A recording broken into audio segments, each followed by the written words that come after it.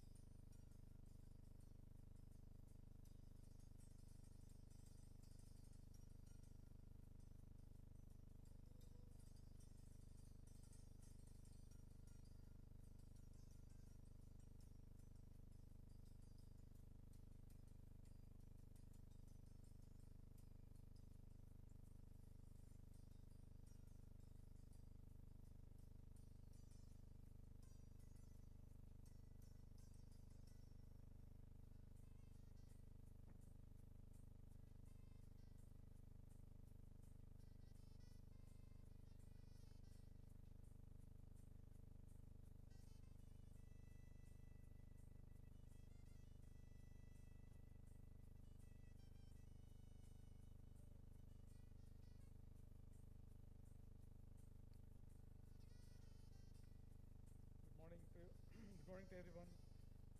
Can I please request we settle down so we can start?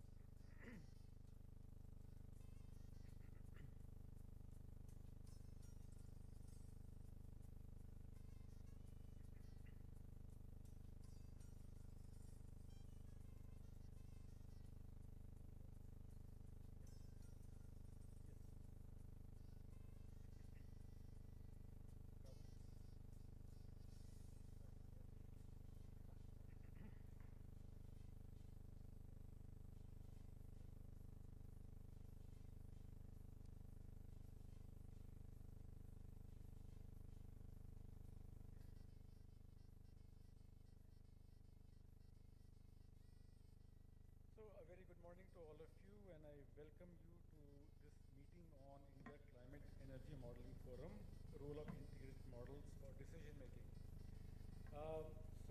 Many of you probably might be aware that this was a forum that was established by Niti Aayog about 3 years back.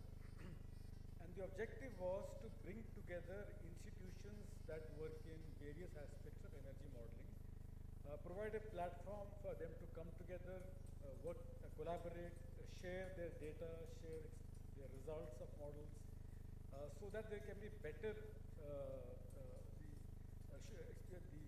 better in modeling capacity and more enriched analysis.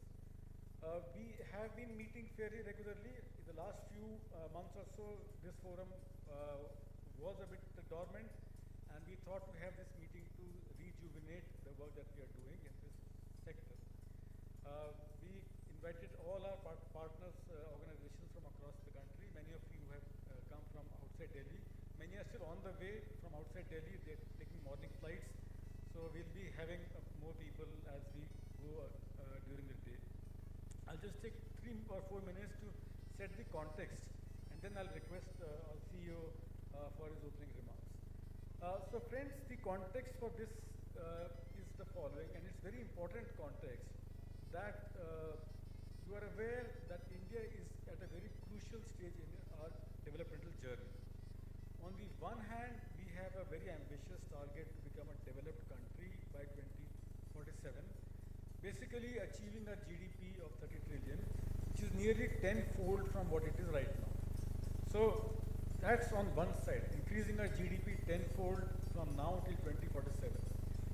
On the other hand, we have a net zero pledge. So basically what we have said is we'll get to net zero GHG by 2070. Now, if you look at the history of industrialized countries, US, European countries, their economic growth, prosperity, well-being came closely coupled with industrial revolution, fossil fuels, and thus GHG emissions.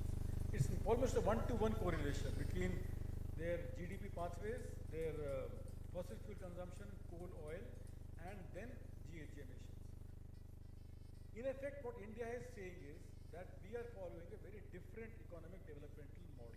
That is, in the next span of, say, 30, 40 years, 2070 is not too far, in the span of 40 years, we will become a developed country and we will decouple our GDP from fossil fuels.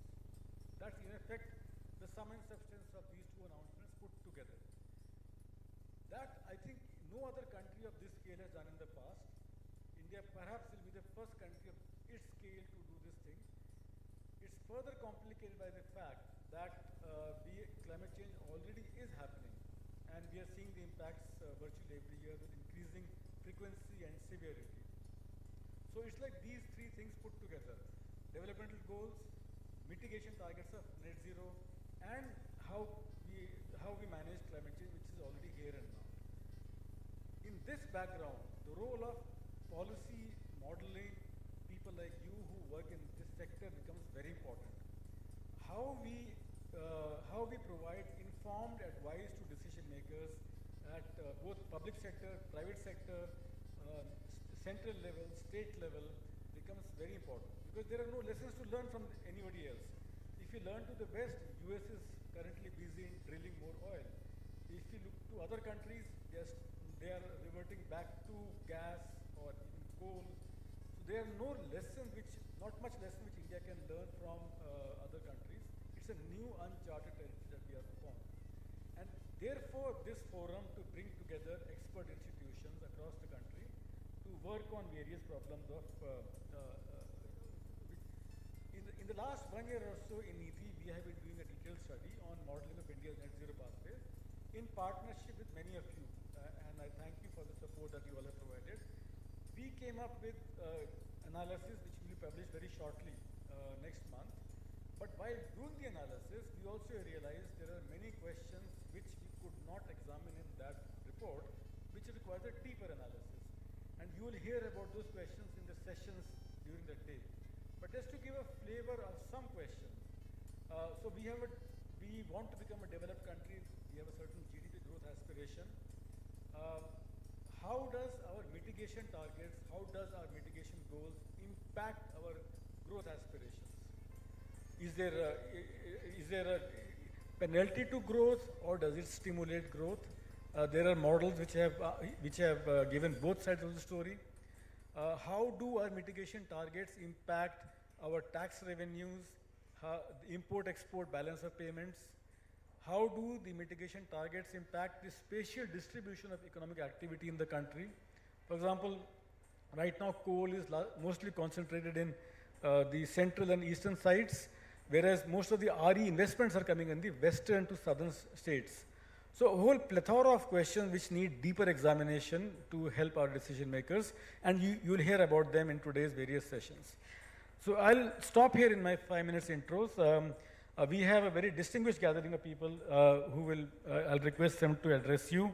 But before that, I just want to make a mention of the fact that many of the modeling tools that we are currently using in Niti Aayog, for example, IESS, actually began during the time of Planning Commission. So I want to make a special mention to Mr. Motek Singh Ahluwalia and Shri Anil Jain, during whose time the tools which we are now using began and have blossomed and now are being used by a large number of institutions. So a special mention of thanks to you, sir, for incubating this work in NITI, which we have carried upon.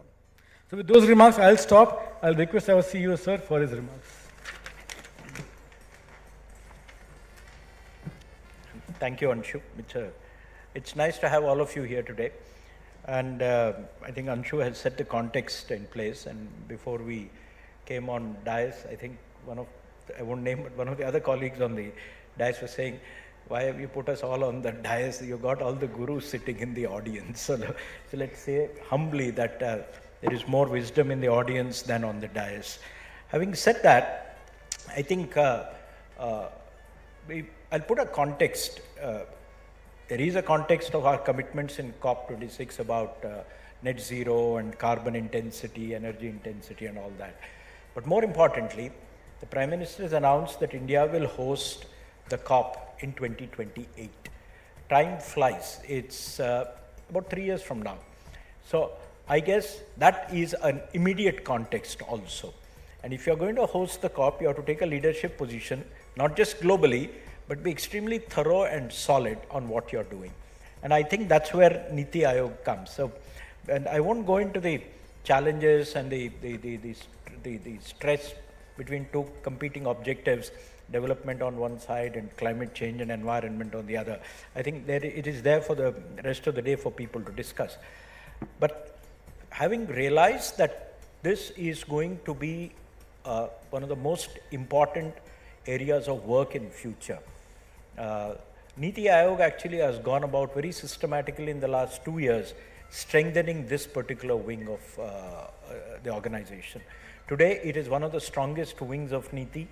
It has almost 40 plus staff members, PhDs and whatnot, because it would then provide the intellectual bandwidth for decision making, not only within government at the top, but across the system.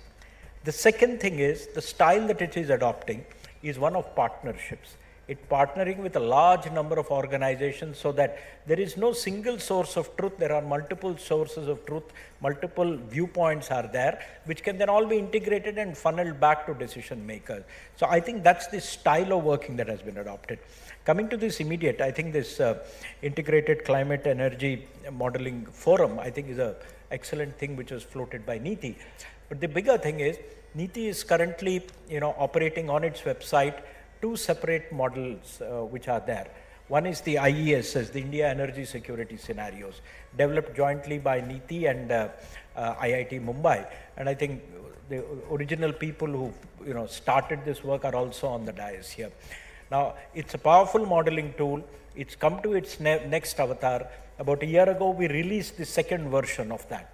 One of the purpose of this workshop and other such activities in future is this is a publicly available open access web-based platform, and the use of this should be enhanced. There are very few open platforms like this. You will get a lot of results of models being produced by a large number of think tanks. But actually a model of this nature available in the public domain where you can actually play around with various assumptions and get various scenarios. I think there are not too many such things in circulation in India, and I think that is that. It brings in a large number of variables into one place and tells you how the India energy scenario maps out based on different assumptions. It's extremely important for planners. The other is, with Vasudha Foundation, we are running another platform which brings in data not only from the energy side, but from democracy and the demography and the economy side all together into one particular platform, which again is useful for decision making. Why are all these important? It's nice to declare goals, 2070 this and 2050 that, etc. And suddenly, you can't wake up in 2069 and say you're off track, It'll just be too late to take corrective action. But the funny thing is every day we are taking decisions which in some way either keep you on track or take you off track from whatever goals we have in the long term. Who is going to tell you are you on the path or are you not on the path? So I think that's what Niti has started on, and that's where modeling, etc., become very important. And models which are flexible, which can be quickly tweaked to take into account current changes, either in policy or on other decisions that have been taken on right now. For example, I mean, almost everything now I see in government, which comes for investment decision, particularly in the infrastructure, energy and other spaces. Everything is justified in the name of green. I mean, how much green? What green? I mean, how many rupees for how much greenness? I think it's just not there. And so anything passes. I remember, and you use some some select words. It was known when I was much younger that you use some select words in World Bank proposals and those proposals will get approved, So you use the word tribal, women and something, marginalized, and that will fly. So green and climate seem to be becoming such words when I see government's own investment decisions, We are investing so much in, say, EVs. Okay, how much is actually going to impact your, decarbonization agenda? There's no quantification of that, and I think that's where models come in. Niti is actually working on drawing up a net zero pathways. There is a model. I have actually seen the draft versions of it. Somewhere next month onwards, these will be put into public domain. There will be very powerful models which are not only going to be useful for researchers, but also for government, because every decision that is proposed will actually be tested against these models.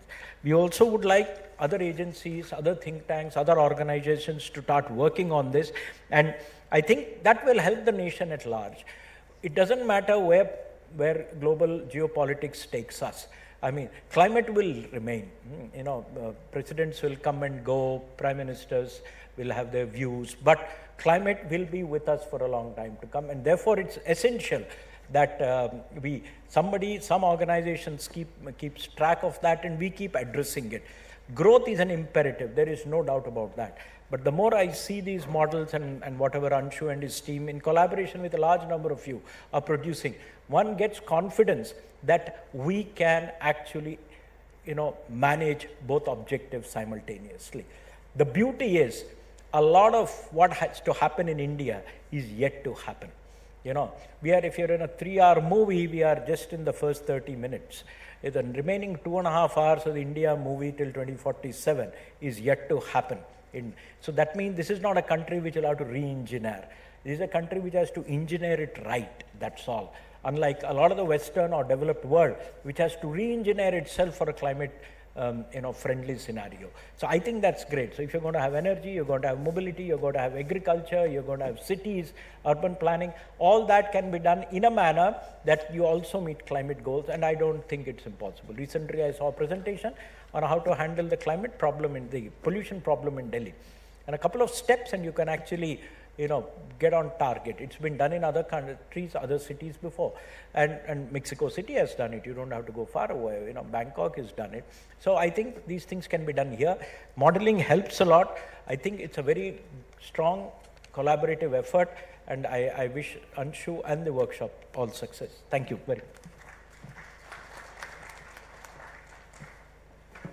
Thank you very much, sir. Thank you for highlighting the importance of modeling as a tool and also of the work being done in NITI. I'll request Ms. Nidhi Khare, Secretary MNRE, for remarks, please.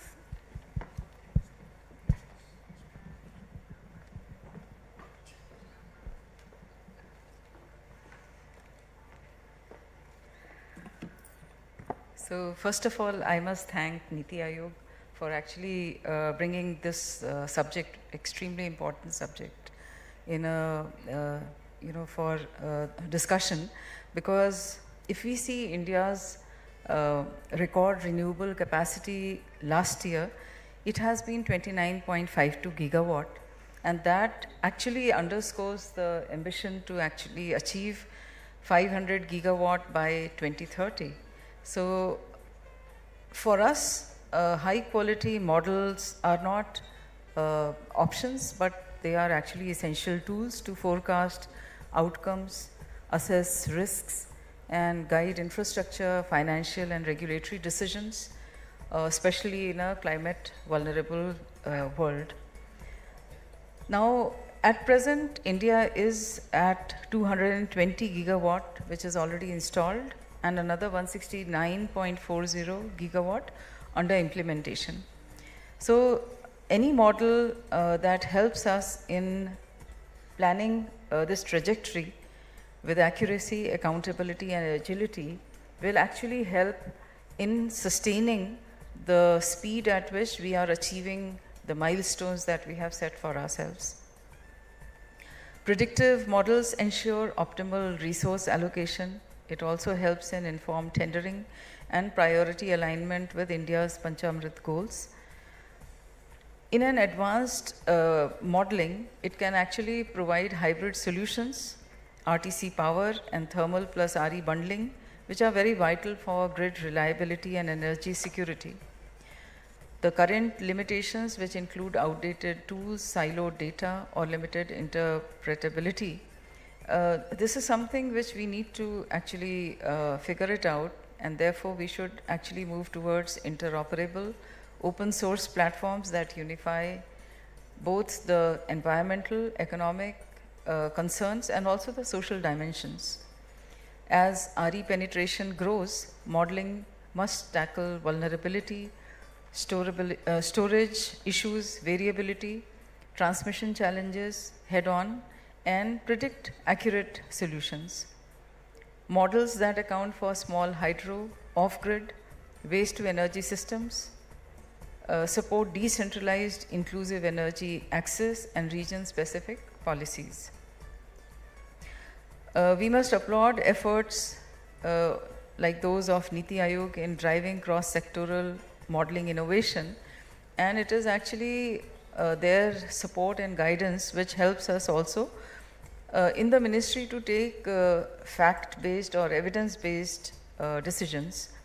We also need to see that in the modeling, any modeling which can do an accurate prediction will also have to have economists, technologists, subject experts, and this is basically to actually support the continuous learning and agile modeling frameworks.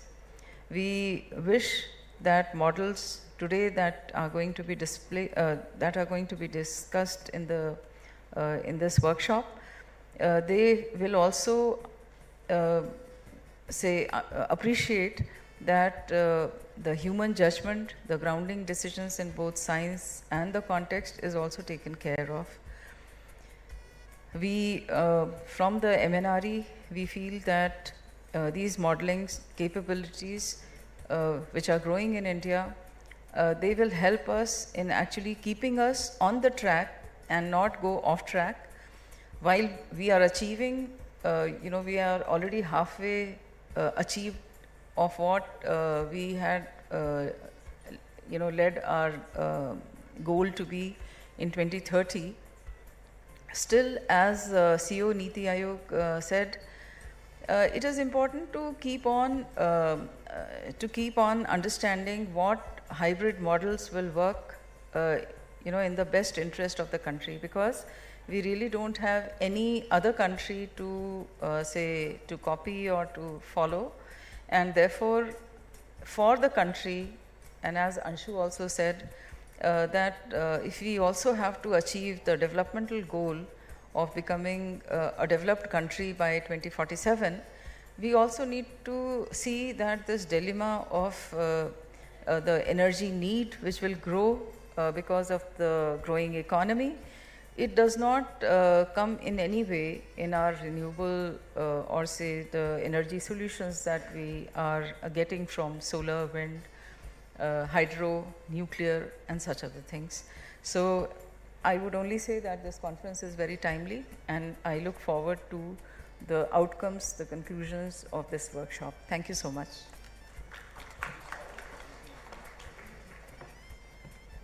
Thank you very much, Nidhi. Thank you for those excellent comments. MNRE at the core of India's energy transition, and the 500 gigawatt goal is the first step in the direction. It's a great matter of satisfaction that our solar capacity has already crossed 100 gigawatt. We still have a long way to go, but 100 gigawatts is an important milestone in our future journey.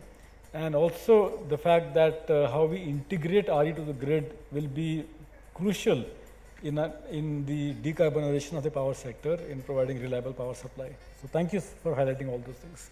I'll request Mr. Anil Jain, Chairman, Petroleum Natural Gas Regulatory Board, for his remarks. Over to you, sir.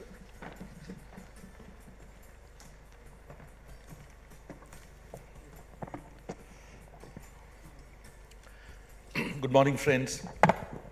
In fact, I had mentioned before this event began to the CEO, Mr. Subramaniam, that with doyens of the sector like Sri Monte Ahluwalia and Dr. Kirit Parikh here, I look out of place speaking from here and while they are hearing. But it's an honor, sir. Thank you very much, Subbu. We go back many years to Chhattisgarh, I think precisely 30 years back, when I was collector in a small district and he was running Ranjangaon. So the amount of the variety that Subbu has seen, he was running watersheds, education programs, and from there he's taught, he's been in Commerce Ministry, he's been with the Prime Minister, and now here.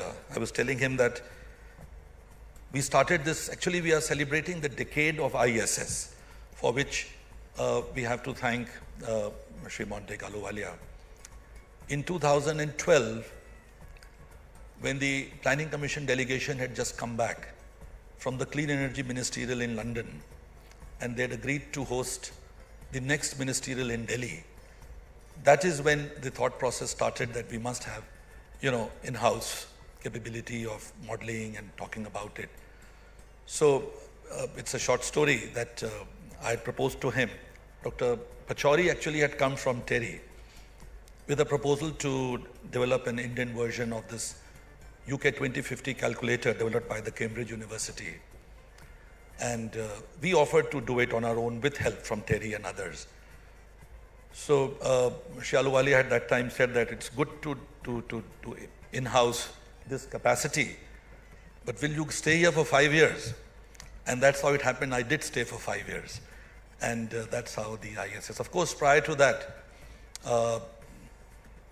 Kirit Parikh, he is of course the ancient knowledge, wisdom, and the low carbon inclusive growth report which he developed, and lots of people from within the Niti Aayog Planning Commission.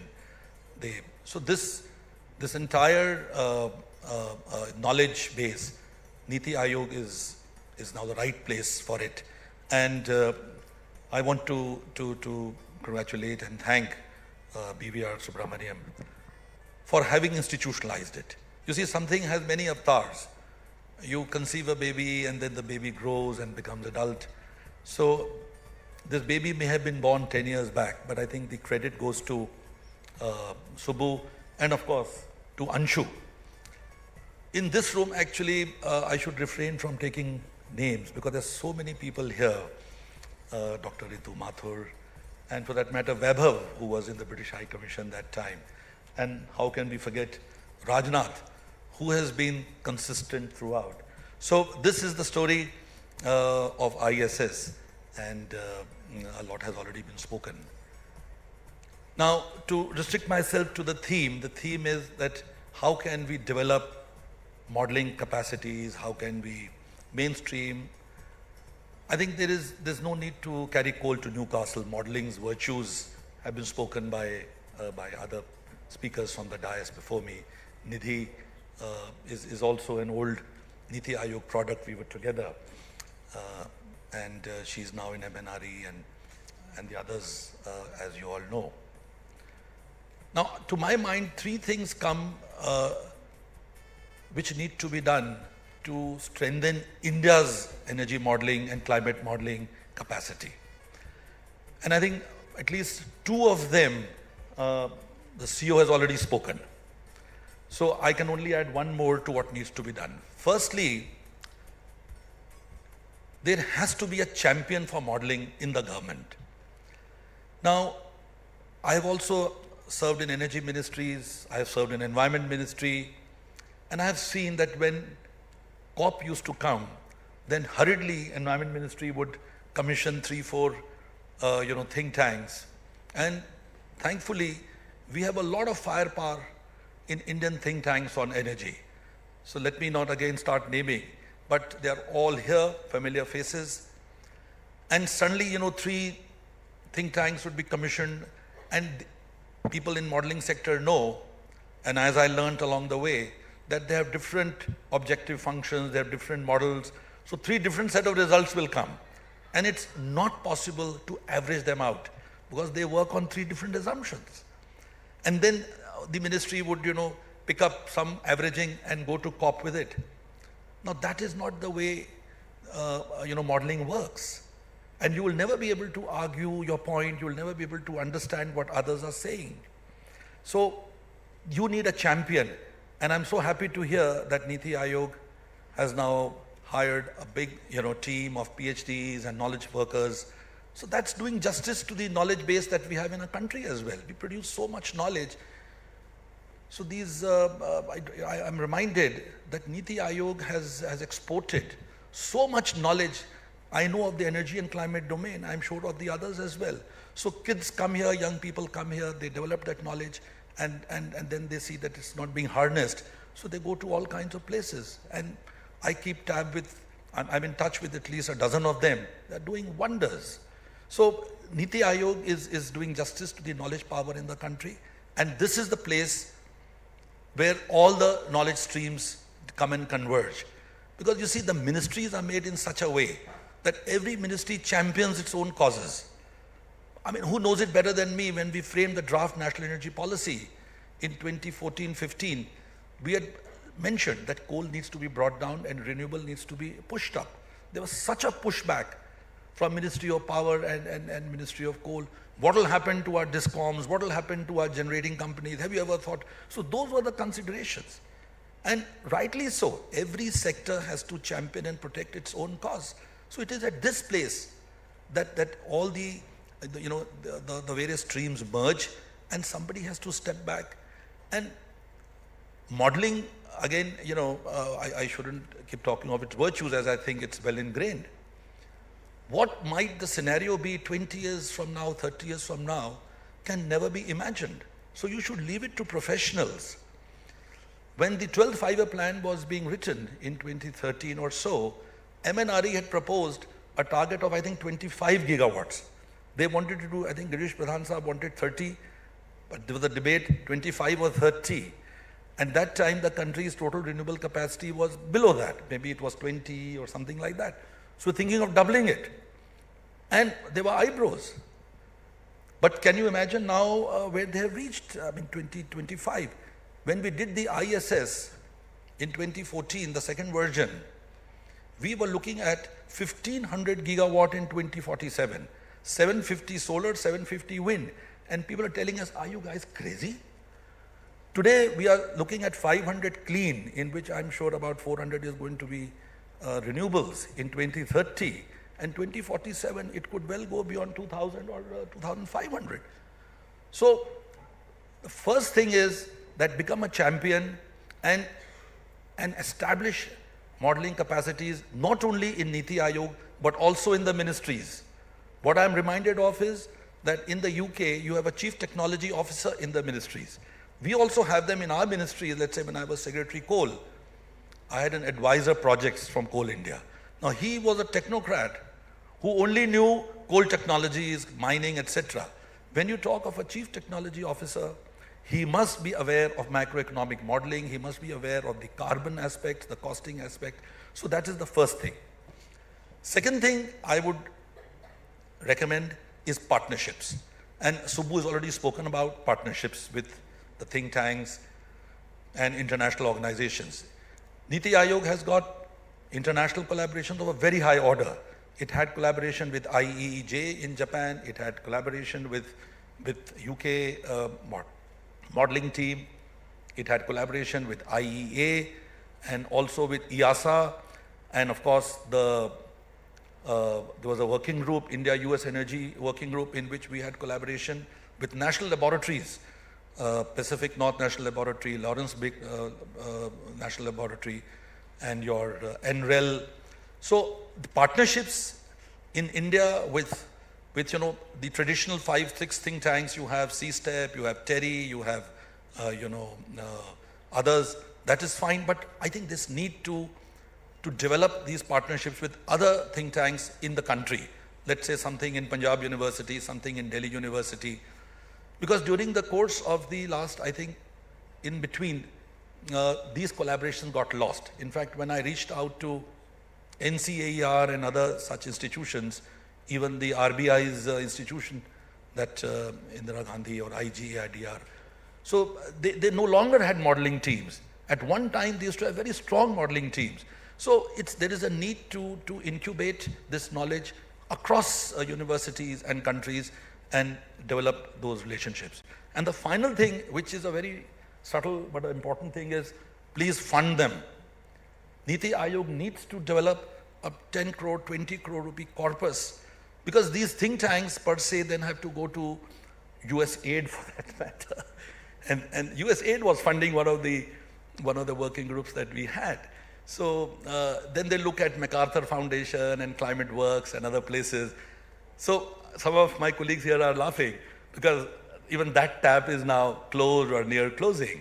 So unless and until you fund these institutions, so when you get a good PhD or a postdoc to join any of these think tanks, he looks at 3-4 years time frame.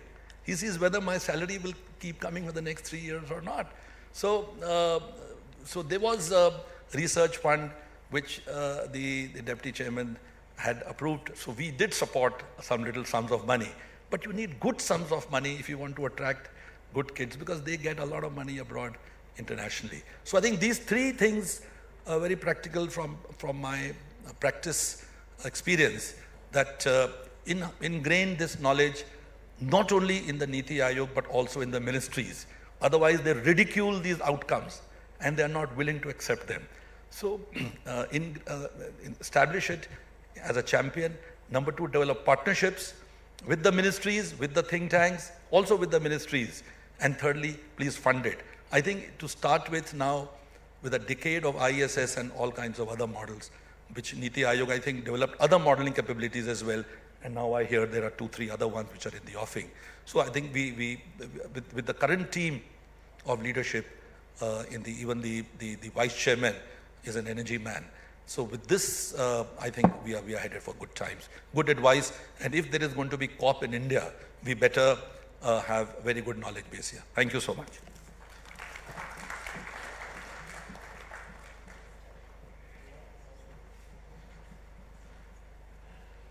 Thank you very much, sir. Thank you very much for highlighting this aspect. So absolutely right that Niti can only function well in partnerships. And that's a model that we have consciously adopted, that Niti develops good capacity in-house and work with partners like you. So, and we also help to provide support and funding where you feel capacity building is required. So, one of the important outcomes of our work in net zero is that we come up with joint projects and joint proposals which we can take up with you. So if you have ideas, if you have which you would like to work with Niti, please do reach out to us. We'll be happy to support them and work with you. So thanks for highlighting that aspect, sir.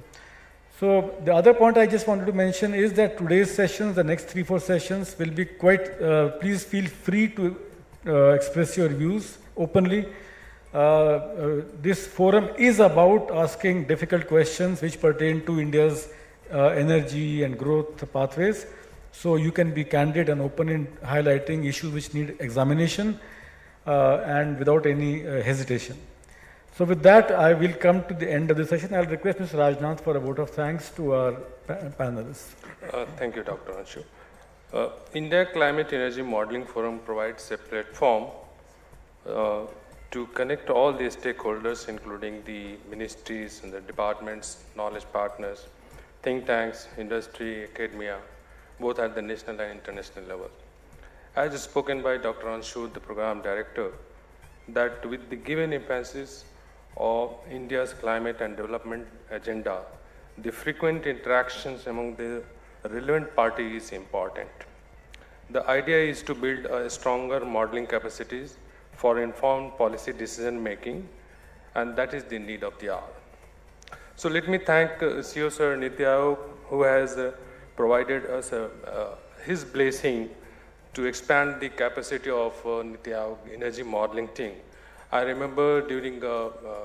Anil Jain's time, we were about 20 people in our energy vertical, and now this is the 40 in the current capacity. So thank you very much, sir. I have privileged to work with Dr. Anil Jain when he was the advisor energy in the Niti Aayog. Under his leadership, several initiatives of India energy security scenario, energy dashboard, GIS map for the energy for India were started. So thank you very much, sir, for gracing this occasion.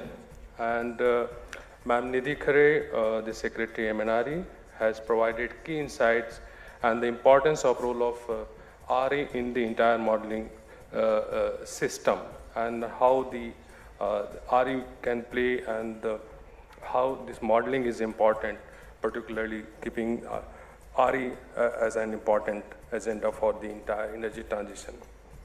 Thank you, ma'am. Dr. Anshu, the team leader, it's always been a pleasure to work with him. So thank you, Anshu.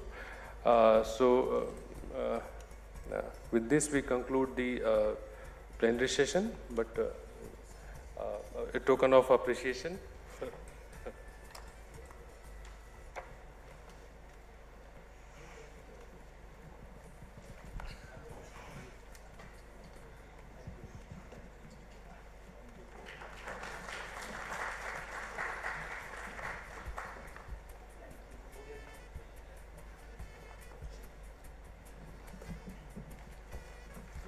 We'll take a little 5-10 minutes break, and then we'll start with the next session, please. Yeah.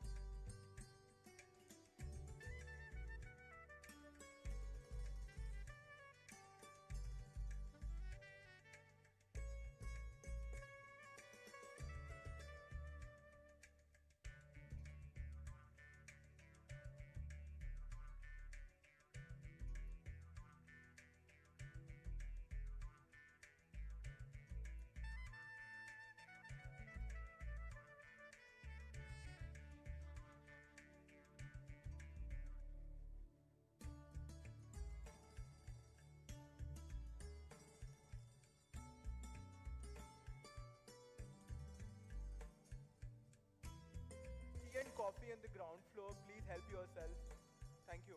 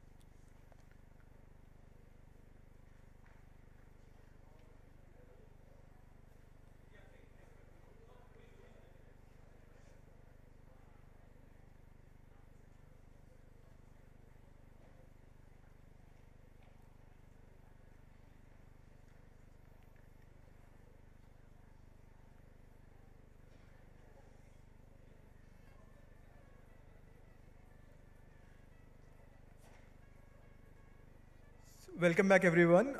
Firstly, good morning to all of you. What we will do is that first we will make a short presentation in terms of what we are doing at NITI in terms of overall energy and climate modeling. And then we have a short demo of India energy security scenario. Once we have these two sessions, we will then break into panel one, which will primarily talk about macroeconomic considerations in terms of understanding how modeling can be strengthened. Having said that, thank you very much and request you all to be seated. I'll just take a 5-minute walkthrough in terms of what is being done at NITI and how the partners are contributing to the story that we are actually trying to address India's climate commitments, India's developmental aspirations, what kind of vision primarily the vision looks like, you know. So understanding all those gamuts and briefly talking about what NITI is doing at this context. So I'm going to talk about briefly about how NITI has been playing a key role in terms of strengthening the modeling ecosystem.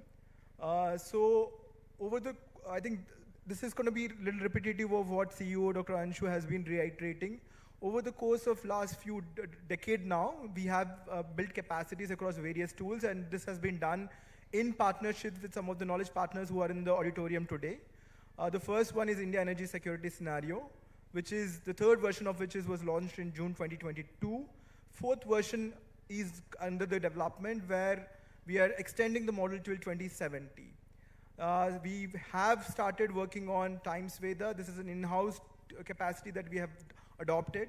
And along with ISS, Times is now being adopted to the phase of work that we are actually doing now in terms of carving out the net zero pathways for the country. And with the help of IIT Kanpur, Professor Anup is here in the room, and the Celestial Earth, we have also built Message IX, and we intend to use this tool to move towards or to steer towards an integrated assessment models.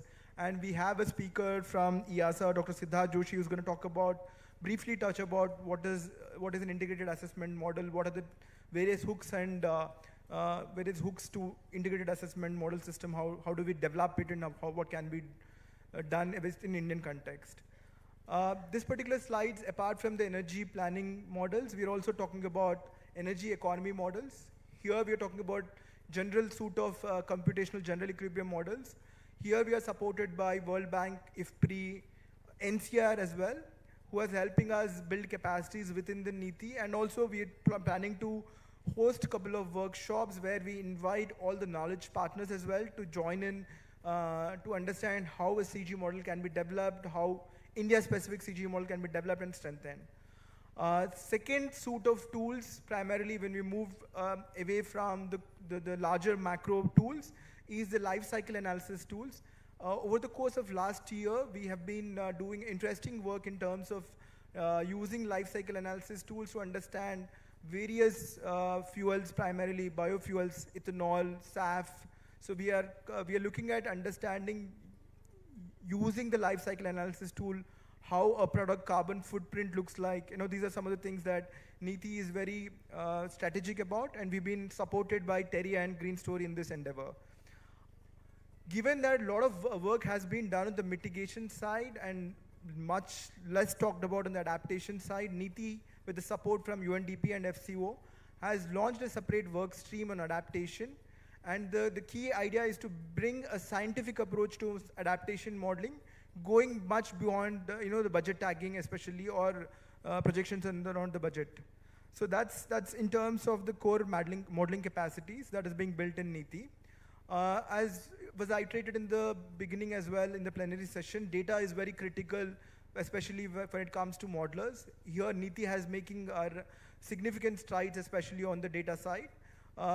With the help of our partner Vasudha, we have built India Climate Energy Dashboard, which is a one-stop portal for all the climate, economy, and the demographic data. And NITI, in partnership with ISRO, has also built geospatial energy maps of India with around 27 thematic layers. And both these data sets are being updated at a very regular frequency, so that the modelers have the access to the latest data that is coming in from the government. Most of the times, modelers struggle to find unified data across multiple agencies. For example, Vahan portal has some data on EVs.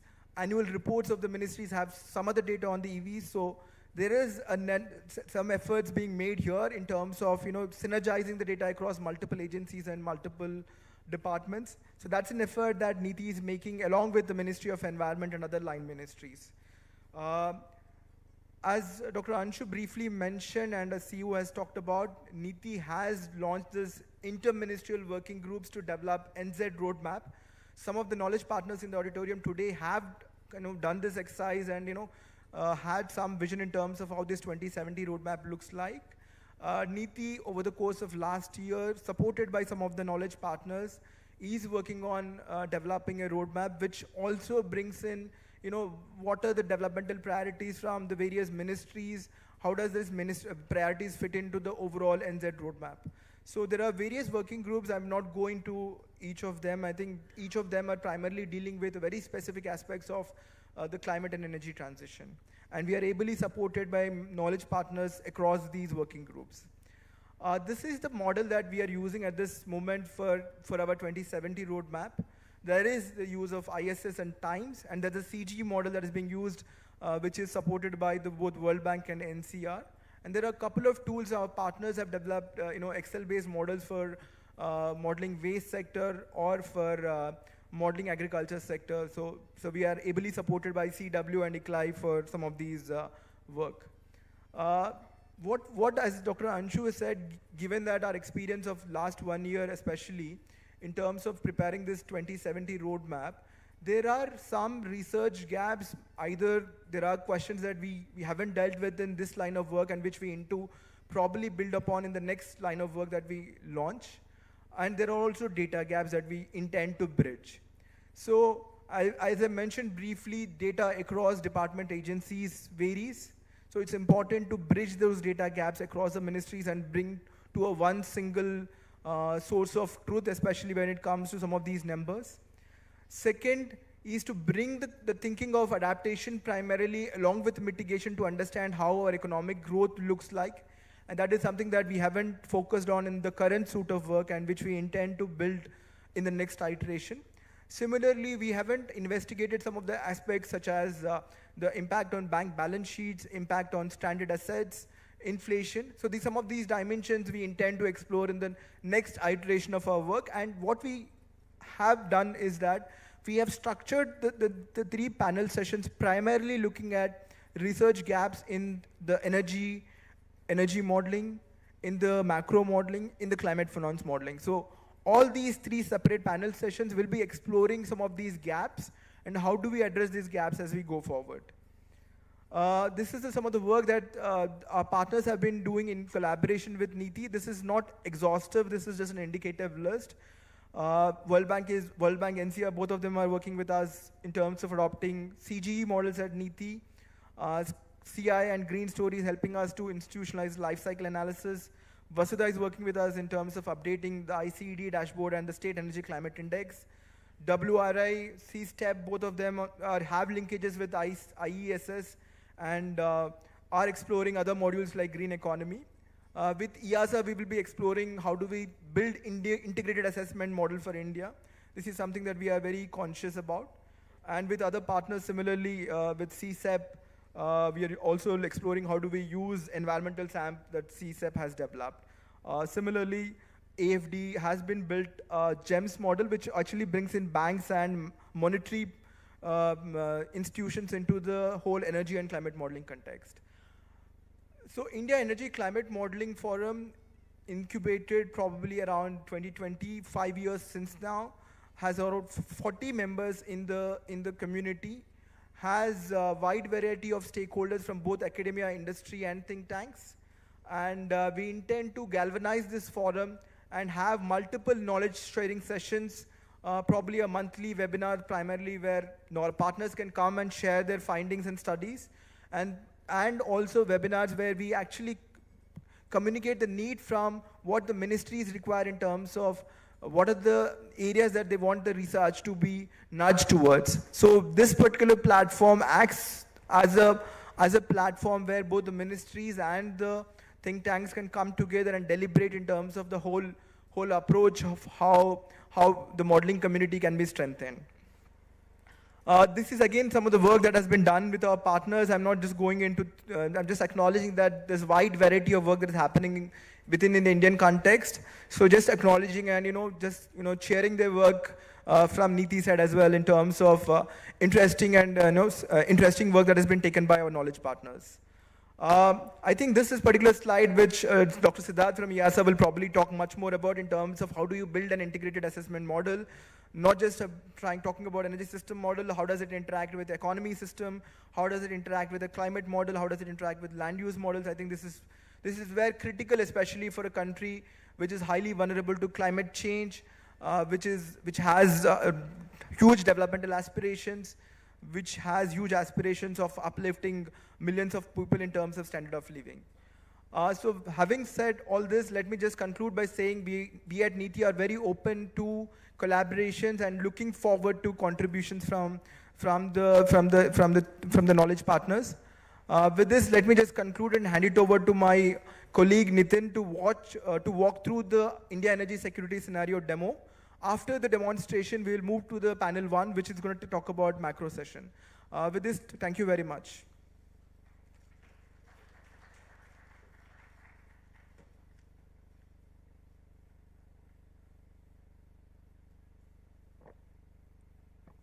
Good morning, everyone.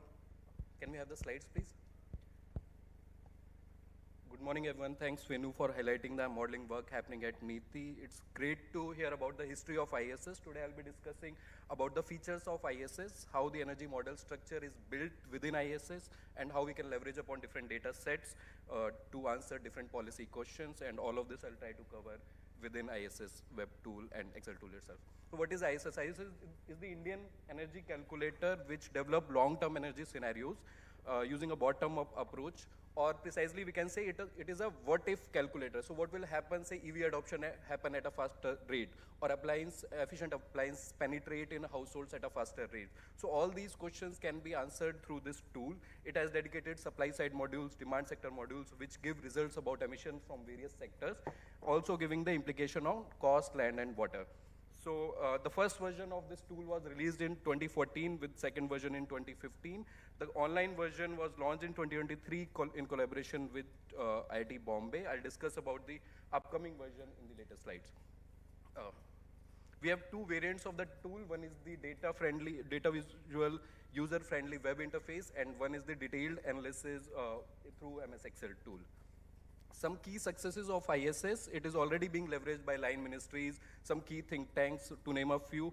MOFCC and DAE uses ISS inputs to estimate the NDC targets or funding requirements for NDC implementation. Think tanks like WRI and C-STEP have already used ISS for their estimates to integrate with their dynamic modeling approaches for land and water modules. Many research papers are also being published using ISS.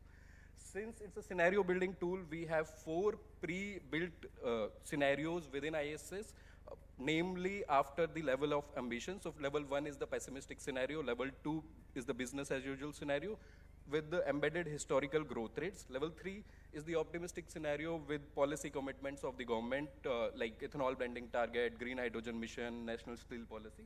And level 4 is the aggressive scenario, so we can go beyond the commitments of government. And a user can create their own scenario. Suppose they want to go worse than level 1 or more ambitious than level 4, that can be created within ISS as well. I'll quickly refresh your memory about the energy modeling structures. So the first lever is the macroeconomy, GDP. GDP drives the change in economic activities. We have different end-use demand sector within ISS, including agriculture sector, commercial sector, residential sector, transport. Within transport, we have passenger freight as different sectors. Then industry. Industry is segregated into 9 different industry within ISS as per the PAT segregation, and then cooking as well. So these demand sectors will form the final energy demand for the economy. And from the supply side, we have different resources like fossil fuels, renewable, wind, solar, hydro, which will convert into secondary form of energy, then fulfill this energy demand calculated for these demand sector. And this balanced energy model can be just created in 4 steps within ISS. First is the defining the macroeconomic drivers, that is set the GDP, population, urbanization. Second is the fixing the activity levels, how this GDP interacts with the activity happening across sectors. So second step is to fix the activity levels. Third is to select sectoral levers. So the energy demand from a particular sector is the equation for the energy demand from a particular sector is the function of multiple variables, and how we fix those variables will form the final energy demand from each sector. Like for transport sector, we have levers on modal shift, technology mix. For industry, we have energy intensity, fuel switch. And finally, to fulfill this demand, how we model the energy supply. So with this context, I'll go to the web tool to go through how this tool looks like. This is not changing.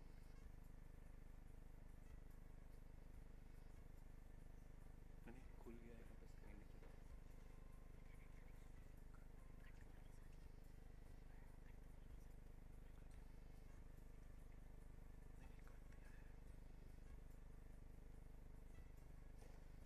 Yeah.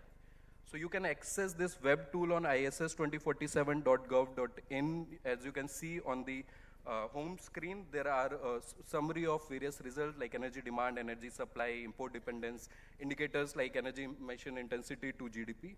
Towards the left, you can see the control panel where you can fix the setting as per the levers level 1, 2, 3, 4. And there are different tabs for different results for this created trajectory on electricity, energy security, emissions, indicators, land and water use. I'll show you how we fix these levers within IXL, and web page energy scenario building tool will be is a much easier job to do. So from the links below, we can download one-pager documents containing the methodology for all these sectors from demand side and supply side, and you can download the Excel version from the web link below. You can right-click on it, save link as, and then download it at the place where you want. With the downloaded Excel version, first is the index page. There are around 63 worksheets in this Excel tool. Please don't get overwhelmed by these number of sheets. You can see like how these sheets are being placed, like supply side sheets, sheet 1A on gas power station. Similarly, there are multiple sheets on supply sheet, demand sectors, and let us go to the main sheet. This is similar to web interface where you can select all the levers. Here we can select any levels, predefined levels like 1, 2, 3, 4. If a user wants to create a combination of these levels, please select 0, and then here you can select all the levers of the demand and supply side. So let us start with the GDP selection. That's the growth of economy. So 1 being the very high growth scenario, 8%, 2 being the high growth scenario, 3 being the medium growth, and 4 being the low growth. So what this means by level 1, 2, 3, 4, we can check in GDP sheet. Again, go to the index sheet. We have this worksheet on GDP. We can see these 4 trajectories contain growth rate from 8 to 6%. We can select any if we want, or we can change. A user have the flexibility to change these growth rates as well. So let us select level 2, 7.5% growth rate to achieve, say, Viksit Bharat vision. And having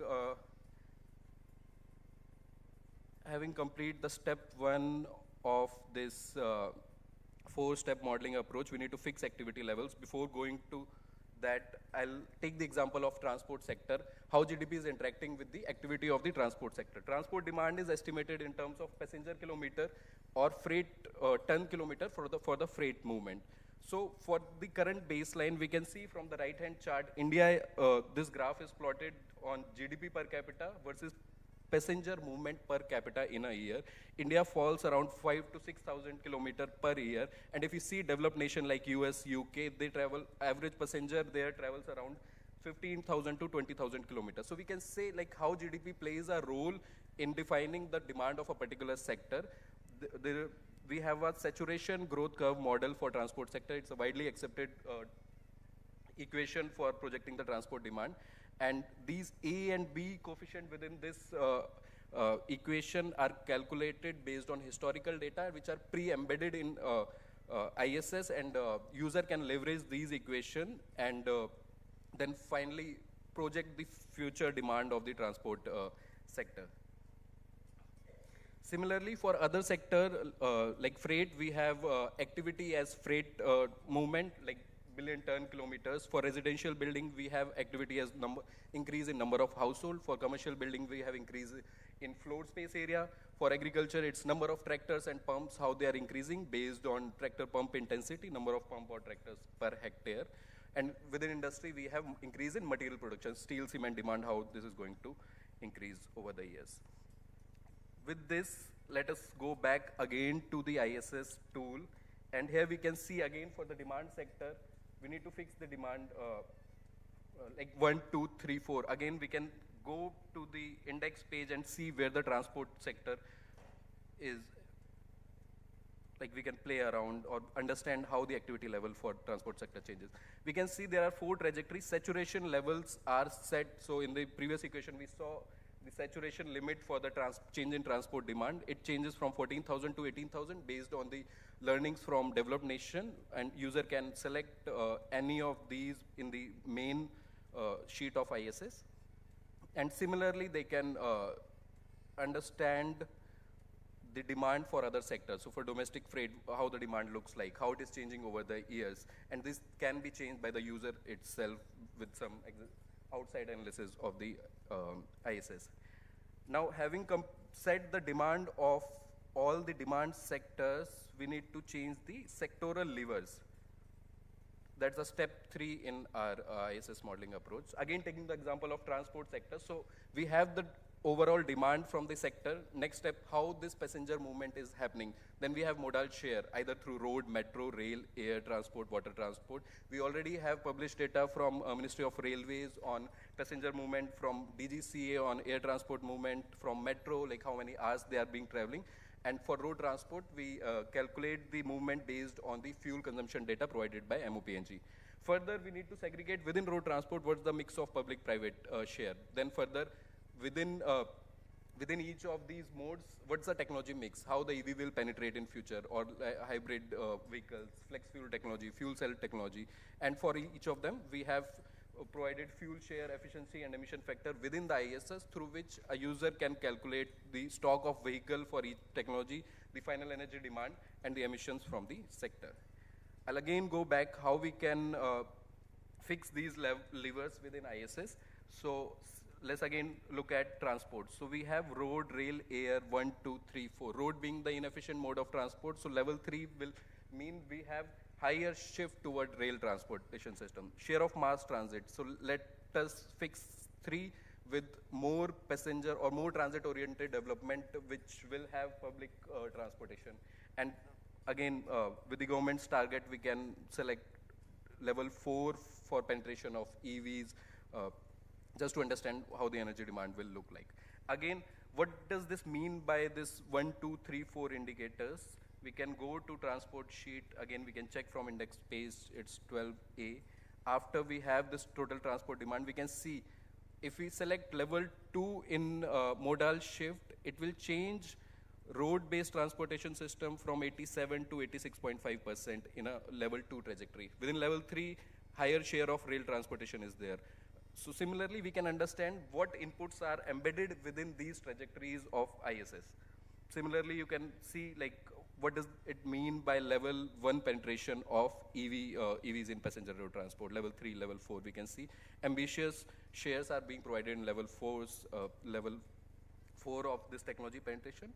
And then its extensive sheet and the formulas and logic equations are built in such a way that the sheet will provide you the final energy demand from the sector and the total fuel demand, various oil product demand from the transport, passenger transport demand. And also it will serve the electricity demand, it will give the electricity demand for the transportation sector in future, looking at the EV penetration. Now, similarly, we will have the demand from all the sectors which will be supplied through various energy sources. Taking the example of power sector, overall electricity demand will be formed by transport industry, agriculture, residential sectors. And accounting for T&D losses, we need to look at total electricity supplied through various technologies. Now in ISS, we have all the technologies from supply side. Solar trajectories are inbuilt, wind trajectories are inbuilt, gas trajectories are inbuilt. Coal is placed in such a way that it will generate the balance of the electricity requirement for the economy, giving in final emissions from the sectors. Then I'll quickly go to ISS again.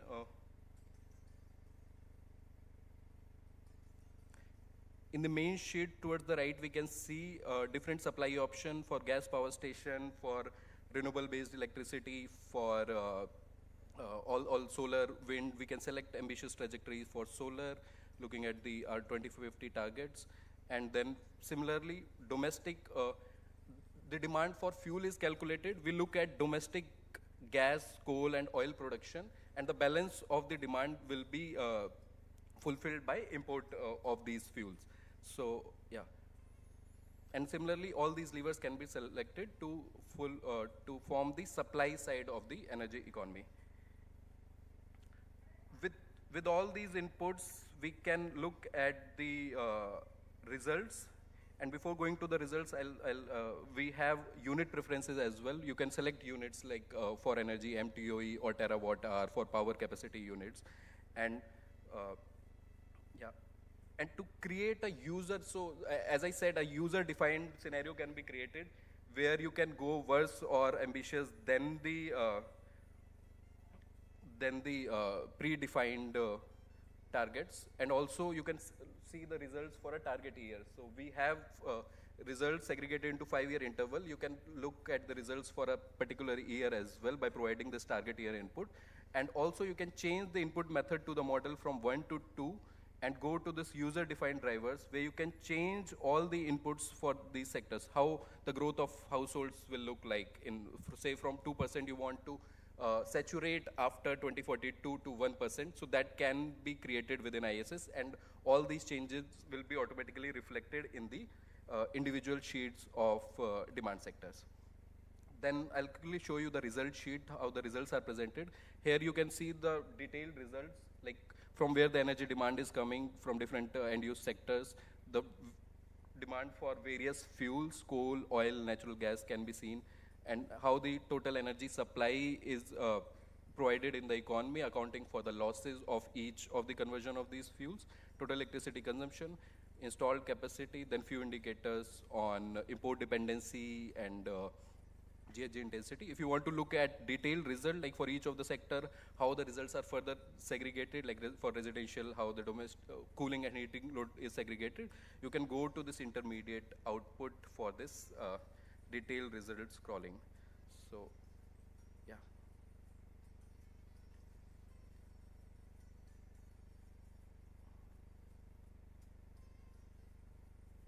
We have upcoming version ISS 2070, ISS version 4, which is being developed in-house at NITI, which will feature a robust baseline. We already heard how important is the baseline for future projection. Then this new ISS will also feature separate captive and grid electricity demand for industry sector. It will have data-rich methodologies which can answer specific questions, policy question, like for building sector, we have moved from floor space to appliance stock approach. Then new ISS will also include non-energy emissions like IPPU, waste sector. The options for technology, the levers that are provided, there are more technology options within ISS for each of the sector. There will be levers on consumer behaviors, like how a particular consumer are operating their appliances or traveling in a passenger transport system. And it will have a Viksit Bharat targets and embedded GDP trajectory to achieve that Viksit Bharat vision, and a predefined net zero trajectory till 2070 as well. So with this, I'll end, and thank you for paying attention. I'll hand over to Venu again. Thanks.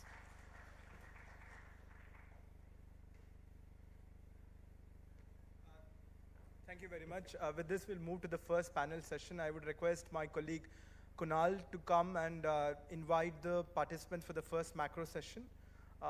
After the macro session, we'll take a 10-minute break for tea or coffee. So Kunal, over to you.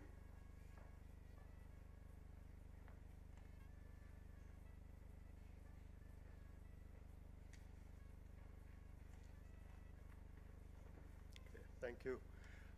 Could I request the panelists to join us on the stage, please? So that's Shri Montek Singh Ahluwalia, Dr. Kirat Parekh, and Dr. Lele Song, along with the moderator, Dr. Amrita Goldar.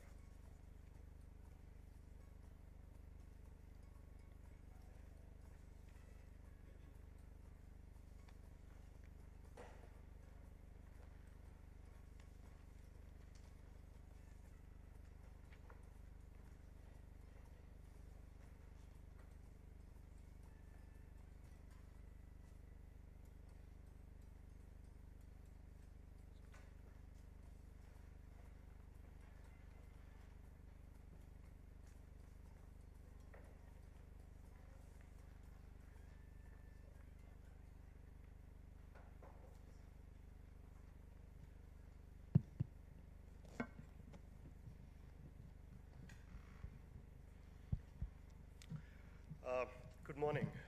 I'm Kunal Sharma, and I've been assigned the responsibility of making the context-setting presentation for this panel. I'll do that before I hand over to the moderator, and I'll leave it to Dr. Goldar to introduce the panel. So I'll begin with just a quick overview of the India's development and climate aspirations and commitments. Much of this has been covered already this morning, so I won't go into the details, but of course, Viksit Bharat by 2047, India aims to achieve developed country status and have a GDP of about $30 trillion. We have several climate commitments.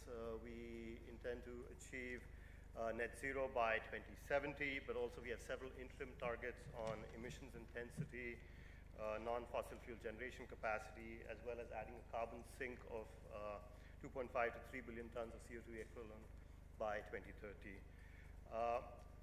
In addition to that, decision makers, depending on which domain they are responsible for handling, have their own targets. For example, the RBI tends to has a target of having a target inflation rate of 4% that they try and manage monetary policy towards. So what does all of this essentially means that given all of our commitments, aspirations, GDP growth, energy security, climate mitigation, and adaptation all have to advance in unison. Coming to the macroeconomic considerations, so policymakers today, and this is across the world, face some very critical economic questions as far as the transition, the green transition that countries are undertaking at this time. And so, and why is that? Because acting on climate change is, and reducing emissions and preparing for the changing climate through adaptation is going to require trillions of dollars in investment. And so this has major implications for governments, industries, and workers. Many of the most important policy levers that are available today to act on climate are essentially economic levers such as fiscal policy, trade policy, and industrial policy. Businesses have to factor in the risk of associated with the transition as well as their concerns around competitiveness. And so if climate change and addressing climate change does not actually support a country's core economic goals, it's unlikely that we're going to make much advance on addressing climate change itself. And so economic and macroeconomic considerations are extremely important to look at and make sure that they're being addressed as decisions on climate policy and energy policy are being taken. And so I think an illustration of this is the recent dropping of support by the UK Conservative Party for the net zero target, Britain's net zero target. And this is driven in part by the cost of living crisis and macroeconomic considerations that the UK has been going through. And so just elaborating on those macroeconomic considerations, we need to look at GDP and output impacts, but then also kind of structural changes to the economy. There are likely to be asymmetrical impacts across sectors.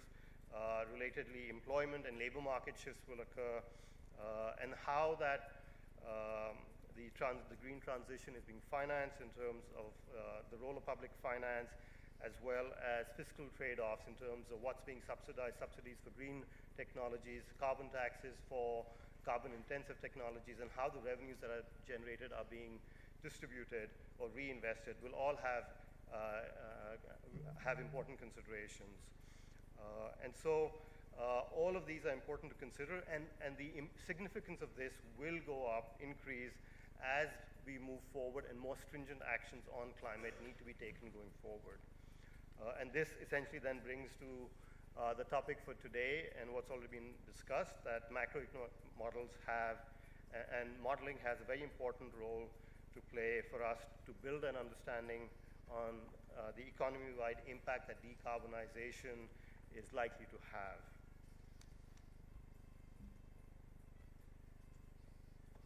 There's a lot of work that's been done in this area, and the graph I'm showing right now, I don't want to get into any of the specifics, but the idea is just to show all the plots that are there, and the dispersion essentially are different studies and analysis that estimate how temperature change impacts global GDP and welfare, and you can see that there's a pretty wide dispersion, and there are a lot of studies that have been conducted. And there's a wide range, so in fact, even as high as 3.5 to 4 degrees, some models estimate positive or very low impacts on GDP, while others assess higher. But this is an area for advancement and refinement, and that's really the point that I want to make, that, and here I'm just, again, for illustration, just mentioning one recent piece of research that's been published where authors or researchers looking at just taking into account the global interconnectedness of supply chains, also looked at then how weather changes that in individual countries were impacted by weather changes in other countries, and what they found is that when that is modeled, in their model, when they took that into account, then models which were estimating about like an 11% reduction in GDP, those numbers actually go up to 40%. So again, refinements like that can actually lead to big changes in terms of macroeconomic parameters. And that's the point that I want to make. And so also that as a result, the welfare optimal climate change temperature decreased from 2.7 degrees to 1.7 degrees Celsius. And as a result, when we think about net zero in the Indian context, what are some of the key considerations, particularly as we're looking to advance modeling capabilities? We need to look at, again, this has been mentioned in the morning, subnational impacts. They will not be symmetrical, they will not be even, but they'll be asymmetrical across different geographies, across sectors.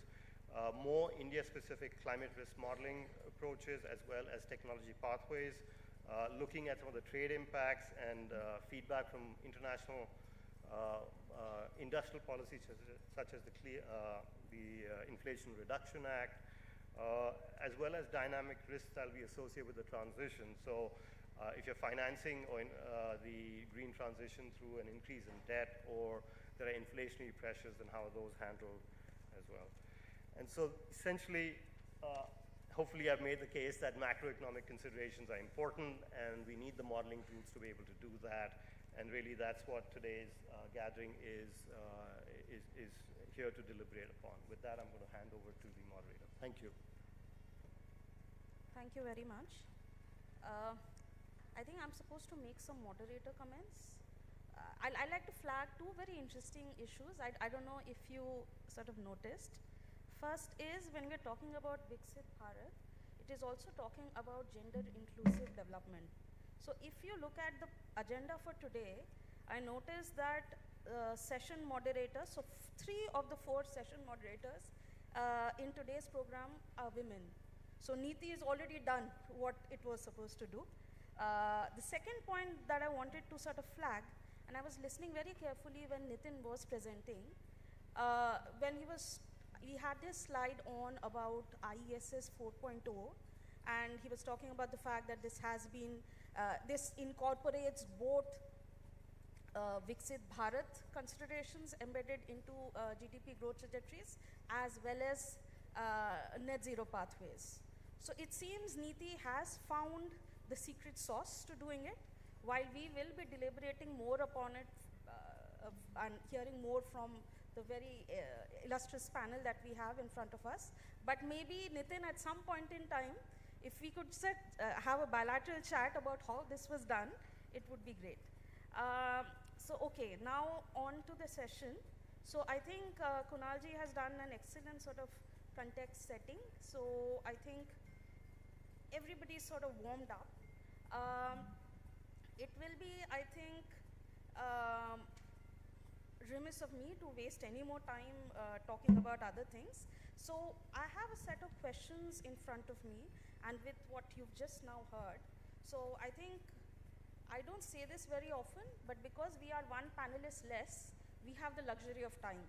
So we can delve into each and every aspect of some of which was talked about already, and also the questions I will pose before you now, and sort of extract, I think, meaningful takeaways for the audience here, because I think you are here because you have a keen interest in modeling and also macroeconomic modeling steps. So my first question, and we can use this more as a warm-up than anything. Somebody of, I would say, modeling persuasion works with optimization a lot. So if it was a bottom-up modeling sort of situation, you're minimizing costs. If you're looking at top-down modeling, you are looking at either maximizing profits, maximizing welfare, etc. Now, when we are talking about Viksit Bharat and net zero visions together, we are talking about multiple sort of optimizations happening at the same time. You're providing jobs, you're providing high incomes, you are trying to minimize negative externalities, both from the local and global pollution end. So many things are happening at the same time. So my question, I think, let me sort of direct it first to Montek sir. I know you and Utkarsh, I saw Utkarsh there. So you have written a very nice working paper on decoupling. So if I could pose to you about what are some of the modeling asks that could improve upon how we are perceiving Viksit Bharat and net zero transition together. So over to you, sir.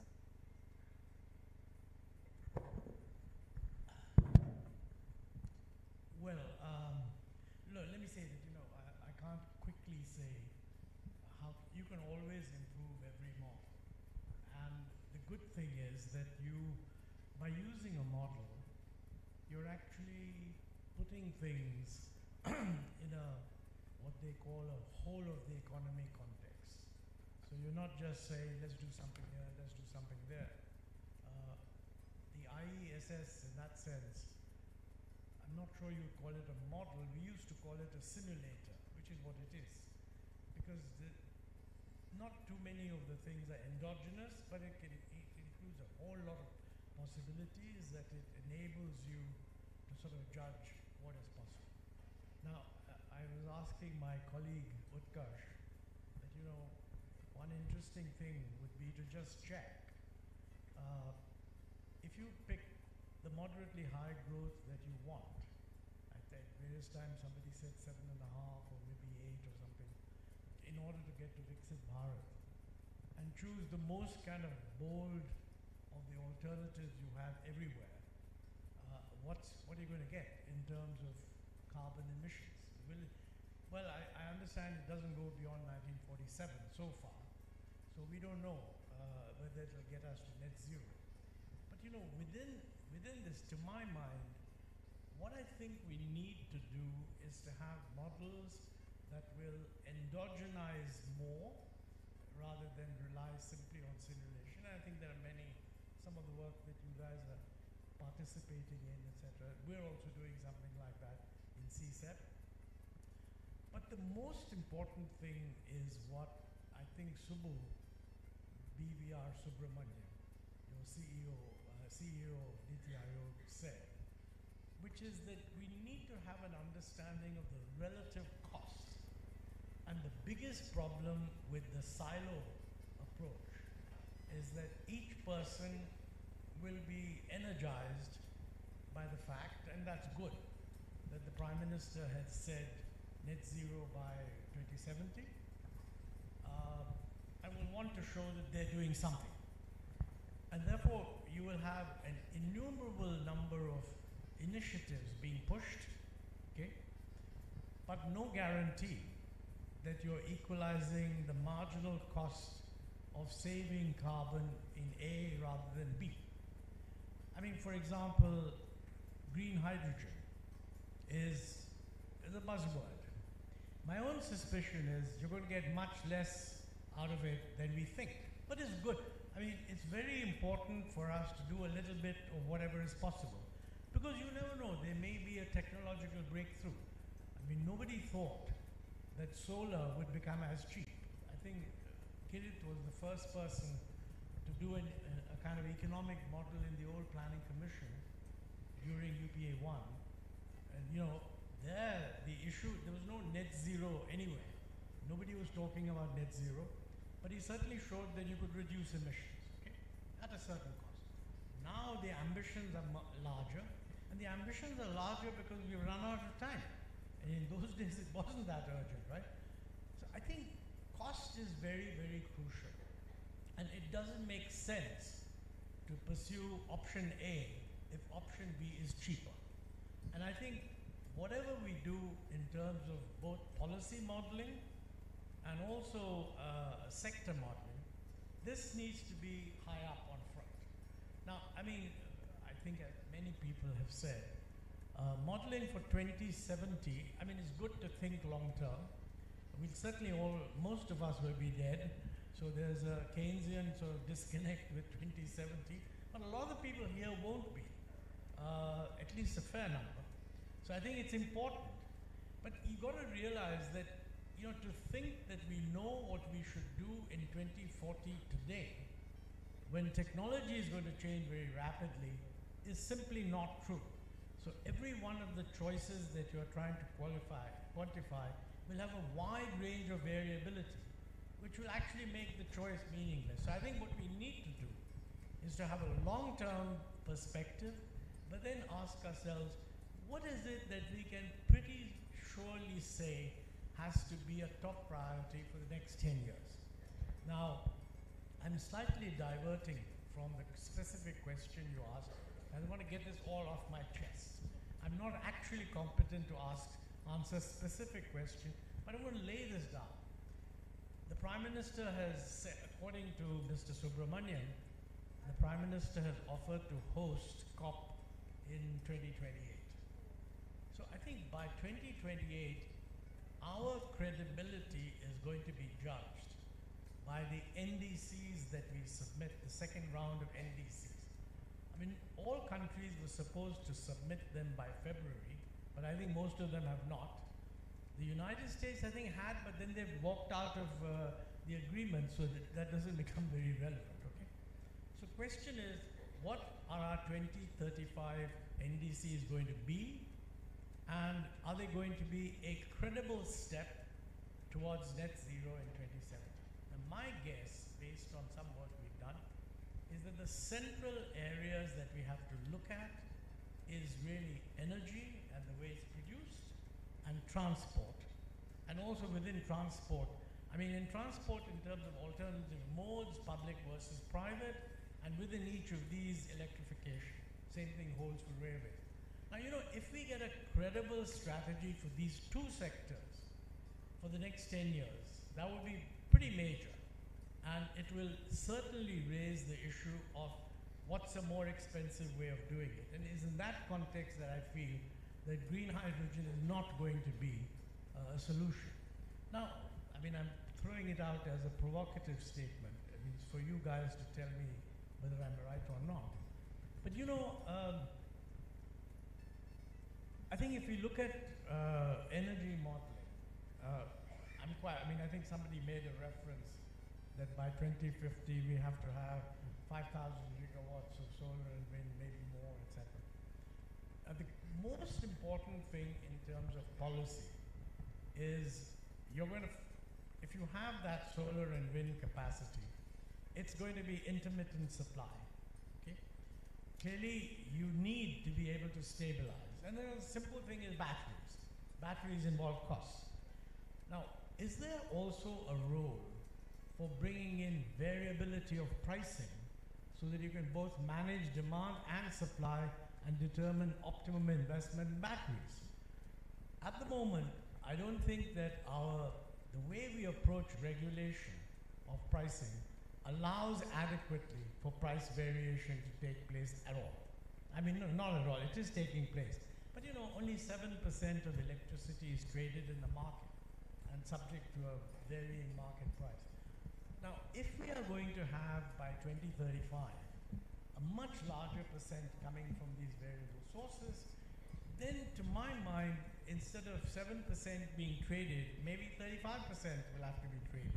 So what's going to be the role of PPAs as opposed to market price determined transactions? And if market price determined transactions are going to be there, there's going to be a lot of variation. How's that feed into consumer prices? Now, these are things which, frankly, unless we throw the question open and do it early, because it's going to take us several years to actually come to a resolution. I think we need to do that. I think it's very good.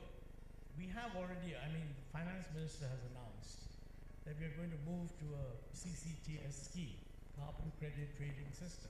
Excellent. But you know, it's got to be designed sensibly. Now, at the moment, our carbon trading system is not going to include power. So the carbon trading system is limited to industry, whereas in many other countries, power is included. So that's an issue. Okay, if we don't put it in earlier, could we put it in 3 years later? Second, if you're going to have such a system, how are you going to determine the entitlement of each unit to emit, which will have to be related to its production? Is it going to be based on negotiation, bottom up? Each unit will come and say, no, I have this technology, I can't do it. I mean, frankly, if we do that, then we're not really doing something sensible. Again, it doesn't matter what we do initially. Let them get used to it. Let them start reporting. Let's find a way that we can actually judge what's the kind of carbon they're emitting. But you know, in 3 years, we ought to move that system to something that is economically rational. And I think unless we raise these, and these are not issues that can be covered in modeling. I mean, they're consequent to the model result that we have to switch to RE big time. But I think, so not everything is going to be done by models. But if you're going to make that switch, then somebody needs to write a paper, and Niti Aayog can encourage 5 people to write such papers, and based on international experience. I was very pleased to see that Niti Aayog is partnering with the ADB, the World Bank, whatever. Both developed countries and developing countries, particularly in Asia, I mean, they have carbon credit trading systems. I think we should make a decision now that 3 years from now, we should have completed a review of how these systems work elsewhere. How is the new one that we're about to unleash working here? What are the differences? And should we maybe converge to best practice? So I think it would be, in my view, a bit of a mistake to think that the modeling guys will pursue modeling and solve all the problems. I think the modeling guys put a very major input into policy thinking, and then you have to have much more detailed sectoral work that throws up the implication. Now one can elaborate on that, but I've taken too much time. I apologize, and thank you for asking me. Let me take some points of what you talked about, sir, and let me move on to Kirit, sir. Now, I think everybody in room at some point or the other has learned from Kirit, sir, either directly as Arjuna or as a student or as Eklavya. I am also a proud Eklavyi by reading from what he's talked about. So, sir, let me sort of pose a question which is sort of derives from what Montek sir just said. Now, most of the macroeconomic modeling, maybe CG or other things, they are very good with respect to certain aspects, but they are, I would say, quite poor when we're talking about the technology interface.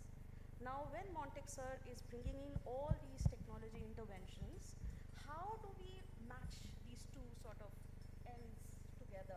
So how do we have macroeconomic modeling that is technology rich as well, or do we need a coupled model or something like that?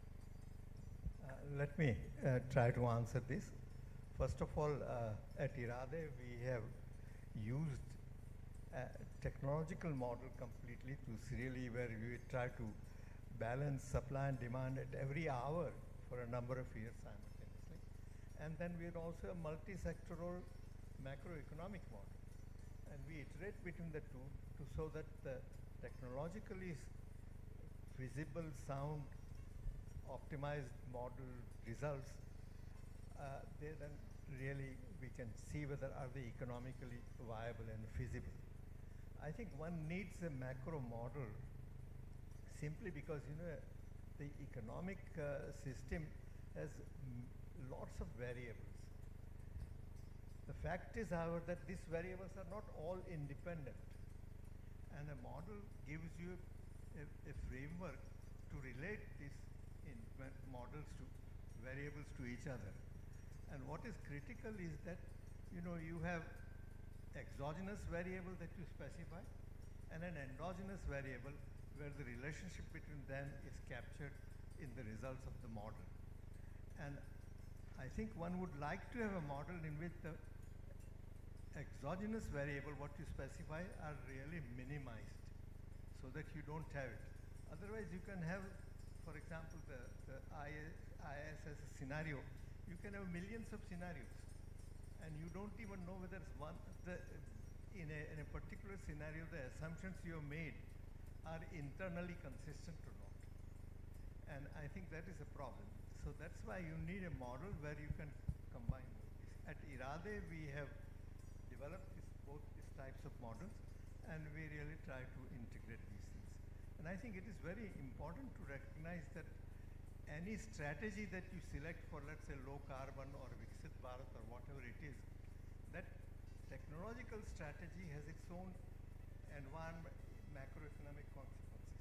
The sectoral structure can change, the demand can change, the income distribution can be affected, and private consumption can change. And all this has to be, one should try to incorporate as many of these as possible. For example, in our models, we have 20 different consumer classes, and their incomes and demand structures are endogenously determined in the model's solution itself. Again, the GDP is not specified. We specify savings rate, which is a constraint, foreign exchange that comes into, and some of the policies that you prescribe are exogenously prescribed. And then you see how the rest of the economy and interconnections work together. And I think it's important to understand that these variables are not independent, they matter. For example, let me see, suppose we have an EV, electric vehicle spread in a substantial manner. Then the electricity demand in our projections would show that electricity demand goes 20% above the baseline projections. So I think again, and if you go for a Viksit Bharat, and Viksit Bharat is somewhat difficult to define, but I would say, okay, if my per capita consumption in a PP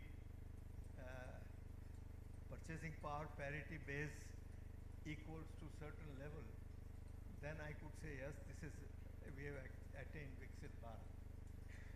And I think if you look at the PPP-based per capita consumption, it has grown in the last 20 years at 4% per ever. And I think if we can really manage to have that kind of a growth rate, then we can reach Viksit Bharat. But I think it is important to recognize that what is your goal. But suppose once you have prescribed a Viksit Bharat goal, but you don't say that this is a goal, how am I going to get this? You say I will have savings rate would increase, or investment rate would increase, or I will borrow so much money from abroad. All these things you put it in, and then you see, do you reach the target or not? And what are the consequences for your power system, your income distribution, and all the other things which you want to try to capture. And I think that's, in my opinion, the way one one should really think about macro models as trying to, you know, cut through this whole set of millions of variables which are independent and try to minimize as many of them possible by putting them the relationship internally consistent. And that, I think, is the critical element of the macro model. Thank you, sir.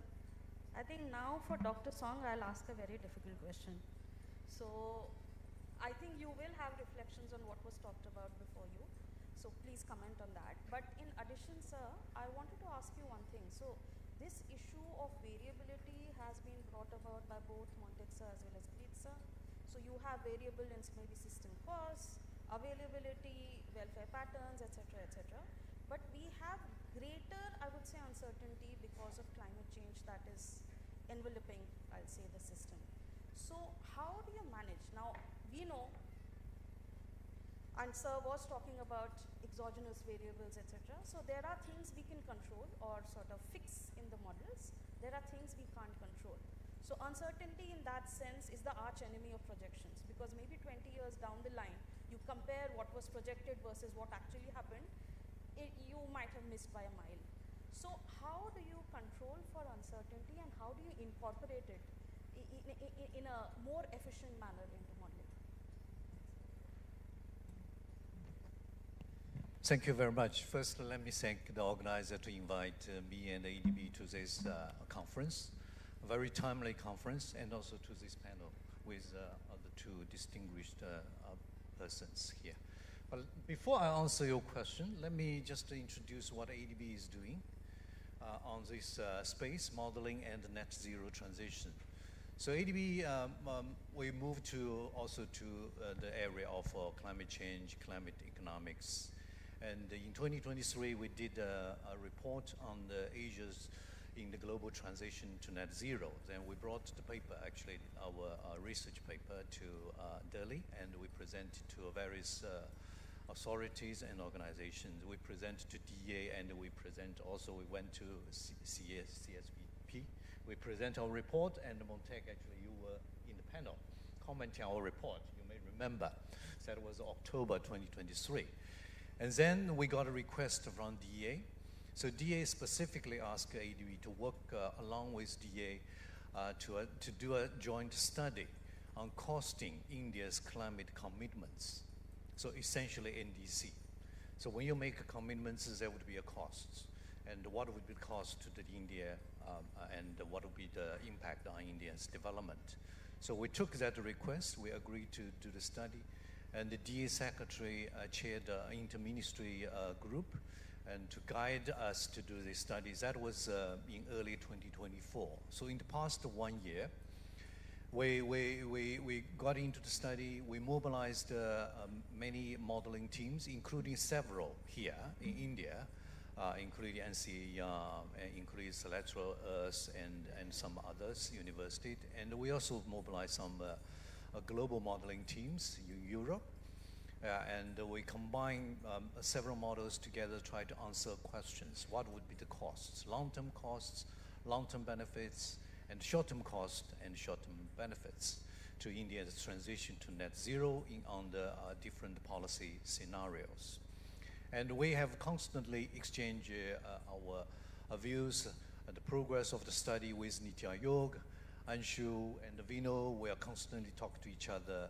And we are pretty much actually follow a very similar approach. So we use different modeling tools to answer different questions, but we use different models.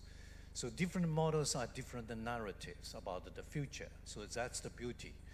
Yeah, it's a link to the question, Amita, you asked me about uncertainties. Actually, we don't know much about the future, particularly in the distant future, in the next 45 or 50, even 75 years' time by 2100.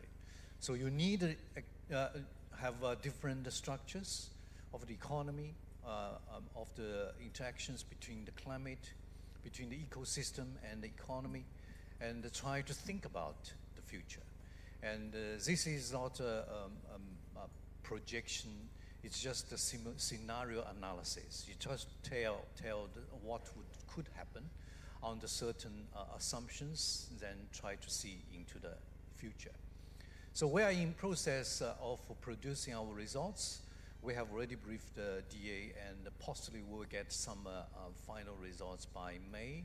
And then we will brief the inter-ministry group, and then to get their comments, then we revise our reports, and hopefully we would also come to this group of Indian modelers, then to brief you, then to get your views about the modeling outcomes.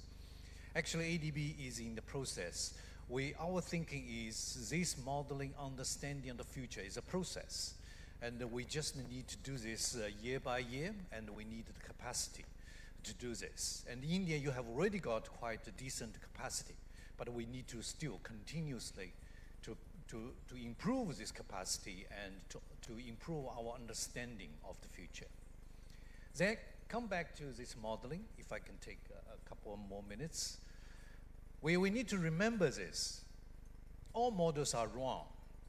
Yeah, I need to emphasize, because models are models. Yeah, when we are kids, boys in particular, girls maybe less, we love playing models. We love playing toys, models. They are models, model cars, model trains. Everything is model. It's just you want to play. And when we become adults, when you have models, if the models like IESS they presented, if they are very easy to use, you are very happy to play with them.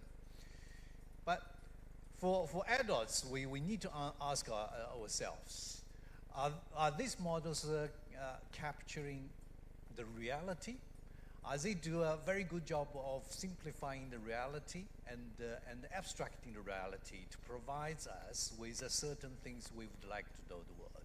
Because models just simplifications, abstraction of the reality. And in particular for the future, actually we don't know the future, the reality in the future, what the future would be like. So we really need to be careful about the models. I'm a modeler, I'm a macro modeler.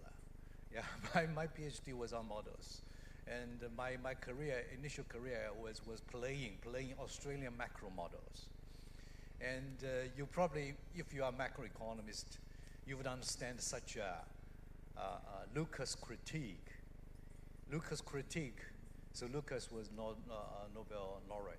Actually, he said all models are wrong. Why? Because once you estimate the models, when you implement a policy, the parameters you estimate the model from would change, because people would change, behavior would change, then models will become irrelevant because that critique. Before Lucas critique, there were so many models, macro models in particular.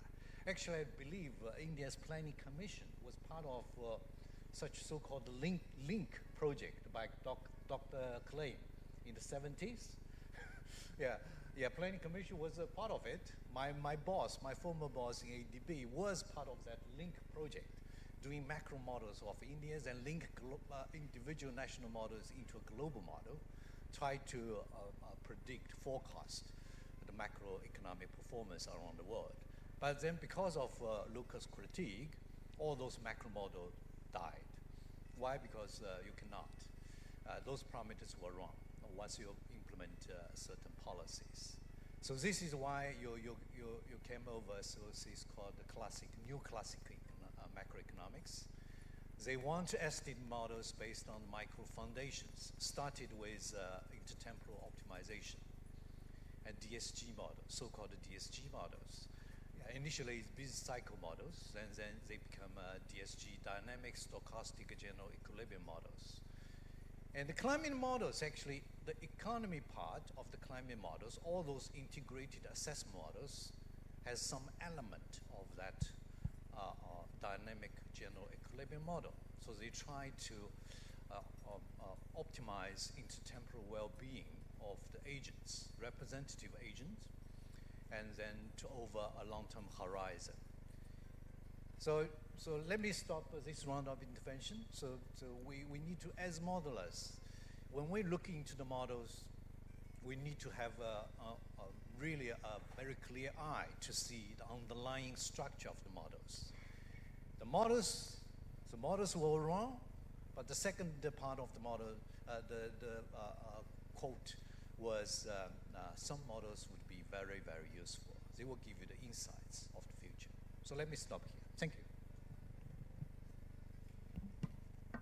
I think we are not doing too badly with respect to time. So yes, yes, Question. yes, sir. Question is, what do you do about uncertainty? Now, there is not only climate uncertainty, there is also technical progress uncertainty. There is change taking place all the time. So fortunately for people in this room, one could say that the modeler's work is never done. You keep revising the model every time new ideas and new opportunities exist. And you have to keep up your whole strategy such that it should be able to react to these and not just get frozen into one particular line or one particular strategy. And I think this is important to do that. Climate change uncertainty, for example, I think we should certainly have detailed adaptation studies as the Niti Aayog is now planning to do, and see really what is the uncertainty of weather going to affect our agricultural sector, how would the technology, how would the growth rate would change or yield would change in different parts of the country, what would that do to our agricultural production, trade, and so on and so forth. And I think this needs to be understood separately in a detailed manner. But once you have that, then you can incorporate in your macro model some scenarios of that kind. And as far as the accounting for example, extreme events is concerned, we can have some understanding of the annual damage of extreme events that take place, and then create an extreme event fund where every year you provide that kind of money resources for dealing with extreme events. And that fund, who finances is a different question. We should ask those who are responsible for climate change to fund part of it at least in a significant way. But that climate finance is a different issue. I won't go into it now here. This is a fascinating, I agree with everything that's been said, and that models play a very important role. But what I feel we need to emphasize more, or rather not more, but use the models to emphasize the difficult policy choices we face, not because of uncertainty over 70 years, but really in the next 10. Let's give one or two examples that worry me. For example, it's a no-brainer that the amount of carbon emissions that are taking place through transportation are really excessive. It's also a no-brainer that this is an area where we can bring about change, okay? But then having said that, rather than of course the modeling can also improve what are the options, etc. But I think there's no doubt whatsoever that if we don't switch from private transport to public transport, if we don't create a different set of incentives from what we have today, where in a way a sign of prosperity is that you drive your own car. It's an understandable thing. And legitimately, the rising Indian middle class or upper middle class would like to say, well, look, you fellows did all this, so we also have cars, we want to go in cars, we don't like public transport.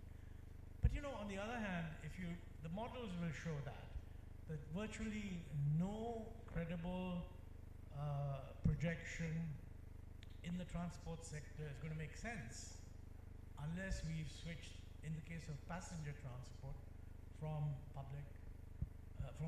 private to public transport. Now, consider the policy implications. Today, there's huge support for the idea that women should travel free in public transport. Now, I'm very much in favor of pro-women intervention. Society has not been fair to them. Whatever we can think of that would make life better, give greater opportunities, we should. But I'm not sure that the idea of making transport free for women in an environment when none of the cities can ensure viability in the public transport system, the net result is going to be that, I mean, this particular freebie, which is now universally popular in all parties, and you're going to see more of it in the States. I also worry, by the way, that it's an obvious thing to move from this to making metro travel free.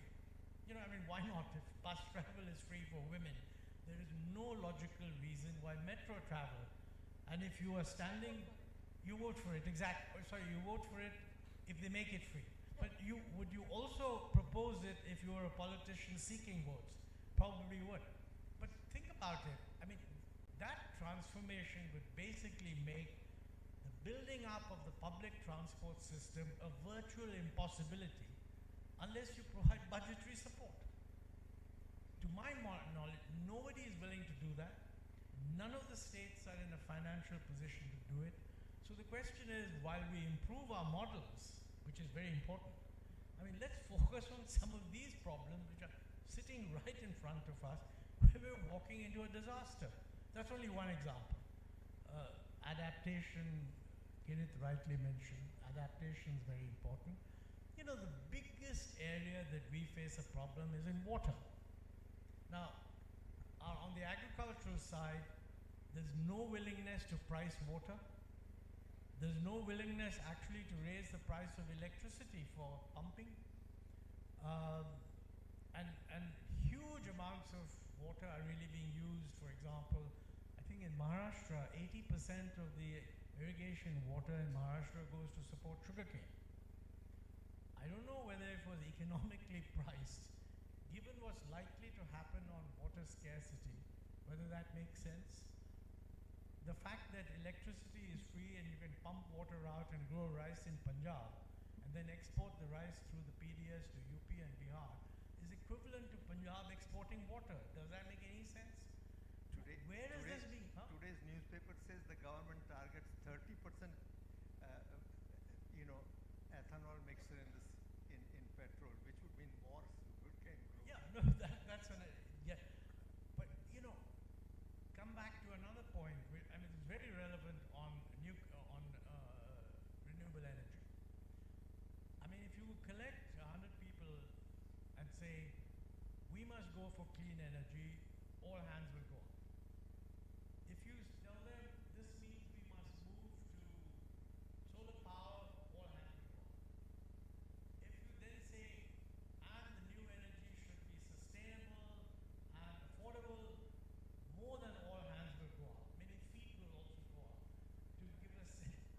But at the same time, if you say, and in order to do this, we must make sure that all the solar cells are produced in India, all hands will go up also.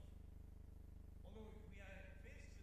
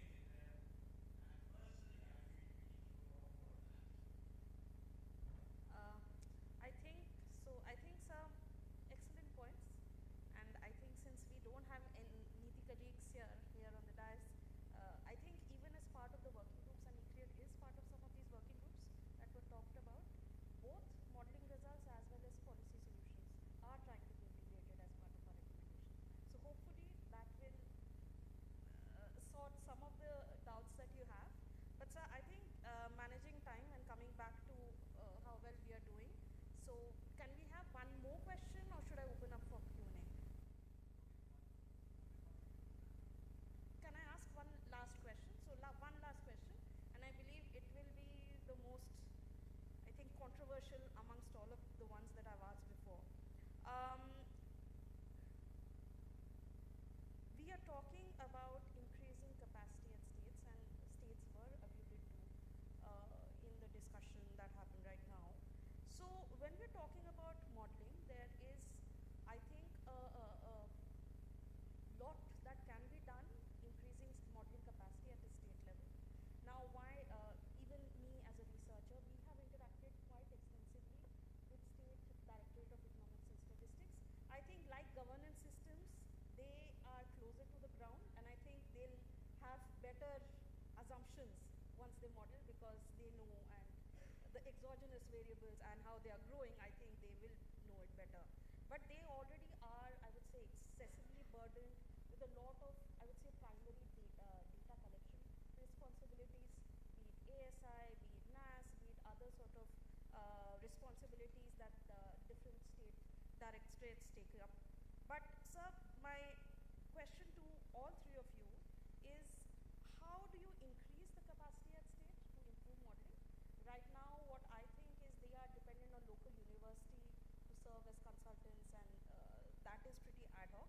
But there is no one unit which is handling modeling. So should we, even the modeling capabilities be devolved in a sense, or should national agencies be do it in partnership with some state entities? So what is your opinion on that? My feeling is that unless there is a modeling that is done at the local level, it won't be acceptable to, it won't be really accepted in a sense that yes, this is nice, but nothing would follow from that. So I think you have to develop capability at the state level to do the kind of modeling is required. But that requires having access to data that is disaggregated at the state level also. You can't just have a national level data and ask the state to build state specific models. And I think it's quite important that I hope that Niti Aayog's your development for data bank and having all the data available in a synchronized way at a common place would also think about having how to have it state level information so that states can also build their own models.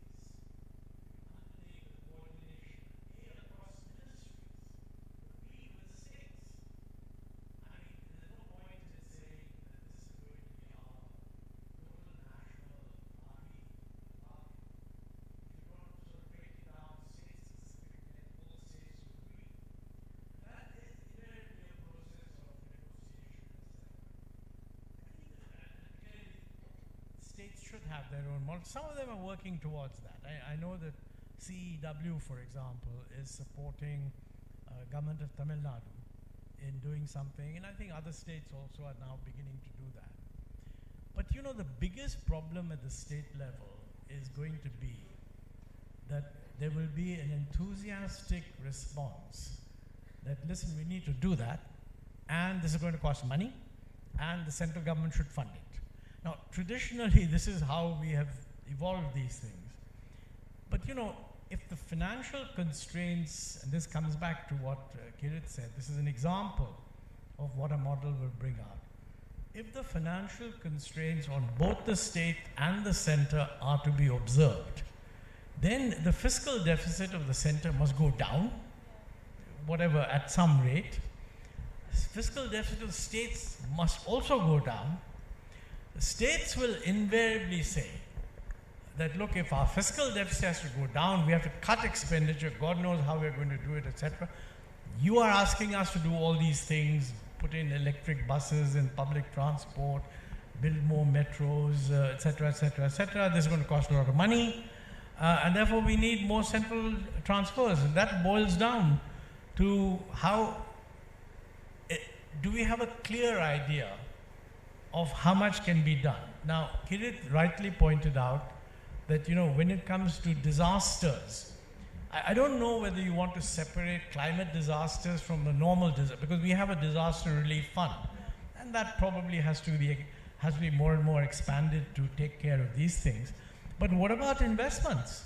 If investments have to be done, and if the states cannot do it, what is the limit that the center can support them, and how is it going to do that? This can only be done through something like what I suggested, a committee, and Niti Aayog can advise, etc.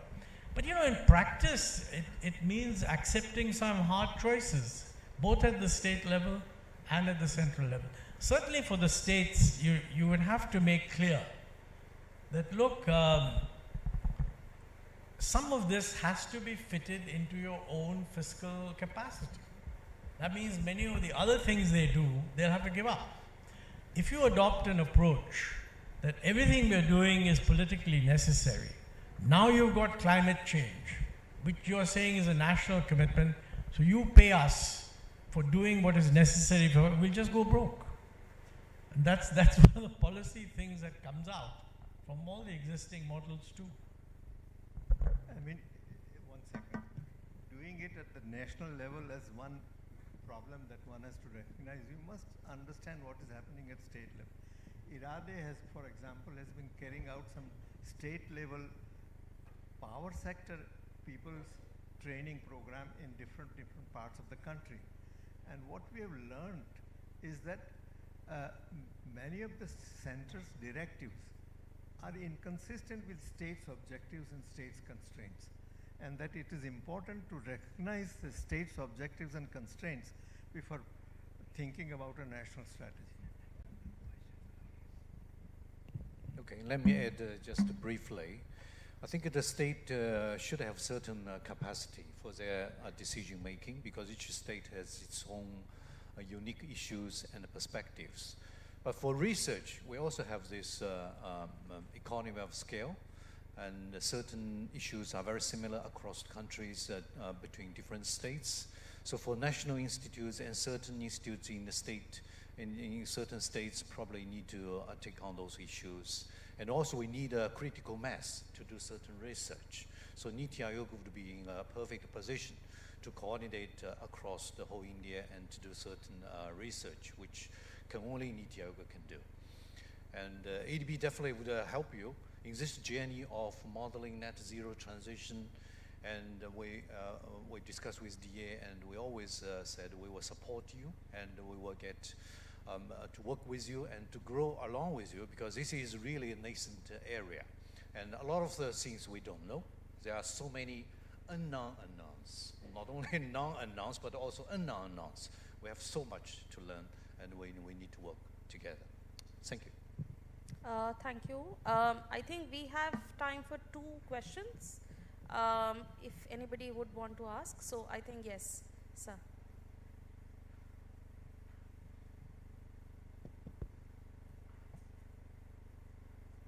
Hi, thank you. This is Anup Singh from Center for Energy Regulation at IIT Kanpur. And I see they were... please speak up. Sure. This is Anup Singh from Center for Energy Regulation at IIT Kanpur. And my question is to the stalwarts who have been dealing with a variety of models.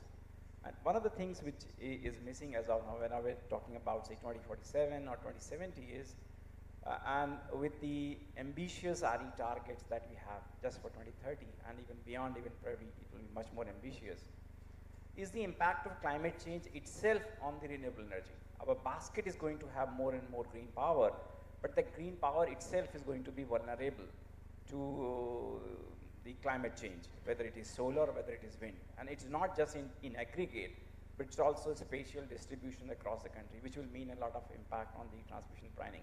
So this is something which is, I believe, is something missing. Recently, I was mentoring a student from IIT Bombay, and Professor Rangan is also a co-guide of that, looking at essentially this impact. But this has to again feed back into the models which are being made. Second is about the impact of markets. Mr. Ahluwalia mentioned about the markets. Of course, the current design of carbon market has many, many issues, not one or two. But that also doesn't get figured out into coming back to the models. So with the carbon markets, there is a one kind of outcome. Without carbon market, there is a different kind of outcome. This is something which is also, I think, missing in the current modeling exercises. Yeah, thank you very much. Anybody else would want to ask? Okay, so I think excellent panel. No further, I think just one. So I think the first one was an observation rather than a question. The second one was more about markets.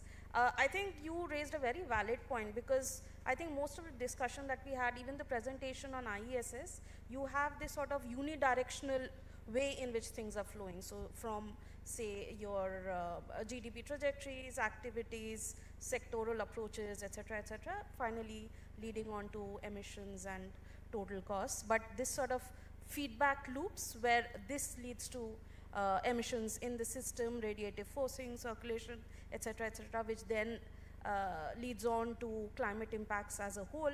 So that is, I think, more within the ambit of what is integrated assessment model. So I don't know if GCAM folks are here. Yes. So I think Aman can shed some more light on this. But otherwise also, I think people who are modeling this sort of interactions, the climate and economy interactions together, so they will be able to figure this out much more clearly. So I think, sir, would you want to take the question on markets? No, I mean, I think I spoke about the carbon markets earlier. I think it's a very important initiative. Since we don't know the details of what is going to be announced, I can't comment. But the only thing I would say is that what I said earlier, whatever we introduced should be seen as a first cut, and we should get credit for having introduced it. But I think the right thing to do is to set ourselves an objective that we will use the first 3 years or maybe 2 years of actual experience to make a list of all the operational problems, and there'll be many. And we should also use it to review what is happening in other countries. ADB can be of great help there, because they're involved in all these countries. I think GIZ also has done Who? GIZ. No, I mean, I just happened to say ADB. I'm not ruling anybody who has experience.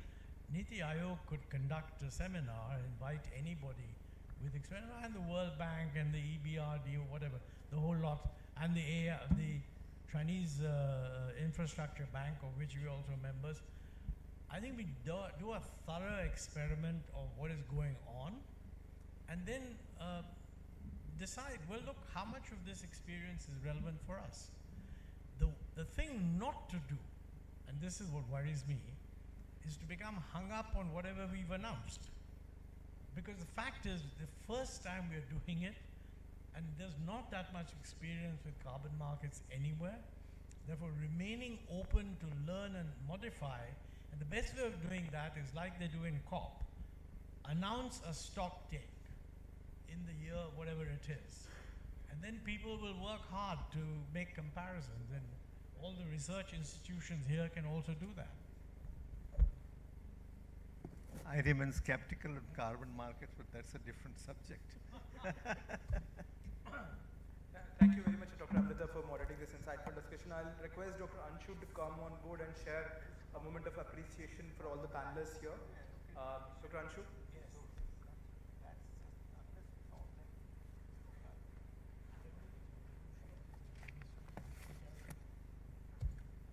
Dr. Lillian?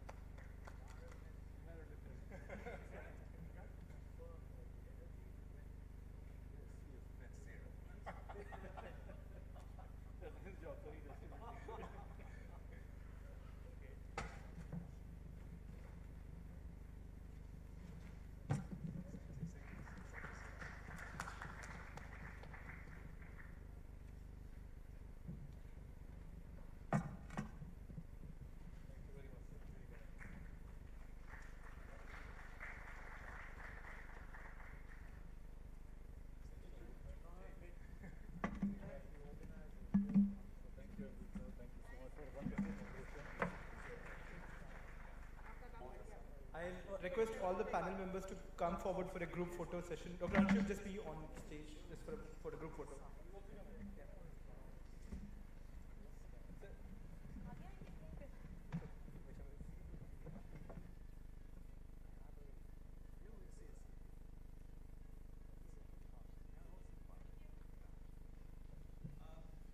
While we prepare for the next session, there's coffee and snacks available. I would request people to, if they want to take a break and come back, please do so. But we'll keep the session on. So we're moving on to the next session. I would request Anjali to come and set the stage for the next session. I'm reiterating the message that people who are interested in getting a coffee and a snack, please do so. There's a coffee and snack available. But we are moving on to the next session.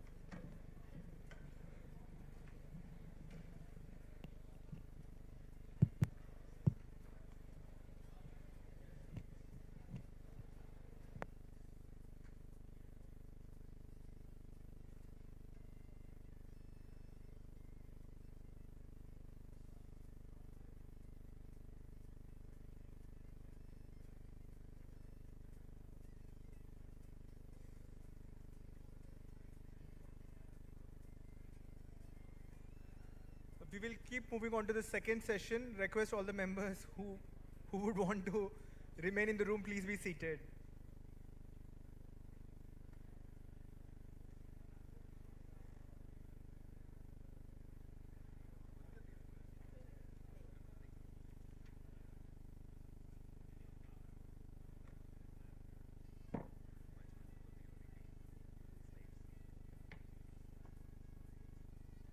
Yeah, thank you, Venu. And good afternoon, everyone. I would like to invite our distinguished guest, our panelist on the dais.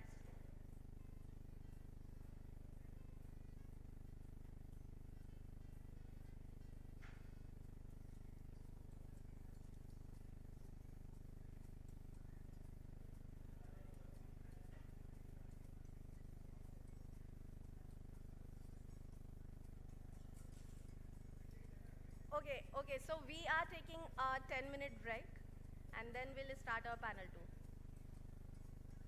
Thank you.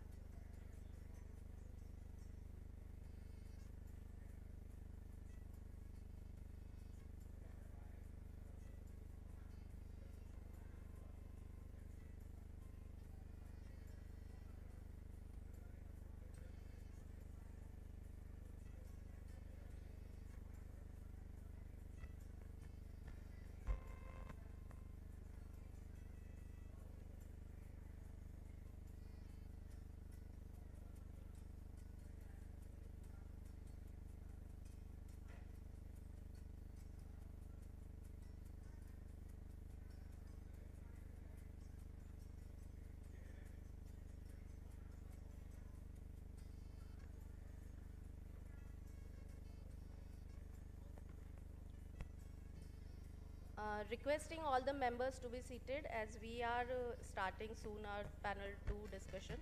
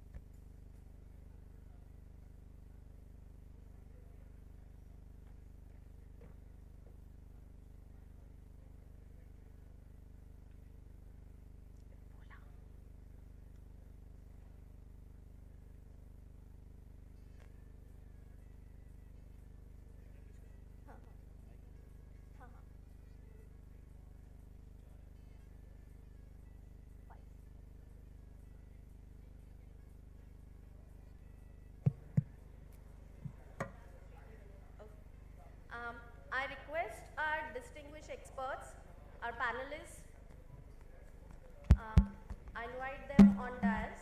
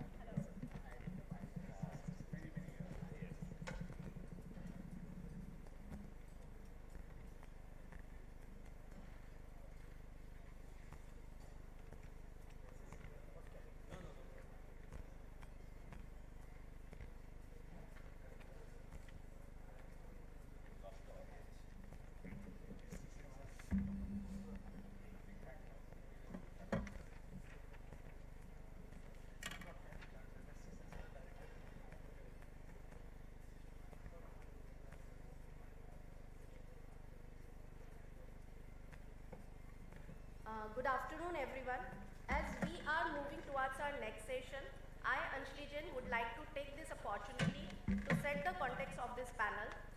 This panel discussion is on advancing energy transition in the power, industry, building and the transport sectors. And in this session, we'll hear from our expert about the critical role that integrated sectoral model will play for shaping the India's energy transition. India's energy transition cannot be sector agnostic. Each sector represents different opportunities and the characteristics. Yeah. So as we are working for the India's net zero by 2070, it becomes very crucial to bring the coherence in innovation and granularity in our sectoral modeling platforms and frameworks.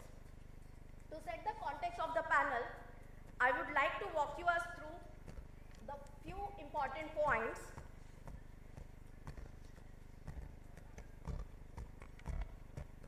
India's energy demand will continue to grow for next several decades.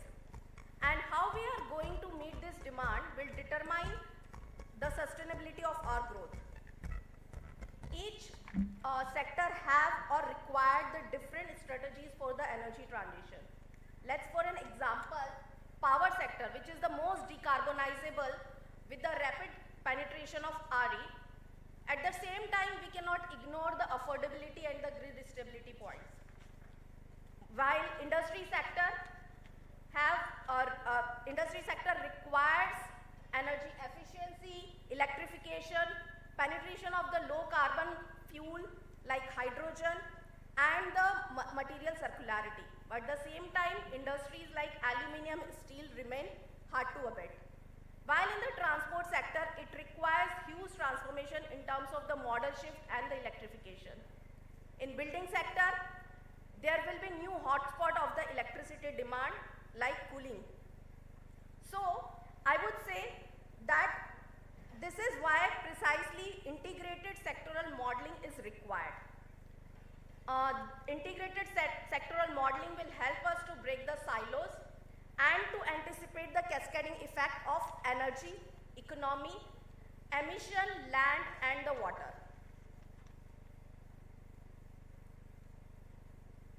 For an example, I'll take an example of EV adoption in the transport sector.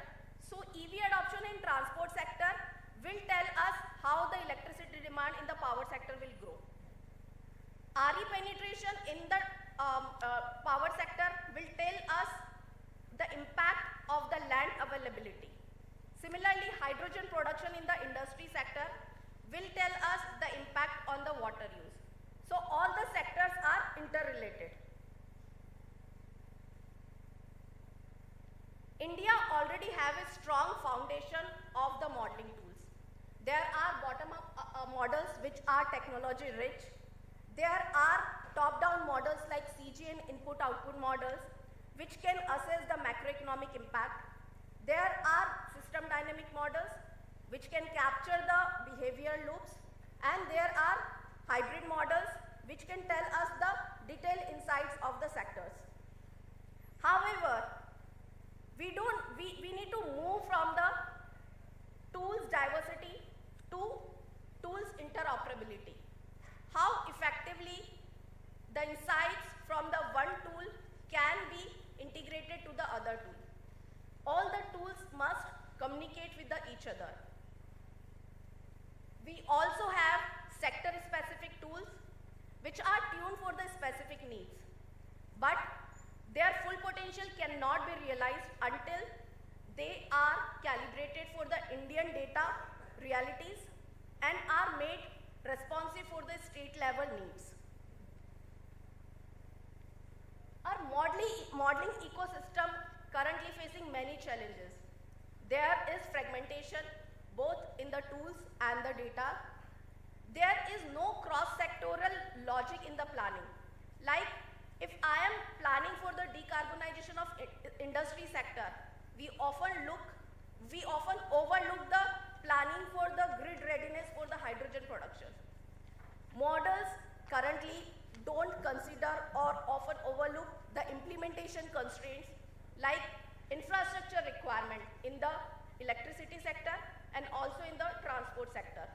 They do not account for the emerging technologies like CCUS and how the seasonal storage will play. They do not account for the behavioral nudges. I'll take an example. EV adoption is not only about the price. This is also about consumer response, their trust, their range anxiety, and also availability of the service network. Model often fail to reflect the real-world constraints like land acquisition and the financial delay. Most of our models currently just estimate the investment cost required for the new technology.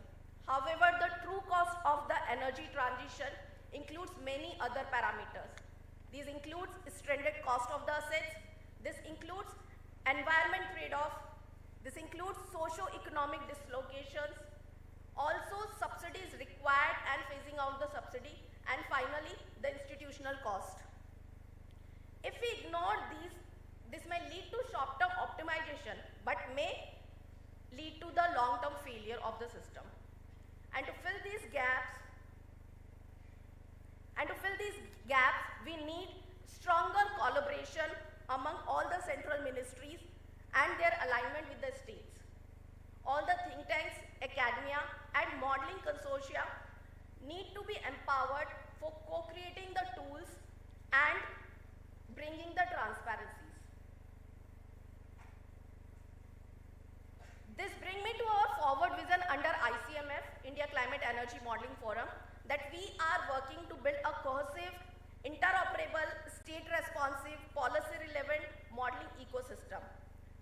And this may require widening our scope, bringing transparency and data sharing, knowledge sharing, capacity building, and in the last, collaboration at multiple levels.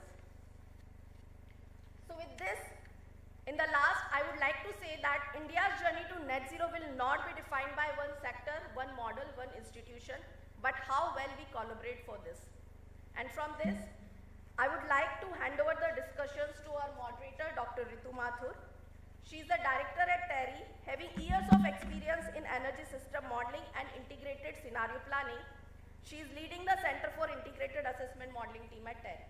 Thank you, ma'am. Over to you. Thank you, Anjali. I think we are into our second session, which already we've heard some very interesting discussions in the first panel about the need for integration across various themes, across various sectors, and the need to bring in the macroeconomic linkages, which Anjali also mentioned, that the need for looking at the cross-sectoral linkages and the multitude of interconnectedness among land, water, macroeconomic, energy kind of issues sort of all need to come together. So I think again with this distinguished panel, there is no need to give a background of why we are here, what the challenges are, and I will just go ahead with introducing our panelists briefly and then getting into a range of questions that we can all discuss. So first we have with us Srinivas Krishnaswamy. He's the CEO of Vasudha Foundation, and he leads the Vasudha Foundation's work on climate policy, decentralized energy, and emissions modeling. Mr. Samir Saxena is the Director of Market Operations at Grid India. He oversees the design and execution of electricity market mechanisms, including real-time and day-ahead markets. He brings over 2 decades of experience in power system operations, system flexibility, regulatory interfaces, and market development. Dr. Rangan Banerjee, Director at IIT Delhi. He's also been a leading academic in energy systems and policy over the years and is currently Director of IIT Delhi. He has been working earlier also with Niti Aayog in helping with the IESS platform that we saw earlier in the morning, and is a champion of academia, industry, government collaboration for clean energy innovation. And Dr. Amit Kanodia, again, he's a partner of Kannor's EMR, and again, a veteran modeler. He has specialized in energy, economy, environment models, and he has worked across a number of countries and regions. So we would look forward to his experience also in the learning of how this works across various countries and various thematic questions. So with that, we'll move into our first set of questions, and maybe I'll direct one question each to the panelists first, and then come around to looking at detailed discussions for all the panelists. So may I start with Mr. Samir Saxena? So the question to you, sir, is that as renewable energy penetration would increase, and we would need more storage and demand response in the system, what kind of innovations do you think are needed to capture the real-time dispatchability, flexibility, and market dynamics? And also from Grid India's perspective, are there any specific gaps in the current existing models that you think need to be addressed? Yeah. First of all, I must thank Niti Aayog and the organizers for having me here and be part of this wonderful workshop, which is very, very relevant to today's context. And in the previous session, we heard about a lot of ambitious targets being set and how we are planning to meet. So I believe that models have a very, very important role to play in planning to meet our targets that we have set. And I am from the power system operator fraternity, and at the end of the day, whatever modeling exercise predicts, we are there to face it and see it in reality. So what I would say is that from the planning horizon to the real-time grid operation at least, all horizons must be kind of have some sort of integration between the different planning models, the exercises that are being carried out, and they should be having some sort of convergence. Secondly, the important point here is that instead of a deterministic approach, we should be having a probabilistic, a stochastic approach, which is very, very crucial to arrive at some real meaningful results. You see, future is unpredictable totally, but to some extent, the models help us in understanding the behavior in the past and trying to project to the future. The accuracy would depend on the kind of data we have relied upon and the assumptions that we have made for the future. From a grid operation perspective also, I would like to mention that reliability is first and the foremost on our minds. And the other two aspects are flexibility and resilience, especially in the increasing penetration of RE, that scenario that we are facing. So in the recent past 7-8 months, we have seen during daytime, the solar generation, for example, going very high, and this year we have crossed 65 gigawatts. While at the night time, we do not have this kind of generation available, and all other resources have to supplement that. So the kind of flexibility that is required is huge. So all this flexibility must be captured in the models as to what kind of flexibility is expected from the resources, how they would be able to deliver it, and whether we are able to meet the demand. The second reverse aspect of this is that we have a resource crunch in these non-solar hours. So that should be accurately captured during the modeling exercises. Another important aspect I would like to, from a practical experience I would like to mention is that earlier, if you see the geography of the country, largely we were dependent on coal, and these resources were located in the central and the eastern part of India. Northern part had a lot of hydro from the Himalayas, based on the rivers flowing from the Himalayas, and the south had some storage-based hydro. Load centers were largely north, west, and south. So power was flowing east to west, east to north, east to south. But look at renewables. They have come in the exactly opposite direction. Renewables are largely present in the west, the east, the northwest, and the south. And they are complementing the other resources. But then what has happened to the transmission? The transmission flows are now bidirectional. We were seeing typically congestion happening in the import of southern region, in the import of northern region, but now we are regularly observing day in, day out congestion in the export of power, because the transmission was modeled in a manner, but the planning was carried out in a situation which we did not anticipate the positioning of the renewables. So this is the other aspect that I would like to say, that from a generation perspective, flexibility, from a transmission perspective, again a flexible transmission which is bidirectional and capable of handling such kind of flows. And the other thing is that we have new resources coming in whose behavior is not very, very clear, in the sense the inverter-based resources. How are they modeled such that they complement reliability? We have seen incidents where because of the interactions between various components of the RE generation, we have had kind of disturbances, you know. So how are these captured, and how are these ensuring that we have reliable and secure grid operation is becoming important. And the last but not the least, the impact of weather is extremely unpredictable, you know. We are finding it extremely difficult, you know, even in short term, what to speak of the long term. The availability of data itself is a challenge, but then let me say the weather fluctuations are so high and so unpredictable that planning for even 2 weeks in advance is becoming difficult.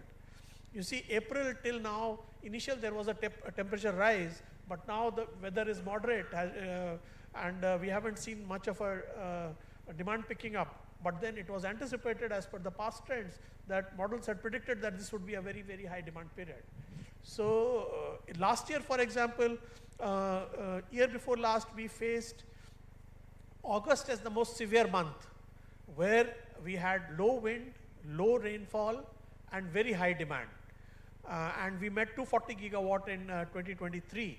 In 2024, we anticipated a similar pattern, but what we saw was actually 250 gigawatt in May 2024 and a very comfortable August. I mean, how do very short term to medium term and long term models capture these kind of things? These are a real challenge. At the end of the day, I must say, we are the people who face the music, whatever has been planned. So I would stop at this. Thank you so much. Thank you so much, sir. So with that, let me get to Srini. And again, you've been working on the ICED platform as well with NITI, and a lot of state level work as well. So may I call on you to tell us a little bit about how you think models can incorporate ground level constraints, what are the data challenges, and how do you think we can better address the infrastructure bottlenecks, workforce readiness, and other things which really matter at the state? We heard about power, but now let's talk about the other challenges as well on ground. Thanks. Thanks, Ritu. So if you actually look at our energy transition journey and look at the kind of progress that we've made so far, you will see that bulk of the progress has been just a handful of states and not all of the states. It does not mean that all the other states are not interested in embarking on the journey. It's just that there are a lot of constraints, a lot of challenges. And one of these key challenges that we faced, that these states face, and of course it's both at the national level as well as the state level, is access to data. I think that's sort of the biggest challenge that every state sort of grapples with, is the kind of data, the granular data that's available, the kind of near real-time data, if not real-time data that's available. And also the level of granularity, again, at what level is the data available, at what level is the data available, at what frequency is the data collected, at what frequency is the data analyzed. That itself is a huge challenge. We sort of, in a way, try to address this by setting up the India Climate and Energy Dashboard that sort of tried to bring together data from the entire energy value chain, to which we've added data from the climate as well as key economic indicators. But then, while we've been able to cover some amount of ground, I think there's a lot more ground that needs to be covered. And let me give you a few quick ideas where we've been working with states to sort of address this. One is creating a data room, right? I think that's a state data room.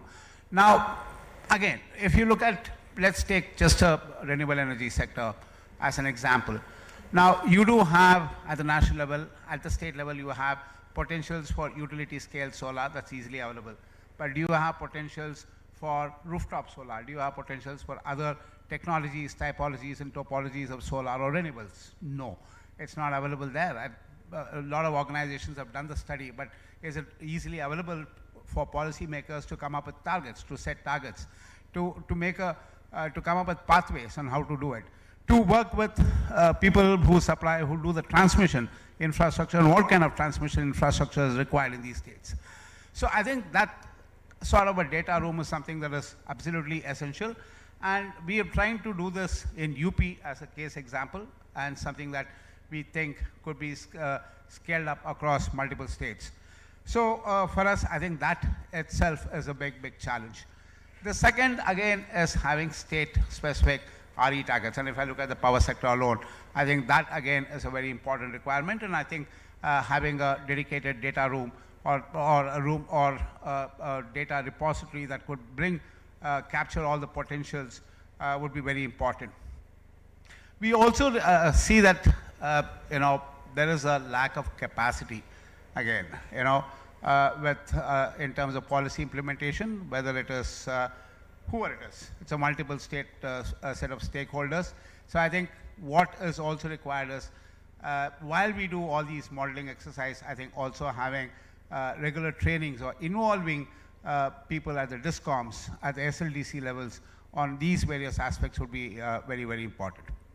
Now, if you look at the transport sector, again, now there is a lot of willingness of states to embark on this. But if you actually look at where we are in the transport sector, while we have made substantial grounds, while we have covered substantial grounds if I have to give numbers, right now we have about 5.8 million EVs plying on Indian roads, of which 53% are two-wheelers, 40% are three-wheelers, and just about 7% are four-wheelers. But then we need to increase the pace of EV scale-up. We need to look at a more holistic transport system, which also includes a combination of public transport and so on. And then also look at promoting non-motorized transport.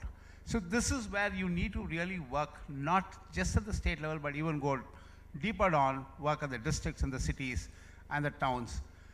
In fact, one area that we felt is something that is emerging is a lot of cities, a lot of small towns across India are coming up with master plans or updating their master plans.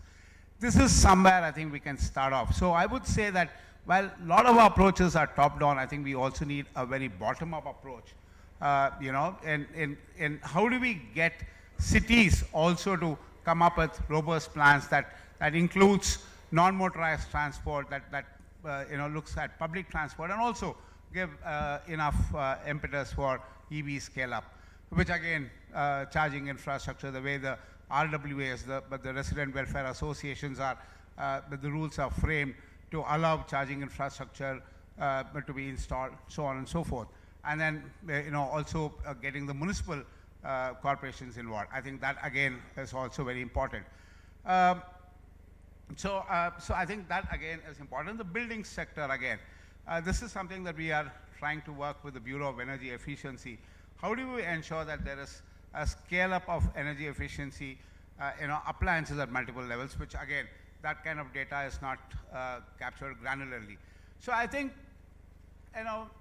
Ritu, if I have to summarize the whole thing, I would say that there is a lot of appetite from states to embark on an energy transition pathway, look at low carbon development. They see that there is a lot of merit in that. They see that it makes economic sense.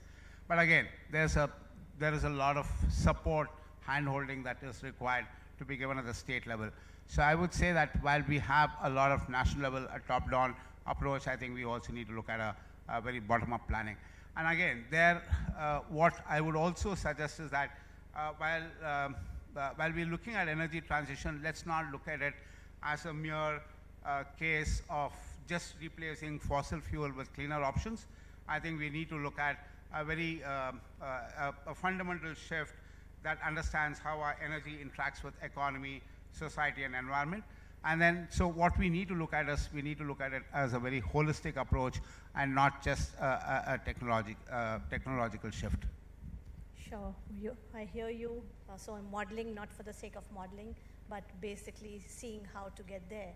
And that's a good segue again for me to get to Amit. So Amit, you have been working on a lot of projects, even internationally, which have been connected again with, trying to give solutions which connect to the people and can work at the ground level.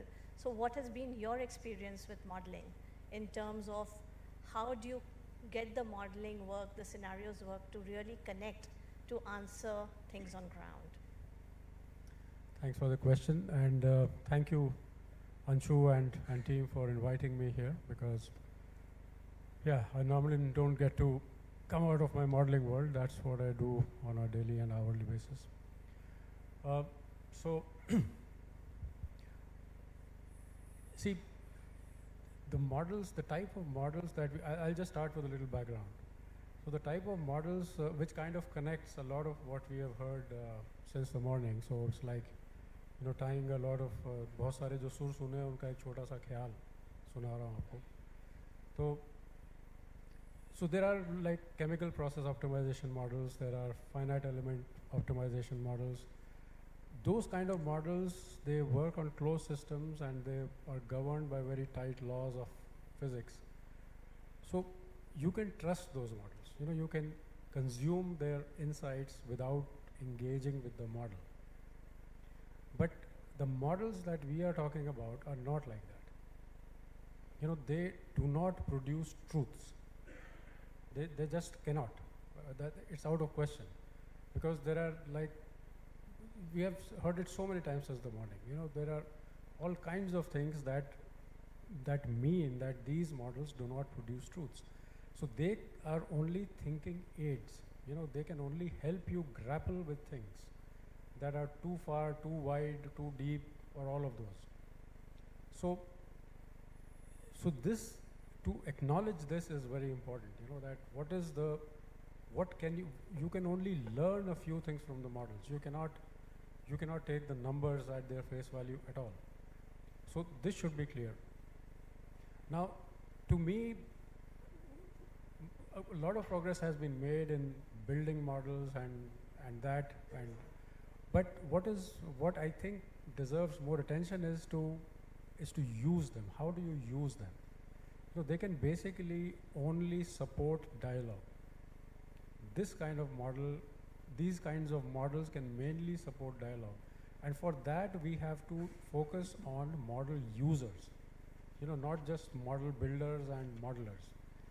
So the training should be focused on also, you know, a group of people who are ultimately the consumers of these insights. How can they enlarge their thinking with models? Because, you know, it's not a time for one-way advisory. The modelers cannot remain separate. You cannot, that I'm the modeler, I'm the expert, I know everything, I tell you and do this. No, this is not going to work. The insights have to be owned by, they have to be shared. You know, you have to enter the cognitive process. You cannot just list your insights and hope to have any impact.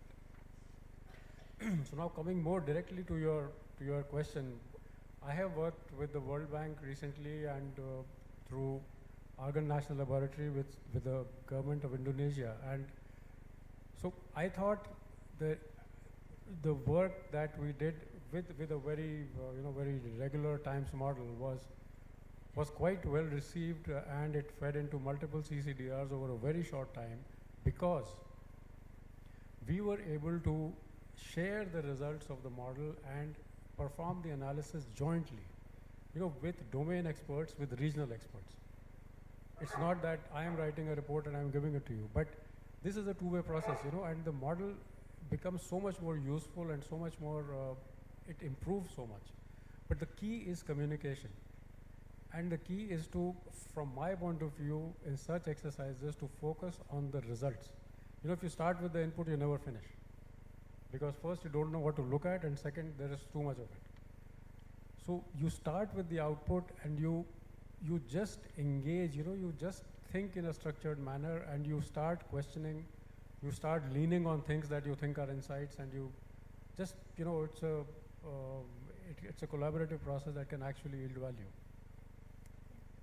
Thank you. So I think, again, capacity building being very important, but also important to reach out to the users at the end and be able to connect, be able to take your results there and get into action.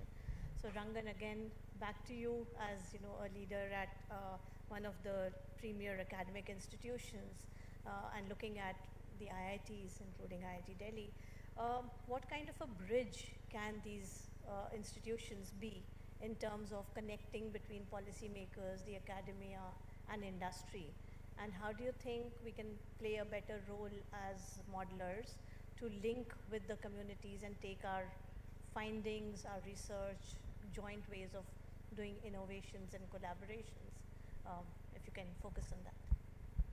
So I think, you look at academic institutions like IIT Delhi or any of the other academic institutions, we have a role in terms of providing the knowledge, training the future generations.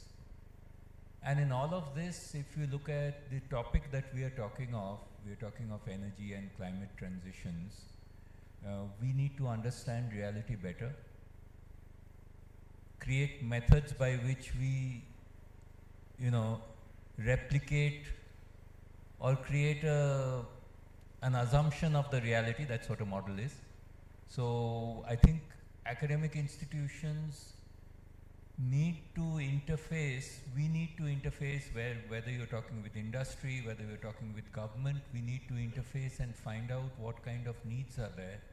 See whether or not the existing models or the existing methods or the existing understanding is better, and then we create and improve the models, also validate, try to see that these models make a difference. So for instance, on the panel, Dr. Saxena talked about the problem in terms of renewables, and there is a possibility there in terms of we need to have better models for forecasting weather, and there are colleagues in our Center for Atmospheric Sciences working on it.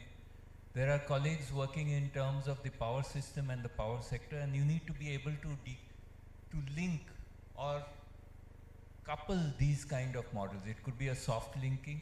And I think to get back to some of the issues which were addressed in this panel is that we have to realize that the model does not have an existence of its own, right? We start with a problem and a decision context, and there's an iterative process between the modeler, the policy analyst, and the reality. And I think the academic institutions, the think tanks, and the modelers, I think we need to find ways in which we work together, understand what are the questions that we are building the models for, and see whether or not existing methodologies are sufficient to capture the kind of linkages that we are thinking of. And if not, it's not just the numbers, it's not just repetitively taking the same model forward. And I think for this, we do believe we have a role, one in terms of capacity building, training the future generations who will work in the sector, and also building the knowledge and the models so that we are able to create models which will support decision making based on evidence, based on an understanding of the actual dynamics and the reality. And I think we need to step back and look at what are the models that exist, what are the problems, are they able to, what is the kind of spatial and temporal granularity that we need, and who needs it, what kind of decision, what kind of time frames are we thinking of. So I think it is very difficult in these kind of, if we look at the problem that we are talking of, going to net zero, the energy and climate transitions, it's very difficult to start an experiment and very costly to do that without understanding the what ifs. What will happen if we do this? So we need to create the framework of understanding the linkages, and this will cut across disciplinary boundaries. You'll need to have the engineering to be able to understand how a power plant or a PV plant or a battery system will work. You'll need to look at the human behavior, you'll need to look at the linkages, and this you will capture through a set of understanding in terms of models and then build that up. So I think, as we heard in the last panel, there's a lot of opportunities and challenges for modelers, but we need to find newer and better ways to work together so that we can actually make an impact in the real world and support decisions. So I'll stop here now. Thank you so much, Rangan. I think absolutely agree with you on the need to come together, because I think the challenges are humongous. And the more we model, I think the more we uncover in terms of the challenges. So with that, this question I will open to everybody, all the panelists. But I think hearing those challenges and there being very many, we need to start looking at approaches to solve some of the ones which have been staring us in the face and we are aware of. For example, we know that we need to integrate behavior dynamics. We need to look at demand flexibility, and we need to look at emerging technologies when we are looking at transition modeling. Also maybe some of the demands which we know less about. For example, the kind of growth that data centers might have. You don't have a past precedence in terms of knowing how things might evolve and how do you factor these into models. So starting with Srini, your thoughts on this? Thanks, Ritu. So what I would do is I would add yet another dimension to it, the social aspect of it, right? Now, when we do these modeling, and particularly with power systems modeling, and I completely agree with Dr. Banerjee that, you know, we need to marry the power systems or the, you know, the energy modeling with your climate modeling and so on, and both of them should talk to each other. But I think we also need to bring in the social aspect of it. Very often, most of our modeling is more in terms of moving from A to B. It's more like a technology shift. But then what happens with that shift? Who is going to be impacted by that? How are you going to look at job losses? How are you going to look at, we look at job creations though, but are we also looking at job losses? Are we looking at loss of income to economies? Now, how do we factor in these aspects is something that most of these models don't necessarily look at, and I suppose that's one area that one will have to look at in terms of modeling. How do you bring in the social aspect of it? How do you bring in the safety nets? And what kind of safety nets is required? Yes, we do talk of skill development, but then what kind of skills? Where are the skills? Who will do that? At what level will it be done? I think those are the kind of questions that still need to be answered. So I would say, again, like I said earlier, we need to have a holistic approach. Model is good. I'm not saying that modeling, we also do modeling, all of us that do modeling, but I think we need to bring in certain other dimensions, extra dimensions to modeling, you know, than just mere input-output in that sense. Rangan, you want to? Thank you. This behavioral side is extremely important. I would share some things from the power sector side. Say, for instance, we are talking of electric cooking. We are talking of electrification across sectors and as much electrification as possible as part of the green transition. We are talking of electric cooking. Now, do we think that this is a flexible kind of demand that is coming onto the system? We have to capture the behavior of the people who are working, at what time do they cook the food and what impact it is going to have on the grid. So those kind of aspects. Similarly for EVs, how do we expect people to charge their EVs? What is their usage pattern? All those kind of aspects must be kind of captured in the modeling exercise. And for this, the cross-sectoral integration, the understanding of the behavior side of it is extremely, extremely important. These are highly dependent on the kind of data structures that we have. In this regard, one possible way to be able to access the data is to look at the role of the distribution system operators, because all these elements are going to come at the distribution level. They are going to go at the retail level virtually. And this is where this data becomes very, very important. In fact, I recently had an opportunity to visit China, and there I observed that entire distribution of the city is fully automated. Be it metering infrastructure, be it EV charging stations, and all those kind of things have been integrated, and the system operator has visibility into all those kind of things. So once we have the data, models can be improved upon, and they can be tuned, they can be adjusted to give more realistic and more relevant data. That's what I would like. Hello. Yeah. first I just want to reinforce what Rangan said very eloquently about iteration. You know, this exercise has to be iterative. And the best we have normally is a review by some stakeholders or some groups. But one review is not enough. You know, iteration is the key. And that actually has an implication on the type of modeling that is done. And I like to say that it has to be nimble. You know, you cannot take 2 years to build a model and 2 days to run it. Such models are not very useful. You should be able to work with it very, very fluently so that you can actually support a process of inquiry. Because that's all it can do. You know, it's not something that you can take at face value. So now, on this behavioral thing, it is, you know, of course, I agree with what has been said. So I'll just try to add a new dimension that sometimes I have seen, you know, a false sense of comfort in endogenizing something.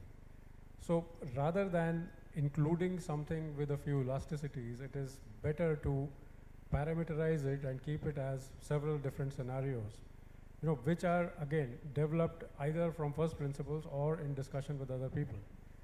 So EV charging is a very good example that you should think of reasonable patterns, you know, think of where people would charge, what is the kind of infrastructure available at home, is charging during the day really sustainable, and so on. And cooking is a good thing which you can, you know, crowdsource opinions from and think that what kind of changes are possible given the kind of food we want to eat, we like to eat. So again, rather than focusing on endogenizing everything, models should be used as an exploratory tool, not to find one truth, but to explore 300, so that we can think more widely, more deeply.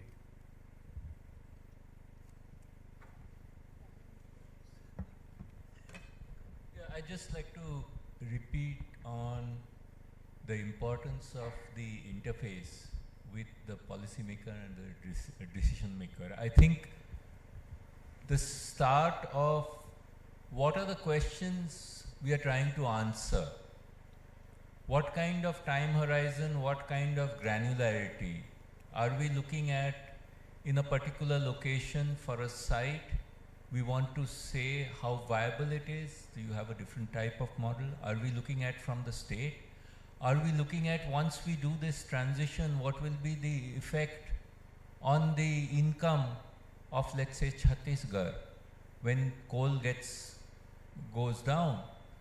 So it's important for us to sort of step back, and often what happens is, you know, models and the justification for creating models is defined by either a research goal in terms of publications, it may be defined by some of the funding which is available by a funding agency, but I think the mechanism to engage with decision makers and policy makers to look at what are the questions that need to be answered is something that we in the academic and modeling community must find better ways of doing.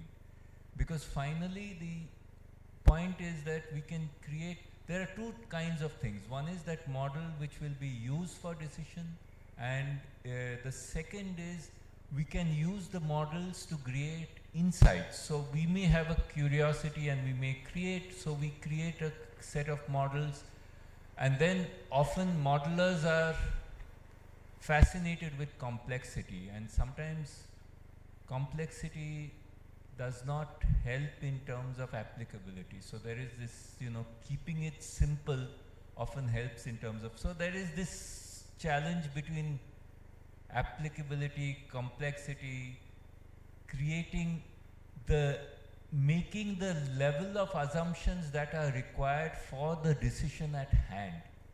But then the question is there a decision in hand for which the model is being used? Or is it that you've decided on something and you want a model to justify that decision? Then there are two different kinds of things. So I think we need to sort of, first thing is we need to have modeling communities and the group which is there. I think in India, between the think tanks and the academic institutions, there is sufficient number of modelers and people who are interested in energy, climate and society issues. We need to think together, look at different things, link up. We often compete with each other to get grants, but we need to collaborate to look at the whole domain, and I think that is what this forum was, when it started, that is what it was about. I thought it was an excellent idea, the forum. It didn't grow the way I thought it would, but probably COVID and then the other things. And then what happens is that you create a model, but then it's immediately this, we focus on the numbers, and that's not what we should focus on, because we should focus on the insights and the issues which come out. So I think, but I'm hopeful, because I see that we do have a lot of good, young, bright people coming into these communities, and I think this is something where we need to find ways. The biggest challenge today, I think, is that we have to have better ways of having this dialogue with decision makers and policy makers, so that we focus on the right questions to build our models for. I'll stop. Thank you so much, Rangan. So I'll take this opportunity to also open the floor. I think this is supposed to be more interactive than just a one-sided conversation. So I look forward to questions coming from the floor. And I see right in the front seat, Anshu.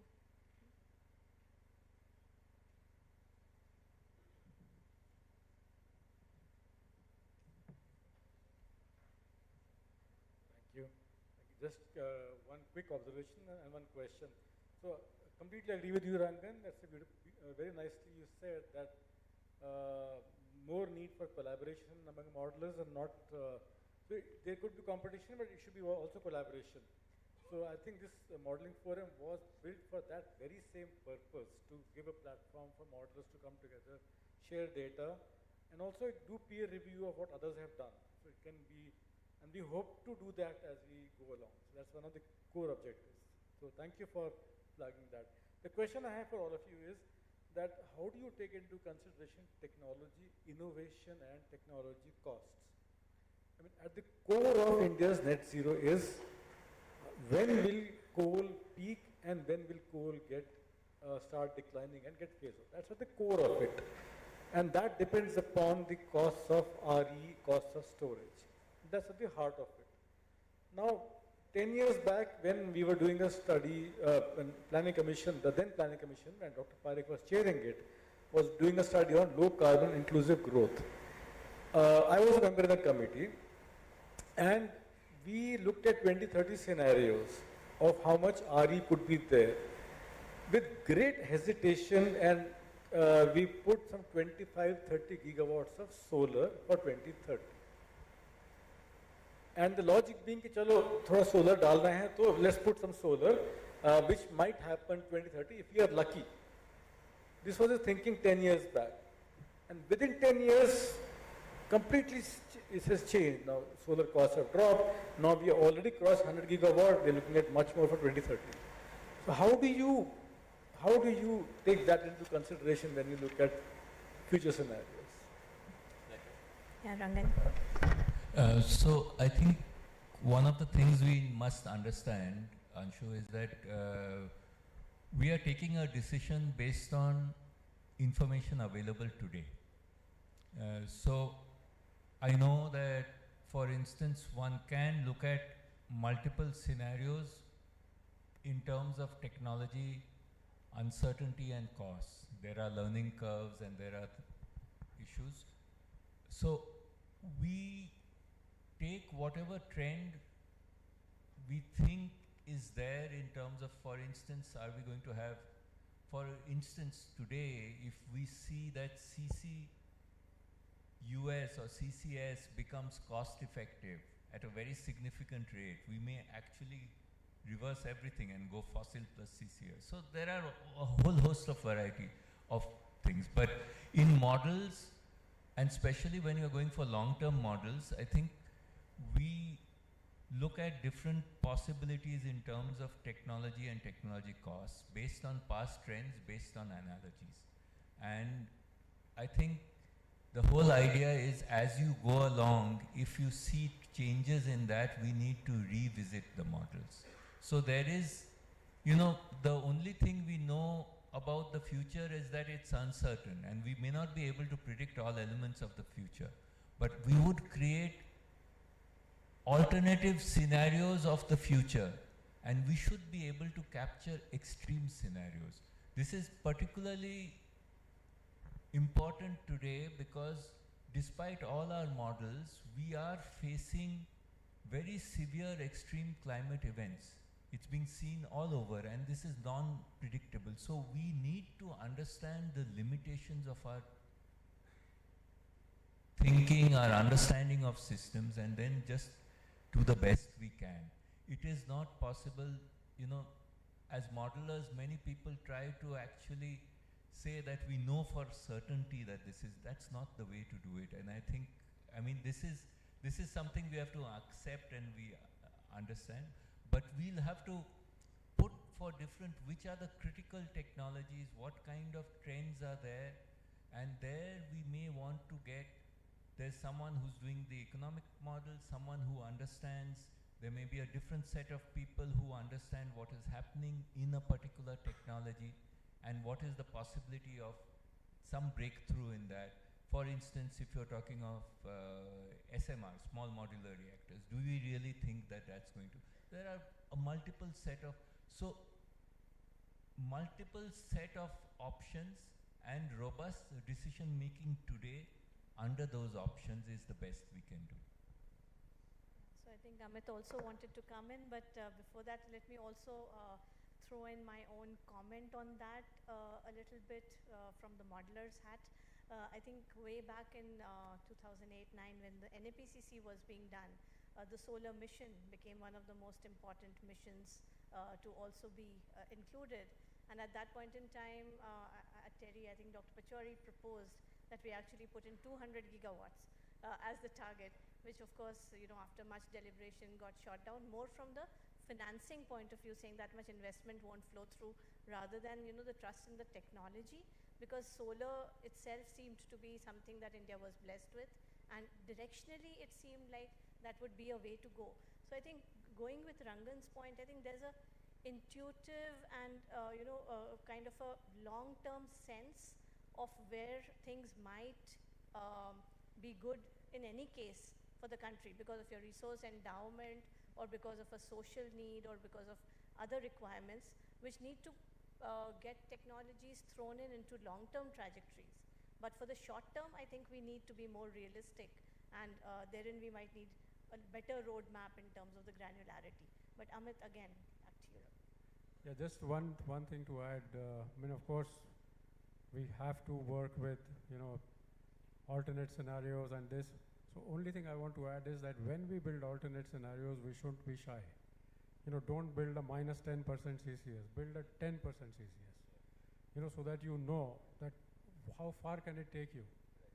If it drastically changes, and then if something jumps out, then it becomes an insight and something to maybe pursue. That, well, if there is so much benefit of this, then we should talk about it or write about it. I think you had a question as well. Yes, sure. So I think simplistically said, like energy transition models talk a lot about electrification of load and then, greenification of that electricity and so on. Hence the question is especially to Mr. Samir from SOCO, right?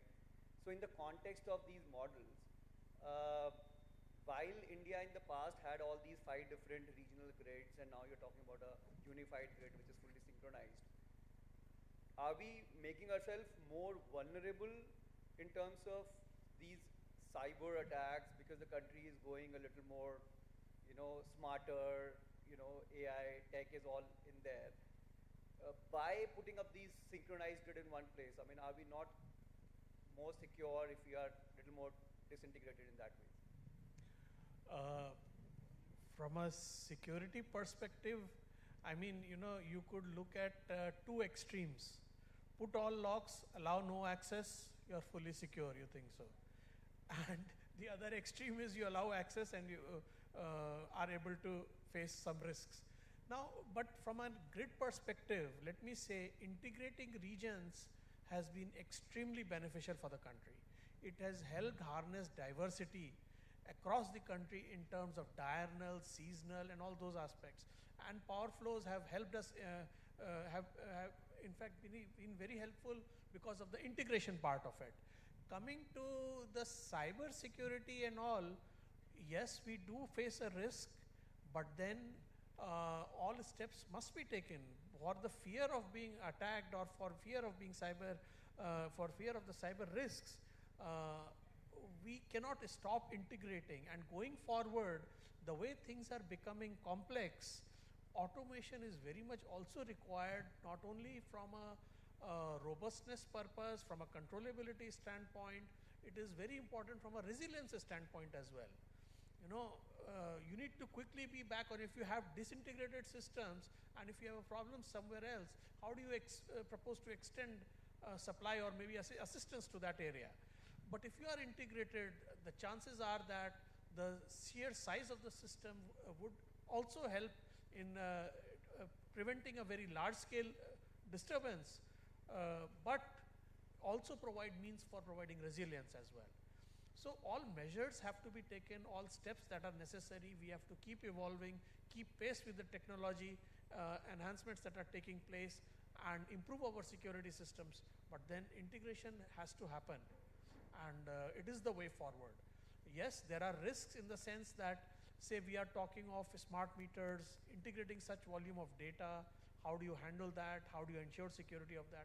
Those are concerns, but that should not stop us from integrating the things. That's my view. Thank you. Any other questions? Can I just add one thing on that?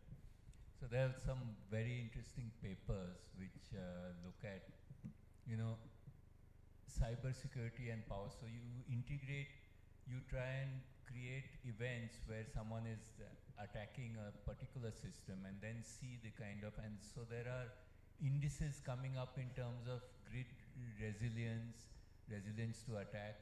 So these are things which, I mean, whether you isolate or you do this, what happens in extreme events, these are things which again are questions which we can handle through models of what ifs, because it's much more costly to actually see what happens. And there are a lot of interesting, and it's also very interesting in terms of complexity. They are very complicated systems, but I think many of these issues are coming up in terms of these questions for grid operators, for people who are looking at it, you know, extreme events and isolation. How can you isolate a particular set of system?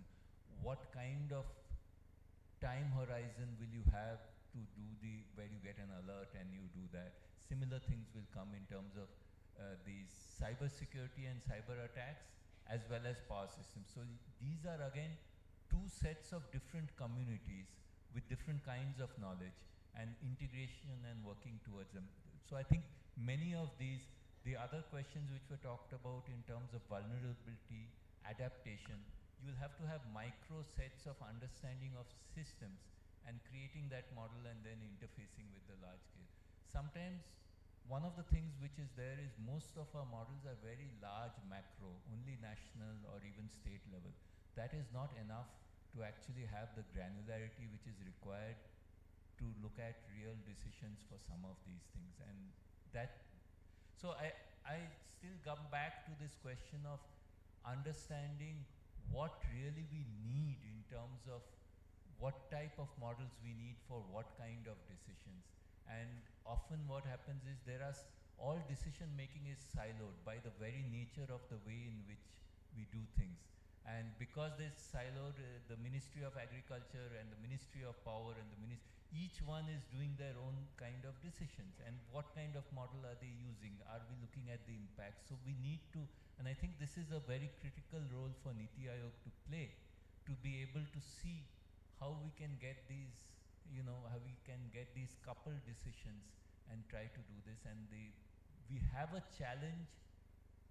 The energy and climate challenge that we have is not a challenge which we will be able to solve if we have the siloed thinking.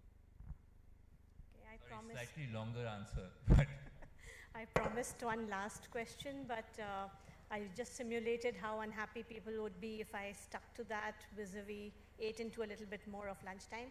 So 30 seconds each to Ulka, Atul and Ilika, please.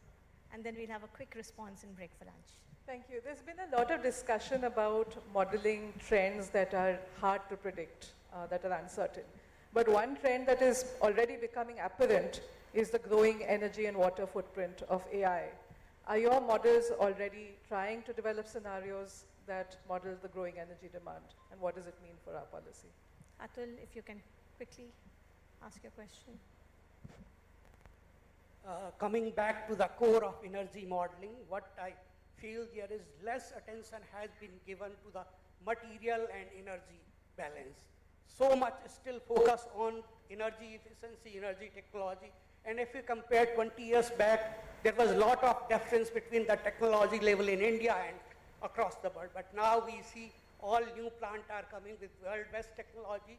So I think there is need to be focus on material circularity, metal casting process, how do we manage these demand and consequence on the reduced energy demand. Ilika? Just want to take the discussion of model integration forward. We spoke about assessment of social impacts. So while we're talking about energy transition, we're talking about transitioning of jobs from one sector to the other, or the impact of health in general. So what is the best way forward of integrating or modeling such social impacts? How do we integrate that with, say, an energy optimization model and the others that are widely used when we are in the policy domain, energy policy domain? Thank you. So any quick comments, just 30-second comments from everyone? I think on the social aspect, and I did refer to it, I did allude to it earlier, and Rangan also talked about it. I think you need to have a very bottom-up approach, a very geographic-specific approach. What you deal with a Gram Panchayat, a district, a city would be different. You need to bring all of them together. Just having a top-down, a national level modeling or a state level modeling will not suffice, because if you really look at a coal area, for example, a coal belt, you would need a completely different response than what you would need in, let's say, an automobile belt, right? So I think you need to have, and then what are the kind of job losses? How do you address that? And it goes beyond manufacturing. You need to look at the entire value chain, where you have the MSME. So I would say that modeling, yes, but you also need information that flows from the bottom, it has to be a bottom-up information flow, data flow that can then help you come up with a very holistic approach. Also, yes, it cannot be a siloed approach. It can't be departmentalized approach. It needs to be, for this, you need to have, and that's where I would agree with Rangan that, someone like an organization like NITI is best placed to take this, where you look at an approach where you bring in multiple departments and ministries together. Sorry, more than 30 seconds. Okay, quickly, the three questions I think are very valid. I don't think we have the answers to those questions. The first one on AI and the impact of AI in terms of computing and this energy sustainability, there are some papers and some things, but no comprehensive work, and I think that's definitely to be done. Materials and energy there are many places, global models where you translate energy demands to material demands and then try and see what ifs. Those can be interfaced with the current macro models that we have.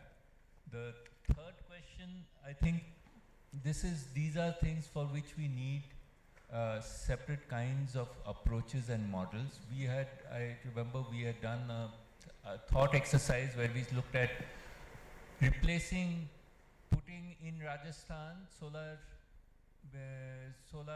PV a certain amount of capacity, and that replaces a power plant in Chhattisgarh, so that there's a net job creation, but then the displacement there's a difference in the. So I think we need to look at micro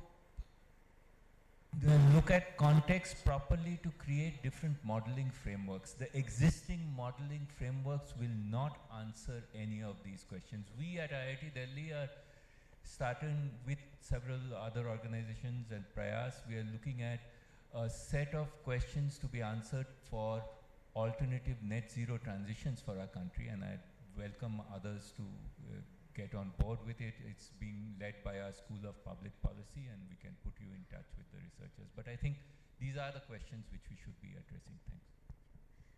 Thank you. I think that's a lot of food for thought we've had through the panel discussions and with all the questions coming in. So with that, I'd like to close the panel for now. And thank you, ma'am, and thank you, sirs. It was very insightful discussion, and the conversation provided us deeper understanding and valuable perspective on the topic. Now, I would like to invite Rajnath sir on the dais for presenting a token of gratitude to our distinguished guests.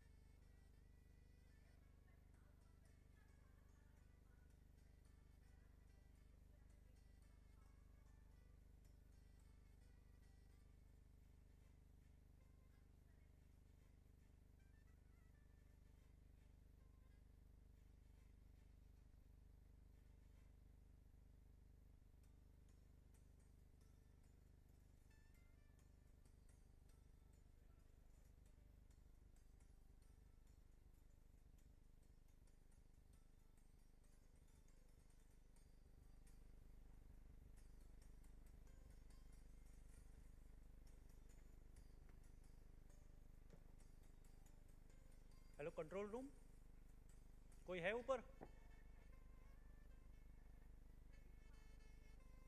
Hello, can you hear us, sir? Please say something. Yes, I can hear you now. Okay, sir. We are showing some PPT. Can you share? Really sorry. No problem. There is like 5-10 minutes still. Okay, don't worry. I'll stay online. I'll stay online. Okay. Right. Sir, you have anything to present, like PPT? I don't have a PPT, no. Okay, sir. Okay, sir. Because I thought from here it would be difficult to do PPT, so I didn't prepare one. That's why. It's okay. No worries. Okay, thank you, sir. Thank you. Thank you. Bye.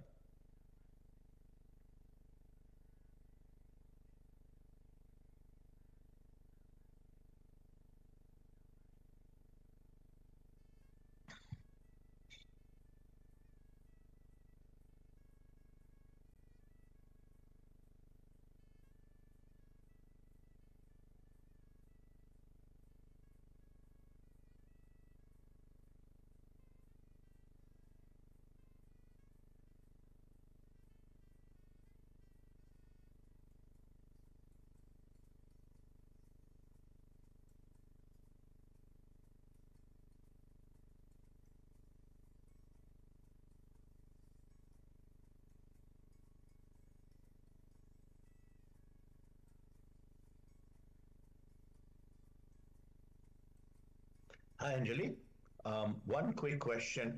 While I didn't prepare a PPT, just one second.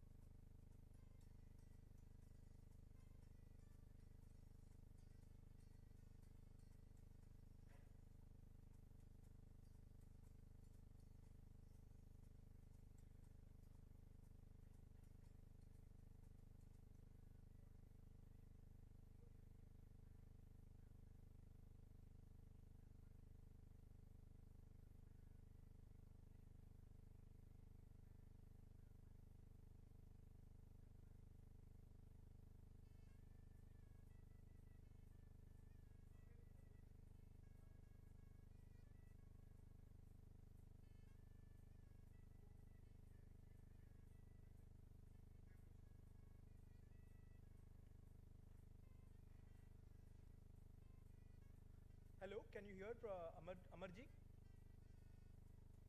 I can't seem to hear you. You seem to be muted. Yes, I am muted. So you can just tell me when, I'll come on when the session begins, Yeah. but I'll keep myself muted, okay? Sounds All right. good. I can hear Thank you. I can hear you crystal clear. We'll probably take Okay. another 10 minutes to start the presentation. What Okay. we will do is we will probably have a small 5 minutes context setting by me, and then Yeah. Duba takes over, and Dhruva will then moderate the panel. So that's how we are structured. Okay. So just for 10 more minutes, we just had like a slight delay in terms of the other session, so we just pushed the lunch a little more. Okay, understood. No worries. Here it's very early in the morning, so not a problem at all. Okay. Thank you, Amarji. Really appreciate it. Sakesh ji, can you hear me? Can you just confirm? Yes, sir, I can hear you. Can you hear me? Fantastic. I can hear you. We will probably start in the 10 minutes. I'll let you know probably. I can hear you crystal clear. That's fantastic. So we will start in 10 minutes. Sure. Thank you. Thank you.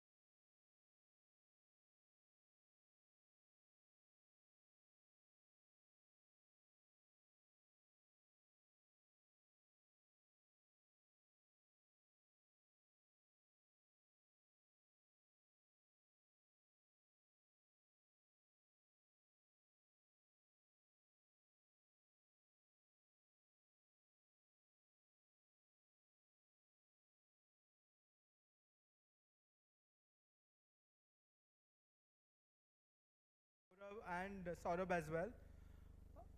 We have Saket from RBI and Amar from Brookings is already connected online.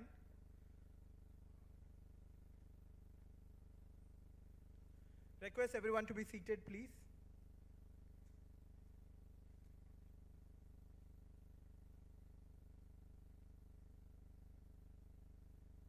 You want to switch? You want to switch?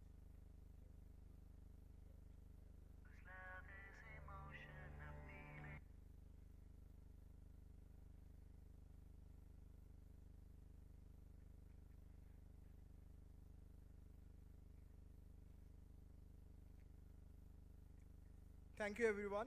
I understand that post-lunch sessions can be really challenging. So I will keep my context setting primarily very brief, just for 5 minutes, and I'll hand it over to Dhruva. Can we have the presentation, please? Yeah, next. So I think the fundamental thing that I want to emphasize when we talk about climate finance modeling is that we want to make the differentiation between understanding what is the need for climate finance in terms of what is the investment need. Second is in terms of having those project pipeline in that sense of what is the viable, what is the bankable project, how do we build a bankable project, what kind of blended structures we want to adapt, especially given the technology landscape that we are going to see in the coming decades. And the third point in terms of talking about in the context of subnational level. So can we move to the next one? So I think in the morning sessions we have seen, in the morning sessions we have seen that in the morning sessions we have discussed about several models that primarily has been leveraged by the modeling community, and especially when it comes to energy optimization or energy economy optimization or energy economy climate primarily, how do we couple them? And we'll probably in the next session we'll also see a seminar from Dr. Siddharth talking about integrated assessment model. How do we build an integrated assessment model? This particular slide just kind of summarizes what are the different models when it comes to investment estimation. You can actually bucket them in different categories. One is predominantly energy tools, which kind of estimate the investment needs, where they take technology cost curves as exogenous input. And there are second set of tools which are emerging in the recent past where the technology cost curves are endogenous to the model, and this is where the GEMS model of AFD kind of fits in.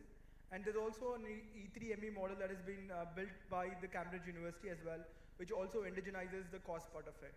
So there, you can see that there are different varieties of tools when it comes to estimating the investment needs for the climate finance. And when we talk about climate finance, we have to understand that we are talking about climate finance needs for primarily for both mitigation, adaptation, and not necessarily mitigation. While NITI's work has largely, the work that we have taken in terms of NZ 2070, next please, in terms of, the particular slide illustrates what the work that NITI has undertaken to prepare 2070 roadmap primarily talks about a mitigation-centric approach, but we are very conscious that India being a most climate vulnerable country, adaptation is important, and that's where I mentioned in the morning that we are launching a separate stream of work under the adaptation. Next slide, please. Notwithstanding the limitations of the CGE model, we are using TIMES and ISS to estimate the investment needs from the demand side, and with the help of CPI, Dhruva, Labanya, we're also looking at the supply side dimensions in terms of how much of money can be mobilized from the domestic sector. So the way the model is built is an asset flow model primarily. So you would have the economic growth happening across the system, and because of that economic growth, you would see your savings kind of improves, and how this savings then can be intermediate across various channels, and those channels then gets allocated to different sectors. I wouldn't go in detail into discussing the nitty-gritties of this model, but this is one of the models that we have adapted to basically say how much of money can flow from the domestic sector to meet the demand for the climate finance, especially for the mitigation side. We haven't done the exercise for the adaptation side yet. Next. So this particular slide primarily underscores the point that there are technologies which are at a very different levels of maturity. For something like green hydrogen, while the technology maturity exists in terms of its viability in terms of as a technology, but the commercial viability is very far off. So how do we then think about adoption of green hydrogen? How do we think adoption of something like offshore wind? Do we blend it with some kind of viability gap funding from the government, or do we need any other additional measures? So these are some of the points that we in the climate finance group has been deliberated upon, and especially for some of these emerging technologies, we also understand how much funding has to go through from the government so that there is a commercial maturity or the commercial viability that is established in the upcoming decades. Next. This is again another example of a work that NITI in partnership with ISEC has done in Maharashtra. This kind of illustrates the projectization approach where we talk about bankable projects, right? So once you have the roadmap, once you have the clear need for investment, having that list of bankable projects with the taxonomy in place will kind of accelerate the money flow. So with this, let me just conclude my remarks, next slide, and hand it over to Dhruva, primarily emphasizing that the work that we have undertaken till now has largely been mitigation centric, has also underscores that there are some elements which we have not kind of emphasized as we go forward, because there are data gaps in terms of how do we bridge those data gaps, and we haven't focused on understanding the subnational dimensions. So with this, let me just stop here and hand it over to Dhruva to take forward the session. Thank you. Thank you, Venu. Thank you, Niti. And it's great to see this conference getting organized. Good afternoon, everyone. Post-lunch session, we have Mr. Saurav Kumar, the head of GApps. We have Gaurav Kapoor, head capital from the British High Commission. And we have Amar Bhattacharya of Brookings. And Mr. Amar, welcome to the event. And Mr. Saket Kumar from the Sustainable or the Climate Risk Modeling Unit of RBI. Welcome, all of you. I've been intensely listening through the morning sessions and seriously learned quite a lot in terms of thinking about models, the role of models, and what it's left me with to start this conversation is about the role of models in decision making and the role of models. But when we come to finance, as you would have seen from the presentations which Venu made, so we have climate science models, and then we have energy models, industry, waste, integrated assessment, all feeding into net zero transition. You have general equilibrium, CG model, and then is what we come to money at the last as to where is the money for it now. That's the starting point of saying, okay, this is what is required. How do we mobilize finance, public, private, domestic, and international? And just to kind of start this discussion off, I'm reminded of a book I read ages ago, maybe 20, 25 years ago, where in finance and modeling, there's a gentleman called Nassim Nicholas Taleb, who has been famous for his creation of what is called the Black Swan. And before that, he wrote a book which is called Fooled by Randomness. You know, one of the striking quotes which stayed with me for years, and it's primarily post the global financial crisis, that he says, humans often mistake, and I've got it here, humans often mistake random events for skilled model outcomes, failing to recognize the pervasive role of chance in life and markets, and consequently make poor choices or poor decision making. This is a point to be brought in because there was a lot of uncertainty getting discussed in the, not to undermine the importance of models, but also at the same time make it recognize that, and I could hear there's a need for both deterministic and most probably stochastic models in place, but then when we look at it, there is a level of uncertainty then we are looking ahead. And oftentimes, we are conditioned to believe that this is happening by choice, maybe not by chance. But with this, my first question, let me start with those on the kind of, on the VC first. And Amar, my first question to you is, is what an open, and this is for everyone, please feel free to respond. So how does these modeling exercises leading us to, and you've been looking at this not only for India, you've been looking at this globally, how does the current financial system, or let's call it the current economic system, where we have savings getting into investment, and we need money from both public, private sources, how does the world, and specifically in the context of India, how does India bridge this gap of the order of an investment rate needs to be increased by $200 billion over the next few years, next 10 years, and then we have it till 2047, which is Viksit Bharat and beyond. Over to you, Amar. Thank you, Dhruva, and it's a real pleasure, even though I'm here virtually, to participate in this panel. A big word of thanks to Anshu for inviting me, and it's really, really exciting to see this work now progressing in India, and in a very much of a leadership mode. So I want to begin with exactly what you said, Dhruva, that we are at a moment of really unprecedented investment imperative and investment opportunity. Why the imperative? Because we know the climate crisis is deepening, the window for action is shrinking. The opportunity is that acting on this is not just about climate, it's actually about development and leapfrogging. And indeed, in that sense, there's a tremendous link between Viksit Bharat and the net zero strategy and adaptation and resilience.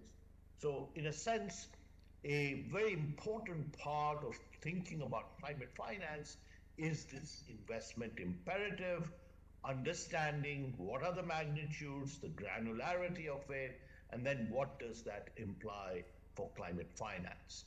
So if you look at the magnitudes, in the world, and maybe I share one slide which might be interesting to look at. Just 1 second.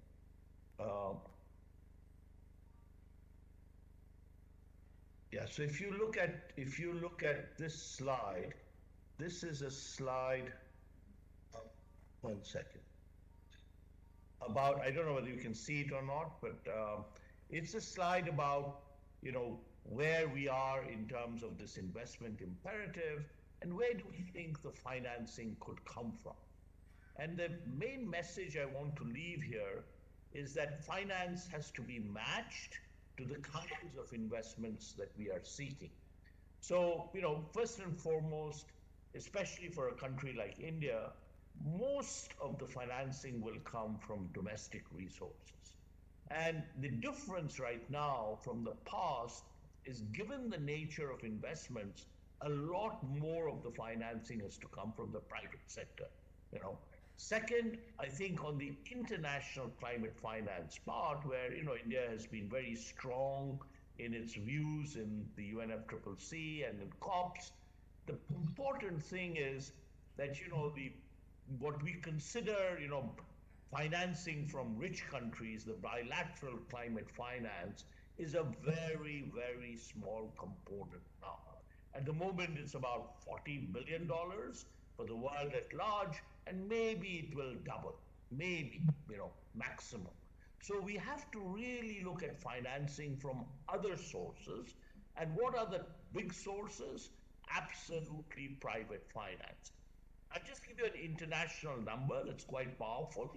So we estimate that we need at least 500 billion by 2030 and maybe 600 to 700 billion by 2035 of external private finance for emerging markets and developing countries other than China. What is the current level? It's $30 billion. So the only way, from an international point of view, if we are going to make this macroeconomically feasible, is we will need significant amount of finance from the long-term pools of institutional capital. Second, I want to emphasize something that's extremely important, that we need development finance at all levels. We need development finance from the MDBs. We need development finance from developed countries, but we need development finance in our own countries, and especially in India. It's very heartening, therefore, to see now discussions around a green bank. But I would encourage us to think about development finance in India as a system. What is the system of development finance that can, in some sense, make the connections, fill the gaps, do the catalyzation that is necessary? I just want to end with, three very quick points about the public and the private. So on the public side of finance, if we have scoped out the investment requirements accurately, and by investment requirements, I mean three big buckets. As Venu was saying, the dominant bucket is the energy transition. What do we mean by that? Renewables, we mean grids and storage, we mean the whole decarbonization agenda, energy efficiency, electrification, transport, hard to abate sectors. So it's not going to come from this specification at the macro level may come from a model. At a sectoral level, we have to build this as composite models, not one single model. So very important to recognize that when we talk about models here for investment, they are really classes of models with different levels of specificity in terms of allowing us to understand the investment. But on the if you break that out into public and private, just 2 points. On the public part, certainly green budgeting can help. The Coalition of Finance Ministers for Climate Action now has developed quite a good repository of green budgeting, approaches applied to different countries, and Niti could certainly pick that up, working with DA on that. The second aspect I want to spend a moment on is the private finance part. So on the private finance part, you can break it out. We talk about you can break it out into that private finance that would flow because revenue streams are pretty well defined. In some aspects of renewables, that's the case, but in most aspects of financing right now, there will be a need for blended finance. But for blended finance, we should not think of it as some kind of amorphous topic. Niti could unpack the blended finance into what are the particular elements of intervention that are needed. And let me just give you a small list. So we need blended finance to unlock investments at early stage. Project preparation, especially for more complex projects, requires blended finance. Second, we will need blended finance for de-risking. And de-risking is of many different kinds. There is de-risking for policy-induced risk, for liquidity risk. There's de-risking for, for currency risk. There's also, very, very importantly, requirements for credit enhancements at different stages. Right from the start, when you're looking at the infusion of equity, where we need blended finance to create a viable capital stock, all the way to aggregation and credit enhancement to make this investable, there is a need for blended finance. So one area of work that is extremely important is unpacking blended finance. What do we need? Where is it needed?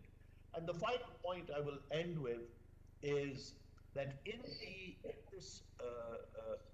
we should recognize more and more that when we are talking about climate now, it's not kind of separate from the development agenda. It is absolutely and integrally linked. Why? Because the climate investment opportunity for India is the biggest development opportunity. Given the costs now of the clean, 10 cents a watt for renewable energy, if investment, we can actually use it because so much of our infrastructure is still to be built. We can use this to leapfrog. So in the thinking that we do, the final point I would make is we should not think in terms of static parameters. It's extremely important to think about the dynamic opportunities and how one develops the scenarios around those dynamic opportunities in terms of investment and in terms of finance. Thank you, Dhruva. Thank you, Amar. This was very, very comprehensive, and it does include a few things. Climate is development. It's not divorced from development. You need the private sector in, you need blended finance, you need risk mitigation. I would wanting to come to each of this, but thanks for this comprehensive coverage. But let me turn to Mr. Sharv Kumar and then to Gaurav before I come to Saket on the issue of saying, what are the opening comments that you have on this overall scenario of meeting the climate finance, which is turning out to be a gap today, near and medium term too? So Dhruva, first of all, thank you for inviting me. I'd like to thank Dr. Anshu Bharadwaj, Venu, for this opportunity. Let me be the devil's advocate here, and let me ask a question. I mean, I've heard this. I'm not a financial modeler. I'm not a climate finance person. But can anybody tell me one project in this country which has not got implemented because of climate finance? And I have been in the government for 20 odd years. Yes, it is good to talk about what is the climate finance needs, but I think it's equally important, and when you just showed what we, McKinsey and ISEC developed from Maharashtra, it's a $30 billion opportunity getting projectized and getting implemented. I'll give you two other examples, Dhruva, and one which I was very pleasantly surprised,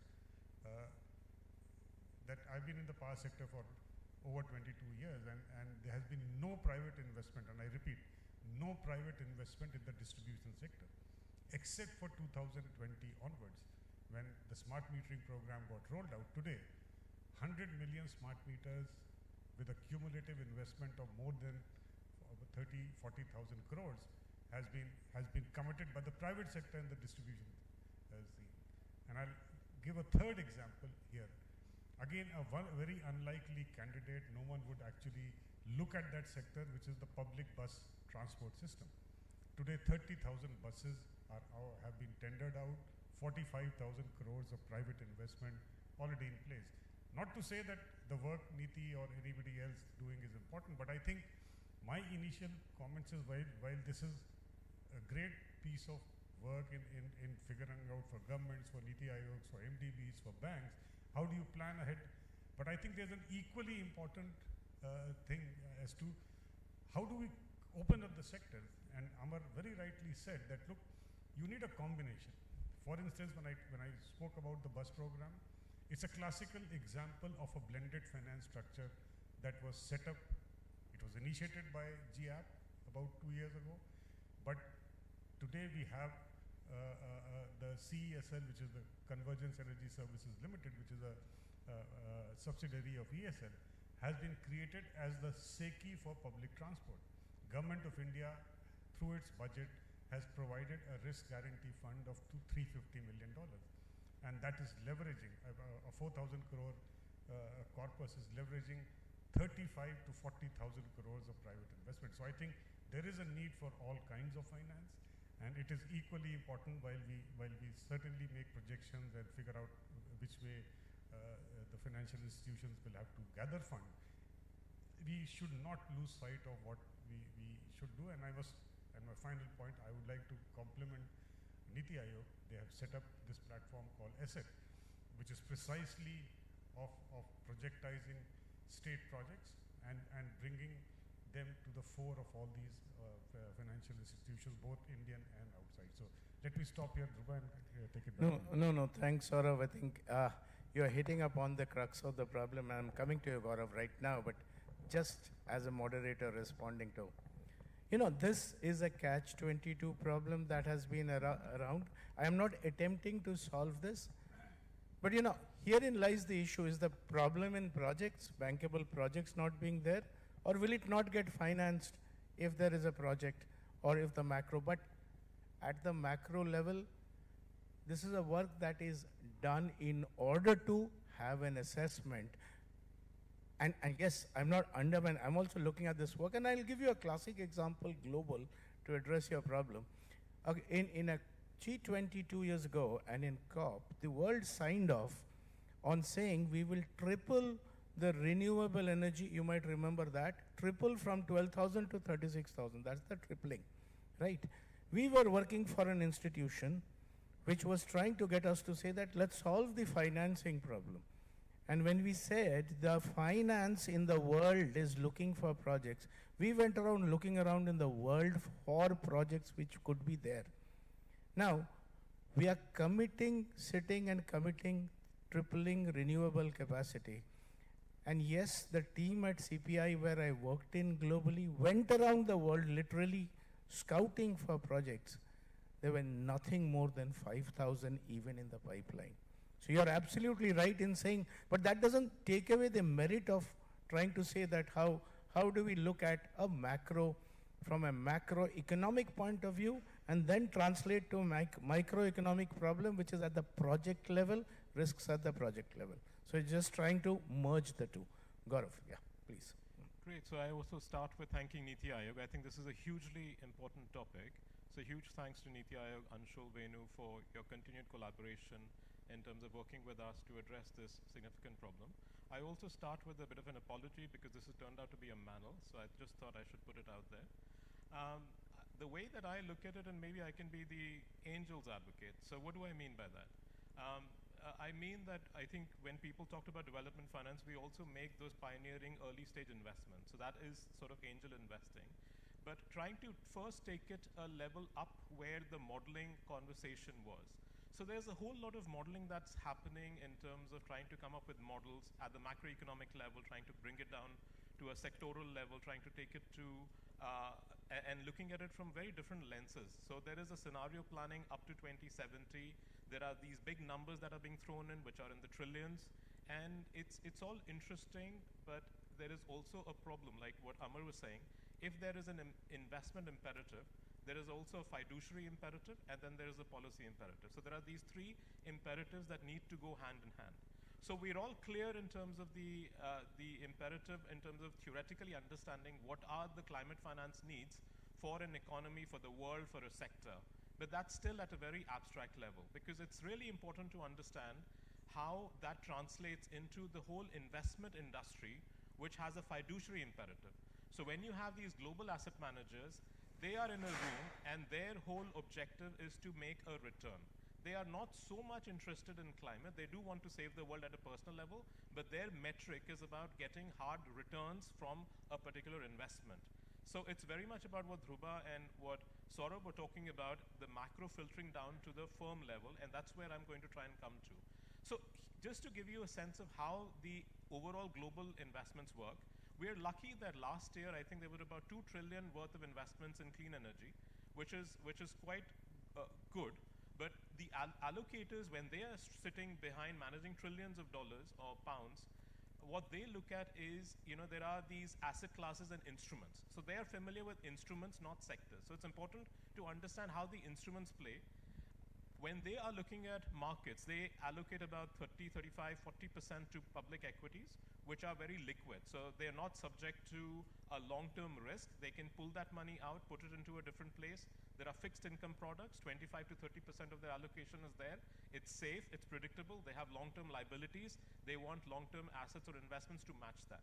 And then you have about 15 to 20%, which is in private equity, venture capital, high growth sectors, the kind that we want to tap into the climate finance conversation that we've talked about, and I'll come to that. And then you've also got some others which are real estate, infra, etc., really long term, open to very local risk and different kinds of risks that are there in the counterparties, etc. Why is it important to think instrument? Because climate finance will not move unless the investment industry and the financial and fiduciary imperative is also understood by the people who are doing the modeling on climate finance. I think that's really important, because otherwise there is going to be a mistalking about how what we are expecting as a need, hey, why are people who are writing checks not understanding that? So it's really important that they do that. Let me break it down into a sector, because the policy imperative is the third one, which is really important. And by policy imperative, I mean that when government decides, And whether it's the UK government, which is setting out its own, say, carbon budgets. Now we had the recent report talking about the 7th carbon budget that was being looked at in the year 38 to 42, which gives a long horizon for industry to plan it out. That's really important because what investors need from policymakers is long-term stability to de-risk and make sure that they are doing their fiduciary imperative appropriately. And let's take sectors like, say, electric vehicles. We talked about buses. We've had, in partnership with Government of India, investments in e-buses where we've taken the operating risk, working with the e-bus providers to try, and they are in their 1,050 bus. But for a country like India, what do we need? I think we need to really think in vision, and the policymakers need to try and help do that. Plus, even a sector like EVs is very fragmented. The kind of needs of a two-wheeler segment, which is the biggest segment in India, about 50 to 60% of the EVs in India are two-wheelers. So the kind of requirement, the fiscal requirements, the kind of support, incentive, taxation, all of that would be slightly different from a two-wheeler segment to a three-wheeler segment where it's also about autos, etc., to a four-wheeler segment, which could be a car. There could be some sort of premium usage car as well as others. And then you've got the trucks, the commercial, cargo, and then you've got the buses for transport. So that even a simple sector like EV is very, very specific, because when investors make a call, they make a call on a company operating either in one segment or at most two or three segments, but it's very, very specific, and it's important to understand that, because that's where they will want predictability over a 10-year horizon at least to be able to then take a call, because for private equity funds, venture capital funds, investors, it is a 10 to 15-year call that they tend to make. And also another policy imperative is also about shifting behavior of consumers. Whether you have public transportation, how can you switch more and more people into more efficient, low carbon forms of public transportation? That's again a policy imperative. That's really important. And when we bring it all down and try and reconcile and get these three models and imperatives to talk to each other, then we have a solution in the making. Then we unlock a lot more finance into the sectors. Because otherwise, I think there's a lot of talk about finance, but not a lot of finance that needs to grow India. And we had the Niti CEO talk about how in a 3-hour movie, maybe we're just in the first 30 minutes. How will the rest of the 2.5 minutes be built if we don't have finances? And that's a really important question that we should talk about. Thank you. No, thank you, Gaurav. Let me now turn to Mr. Saket Kumar on your initial comments on how the macro part of climate finance and also at a micro level can be met. This is my just initial starting. Please feel free to share your views. So thank you. Thank you, Niti Aayog, for having us here, and a very good afternoon to all my fellow panelists. Taking forward to what everybody has said, I think I will talk more from a simplistic and practitioner perspective. Like, suppose if we want to understand about finance, so what drives finance? Finance is driven by risk reward considerations. Wherever there is a the money is going to be based on risk reward considerations, whoever is the investor or whoever is the lender. Then again, two more motives which guide the flow of finance is obviously profit motive, and then the next one is loss aversion, because nobody wants to make losses. So if we view climate finance in this context, then it will be very clear to us that what are the issues that climate finance faces and what could be a way around of this. So when we talk about climate finance, so practically we see that when we talk about green lending, sustainable lending, these are really relatively newer sectors, newer areas of finance, which are different from traditional finance areas, and there are inherent capacities that needs to be developed. The technologies need to be understood, so that the ultimate lender, whoever is the lender, whether it is a bank, whether it is a financial institution, whether it is a NDB, whether it is a GCF, means whoever is the lender understands that thing, and accordingly the pricing can be built in with various. One thing which is very important in this context is collaboration. So we need scalability. Today, the climate finance happens on project basis. The scalability is not there because of the issues of lack of risk aversion, the inherent greater risks in comparison to traditional sectors that the climate finance or green and sustainable finance sectors faces. So that instills a sort of a risk aversion, loss aversion among the lenders, and no, where there is a more risk, there is a perception of that you need to give them more interest rate, or the cost of fund goes up. So obviously, we are at a dichotomy that okay, we need to incentivize a sector which inherently looks more riskier when it comes to funding. So here is the crux of the matter, that okay, how can we solve this sort of a puzzle, or dichotomy that exists, so that this climate finance can be scaled up in that context. So there are live examples, whether we talk about solar or whether we talk about renewables. So there have been the cases where technologies have sort of settled in, and they have got some sort of a scalability as well. So again, as my fellow panelists told, it requires a collaborative effort. Like you need to have some sort of first loss given capital. Somebody is willing to take the initial upfront cost, that okay, this thing may not take up, this thing may die down so that loss given default, or that has to be taken by someone, whether it's public fund, whether it is some sort of an MDBs or national development banks or DFIs, whoever comes in, or whether it is in the form of some guarantees, or some sort of insurance, or range of grants, or even philanthropic funds. So there has to be some sort of a initial funding which needs to take care of this issue, and then the private sector can definitely chip in, because the private sector will definitely come with a risk reward motive, and seeing how they can be profitable to them. So what I will say, that we all need all these, whether it is blended finance, having government, private sector, everyone on board together. But the issue is how we need to solve this dichotomy problem and make it more of a market-led lending rather than case by case study or project based funding. That's my initial remarks. Thank you. Thanks a lot, Saket, for getting much more granular at the level of risk return relationships in finance and the higher risk, and therefore the need for external risk mitigation. This brings me back to Amar. Amar, you did talk about a few things which were blended finance, green budgeting. You did talk about the need, and you really underscored that without private capital, this is not going to happen.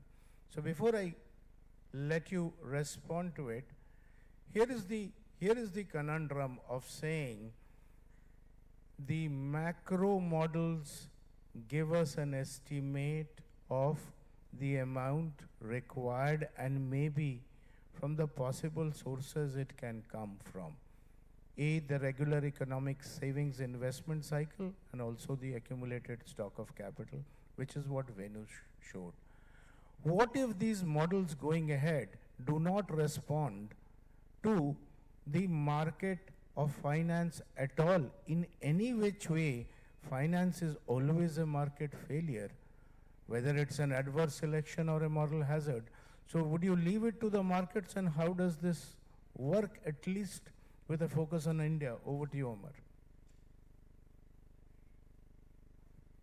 Thank you, Dhruva. So, markets work best when there is certitude about not just where we are, but about long-run expectations. And in this space, a very, very important role of governments is to set trajectories around which private investment can come. So I give you, I think the renewable target that Prime Minister has set is a very good example around which private sector can mobilize, because they know that in some sense there's a commitment. There's of course a policy challenge. Again, which is the second part. As we know, we have issues. There are lots of deals happening, but translating those into full-fledged PPAs at the state level, quite challenging. So there is also a second role in this about the role of government, which is, in addition to long-run targets, to set the enabling policy environment. And particularly in some of these sectors, as was pointed out, we still do not have that. So I think very important to have long-run trajectories, but also have the policy framework in place around which investments can come in. On the, on making the private sector finance from a macro point of view, I want to come back to what was said, which is at the moment, it's very difficult to say that finance is the binding constraint. In most good investments, manage to find finance. But if you run the kind of macro models that Niti could run, you would find that we will face certain kinds of challenges in the structure of finance from the private sector point of view. The first is currently financing for climate is bank dominated. Most of the investments are based on banks, and that's good, but there are limits to how much banks can finance. Banks are excellent at the upstream financing that is necessary. But in this space, with the investments we are looking at really long term, you cannot do that without, in some sense, having capital markets play a role. And the capital market challenge, again, that was pointed out, is of two kinds. First is in this space, because these are very capital intensive, because the risks are such, you need much, much better structures for equity finance.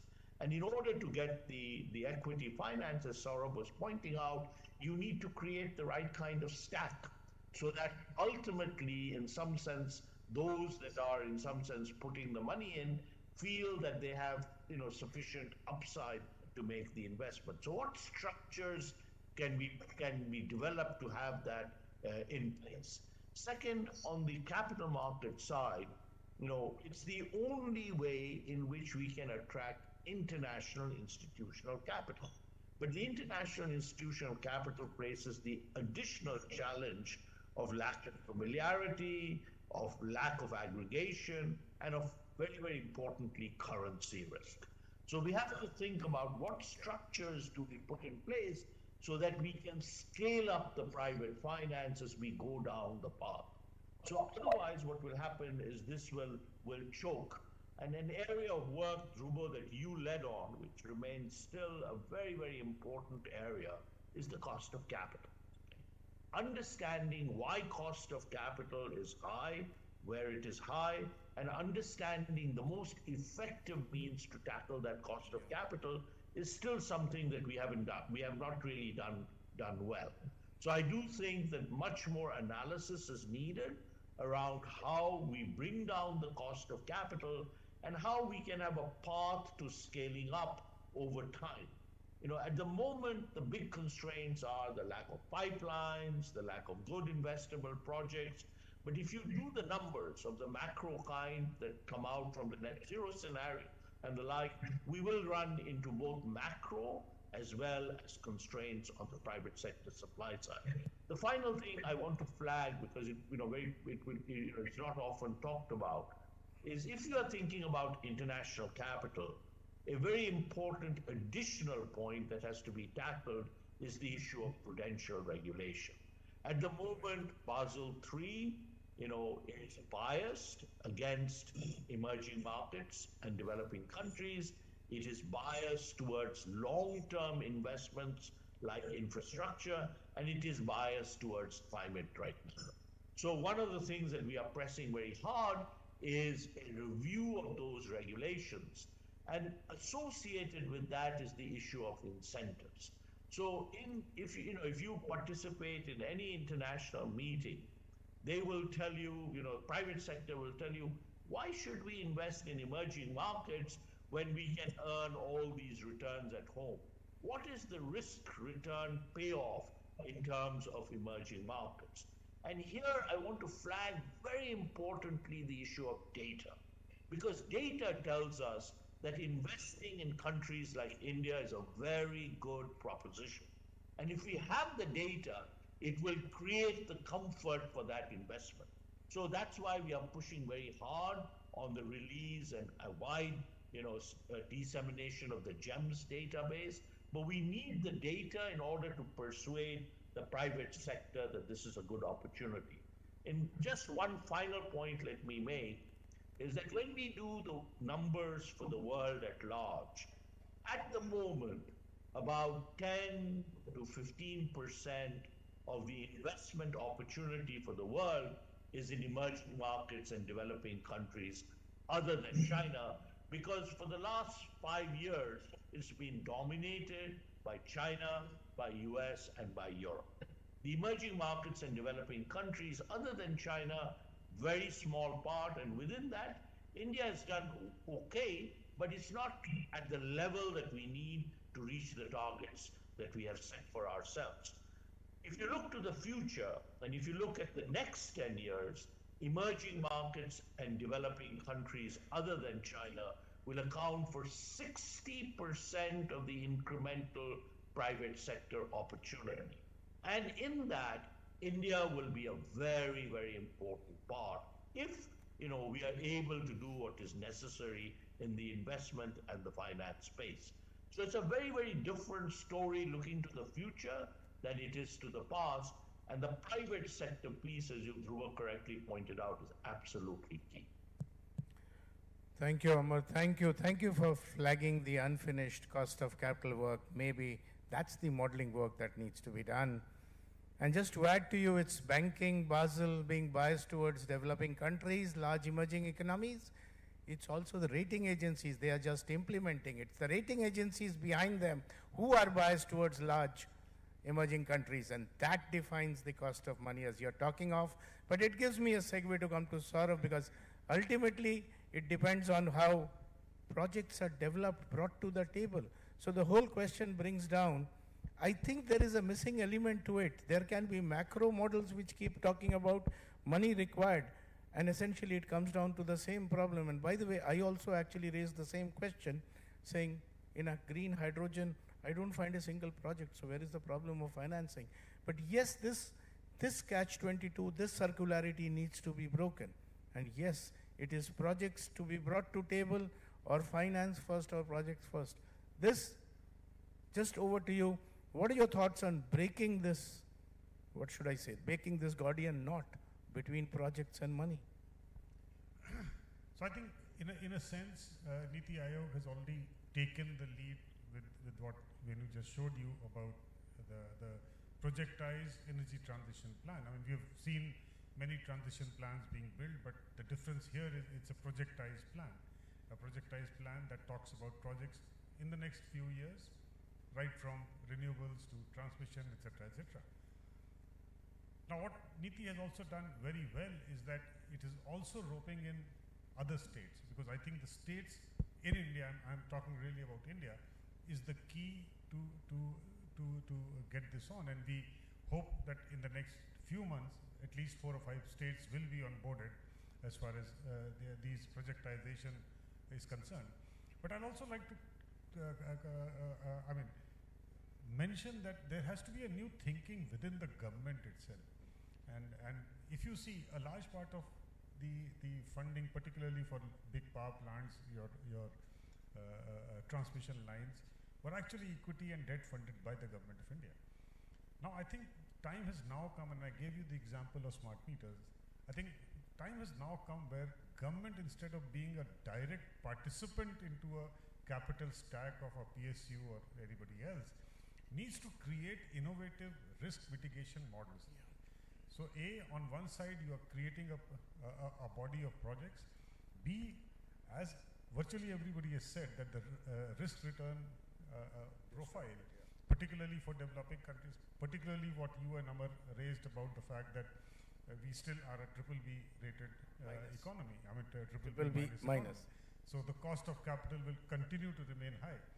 If the government starts to do what it did for the smart meter sector, what it has just done for the public transport sector, where you use innovative financial instruments through your budget, through the budget process, like the great story of renewable energy with SECI providing that comfort. I think time has now come for the government, both center and the states, to really create that risk reduction kind of a profile and also creating a set of bankable projects, I think that's where the catch-22 could possibly be broken. Thank you. Thank you. Need for an institutional gap to be bridged. But before I come to you, Saket, for Gaurav, would request you to focus on again what Amar mentioned, the role of capital markets over banked India. And you were referring to private equity investments, which is fine. But if I then subsequently look at debt that becomes more staid and more risk averse, private equity still goes in, maybe venture equity, whatever promoter develops, but debt is a safe play. Where does this banking to capital markets work out at some point of time? And that's what will ensure, in my mind, will ensure flow of capital. Over to you. Please correct me if I'm wrong. Great. I think you're right. I think just picking on, I think so you said pick on where Amar left. So I think Amar left at a trajectory. Yeah. So there is a trajectory. Let me build up on that with a few more T's using the trajectory bit, right? There is trajectory that will give people the certainty, of course, but that trajectory has to be translated transparently into a certain, say, a taxonomy that on climate, government is now thinking together. So it's all about talking well. So unless there is a taxonomy, people don't know if they have a funding, they want to look good and there's an earmark on climate, they will not be able to do that unless you have a taxonomy. So with the trajectory and then a taxonomy, then you have private equity starting to take a bit of risks. Why do they take risks? Because it's important to build track record in a particular sector. The risk return, we just talk as numbers, but when you break it down in a very practical way, how these people write checks, assess proposals, I've been on investment committees, it's about track record. Everybody's trying to figure out who else has done it, which are the companies, what kind of returns are they bringing back, what are the opportunities, who's the competition, why should we go there? Private equity, venture capital are able to take that risk for different sectors and to be able to have a growth story because they think by taking that risk, they can return the money. Now your question was, why are banks not able to do that, or how can we unlock that more? I think the capital markets challenge, which was about coming up with, say, listed products like InRITs or REITs, are a way where it was talking to people, whether it is private developers, whether it's banks, whoever has an asset which they think is de-risked enough that they want to then recycle their money back so that they can put it into a next new set of projects and investments. That's really important. So one has to then incentivize that bit to be able to then again build a track record, which is what, unless you have domestic banks, domestic institutions, domestic developers, domestic private sector, not able to create that track record, you will not have international investors coming in with larger volumes of capital because they think the deal sizes in India are very small. They are interested in big checks, safe checks in some ways, but they're not getting that unless there is a track record.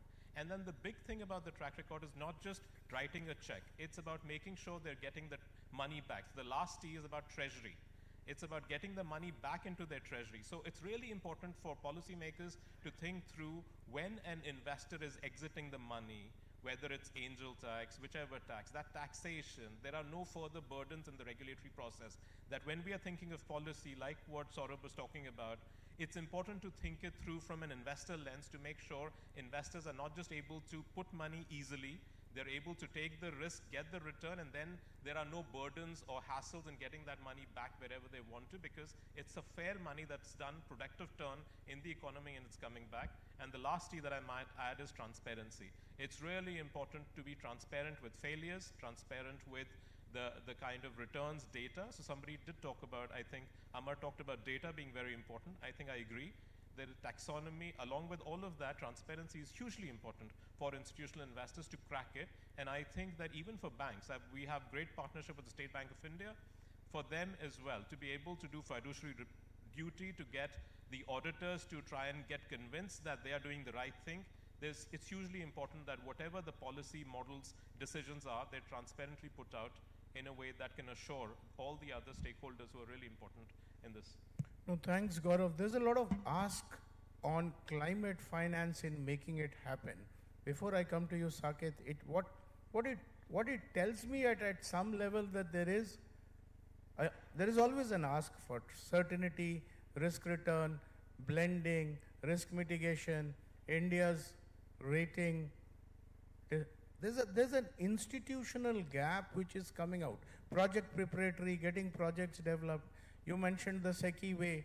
So I can sense some sort of an institution, whether that's a green bank or a green financial institution supported by project pipeline creator. I can clearly see this is coming out from all of you in terms of the need for an institutional gap to be filled. But before I kind of, this is sort of probably time for only last question or one last question. Saket, just looking at you, if you would take the regulator's view on saying, yes, you mentioned very clearly, but there is a climate risk element, which is the micro level, right? It is the micro level of climate risk which inflates the cost of money, which therefore makes it risk return unwieldy or untenable, uninvestable, unbankable, unlendable, whatever you want to call it. But there is something to be bridged. What can the regulator do? Over to you. See, from regulator's point of view, definitely there are again two aspects. Like the first is again your prudential part, and the second one comes your facilitative part, right? Right. So the prudential part is completely related to risk management. Sorry to interrupt you here, but do you see your prudential path and facilitative part aligned, or are they mismatched? They have to be aligned. They have to be aligned. Okay. They have to be aligned. So how it happens is like when you talk about prudential part, so you arm the bank on the risk part of it. Okay. How you do an assessment, how you build capacities, technical capacities to understand what climate risk entails for your balance sheet going forward. So again, that again means taking today as an ecosystem. If I talk about prudential part, do I understand what I am sitting into? If going 5 years, 10 years, or maybe 3-4 years down the line, or what could be a sort of a potential risk to a financial system that I look into? If physical risks, tend to happen at a more frequent and severe form that they're happening on today. So that's the one aspect. So a related aspect comes on adaptation, because it's a sort of a risk management that you tend to do, building your resilience on the part. Then the second more part comes on the part of your facilitation role. The facilitation role comes when, as a regulator, I try to get over that dichotomy of having more inherent risk, and how I can give a sort of a robust ecosystem where the risks are getting captured, considered, mitigated, and a informed decision on how I can move forward with lending, and that happens. So how that can happen?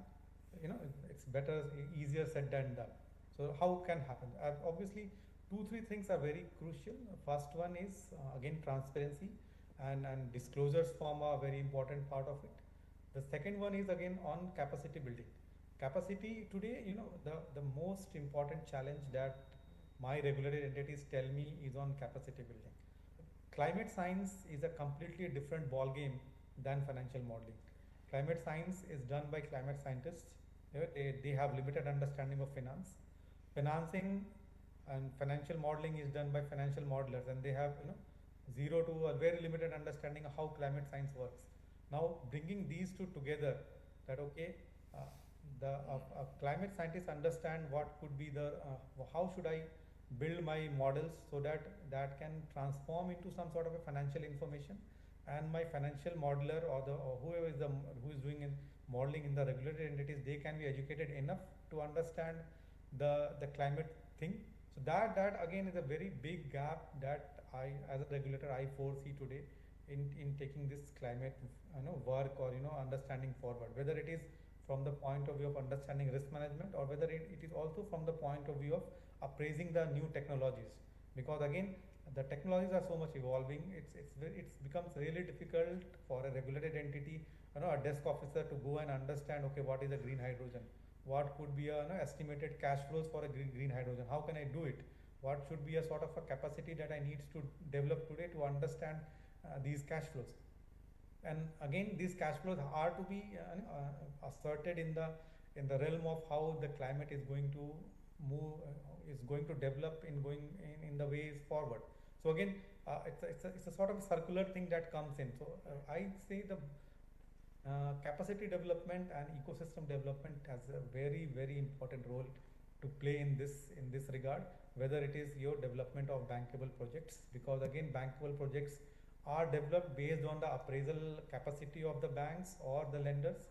So until unless they understand how to appraise a bank, how to appraise a project, your pool will not come, because the banker itself is not understanding that, okay, how should I go and appraise this project and give something to the lenders to give me to get international fund or get fund from the government.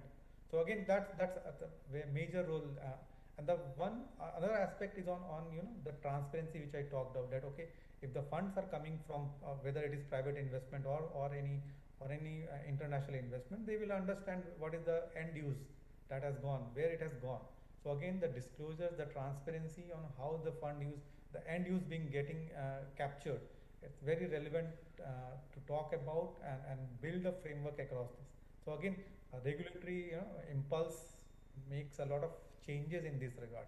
And also one more aspect is on inter-regulatory coordination, because climate is not about only banks. It's about all the, whether it is insurance, whether it is the capital markets, whether it is government, so it's all have to come together in a single standardized, coherent, consistent manner that should be adopted. Because one example, if I take that, if I tell my banks to do any climate assessment, they will say that from where they will get the information. So they will get and data are the real enablers that going forward we can see. No, thanks, Saket. Thanks, very well taken. There is a prudential role. There's need for transparency. There's a need for systems of uniformity of measuring physical risk and also disclosure, at least on standardization, which will make the regulator play a facilitative role. I'm told I have to close down the session, so I want to open this up to questions. I can take maybe one or two questions, or maybe, yeah, please. If I can see a show of hands, anybody, any questions, please, you can ask anyone open question, or you can also point out to whom you want to answer the question from. If there are no show of hands, I have a question, one last completing question. I want one question for you, Amar, is what you mentioned, and this is my closing question, if there are no questions here. You mentioned the bias towards developing countries, which brings India to a BBB minus. No amount of risk mitigation from within the country will mitigate that risk. How does India as a policymaker solve that? Because being a BBB, as you said, very clearly there's a cost of money. What is the intervention which will solve it? Because you can't reduce the risk of you being India from within India itself. I mean, that's what I think. Over to you. Last question on this. Thank you. Thank you, Dhruva. So, you can't self-insure, but you can certainly, improve in some sense the approaches, including, as you said, to the credit rating agencies and the combination of credit agencies and regulatory bodies, including Basel, ENSOL, and the like. So, so that's on the country side. I do think that international development finance institutions can play a big role. And as was mentioned, a very, very powerful instrument is guarantees. First loss guarantees, second loss guarantees. We know in a very systematic way now that they can raise, ratings by many notches, So I think using the, DFIs, MIGA, and, both bilateral DFIs as well, in a very systematic way to kind of scale up, and reduce the cost of capital is something in our interest. But at the moment, the level of DFI lending to India is very, very small compared to the totality of our needs. So we should be looking much more at guarantees as a support structure from international institutions rather than just loans. Thank you. Thank you all for this interesting session. Thank you, Saket. Thank you, Amar. Thank you, Gaurav and Sharaf Kumar. Thank you very much Over to you, Venu. Thank you. Thank you, Dhruva. Lovely to have this wonderful conversation. I understand the difficulty of having it post-lunch, especially on the climate finance. But I think it was so wonderful and sort of interesting thoughts have flown through. I would request Dr. Anshu to come on the dais and present appreciation, small token of appreciation for our distinguished panelists.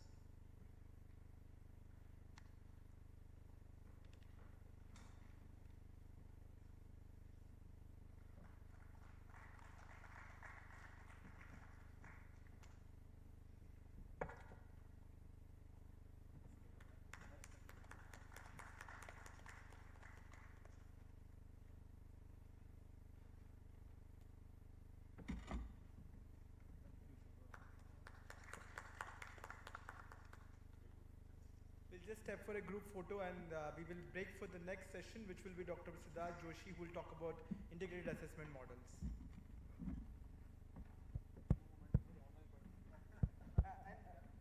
And thank you as well, Dr. Amar and Saket.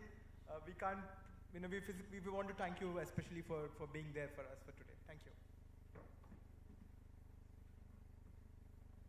So as we prepare for the next session, I would request Dr. Siddharth to please come.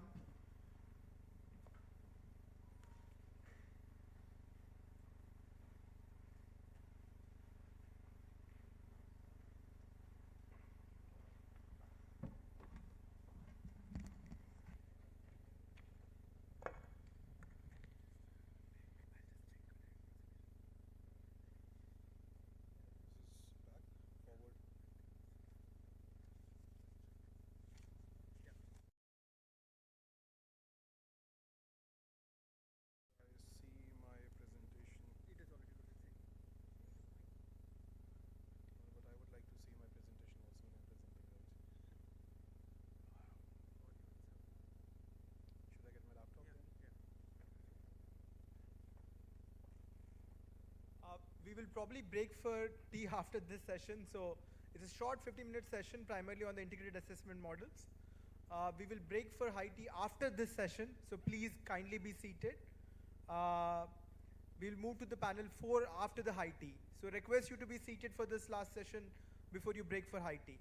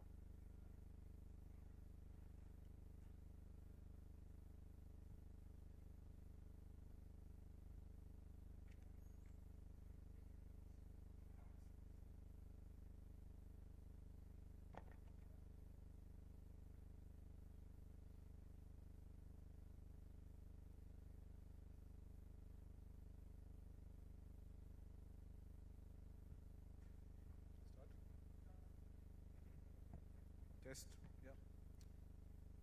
Okay, good afternoon everyone, and first of all special thanks to Niti Aayog for the invitation.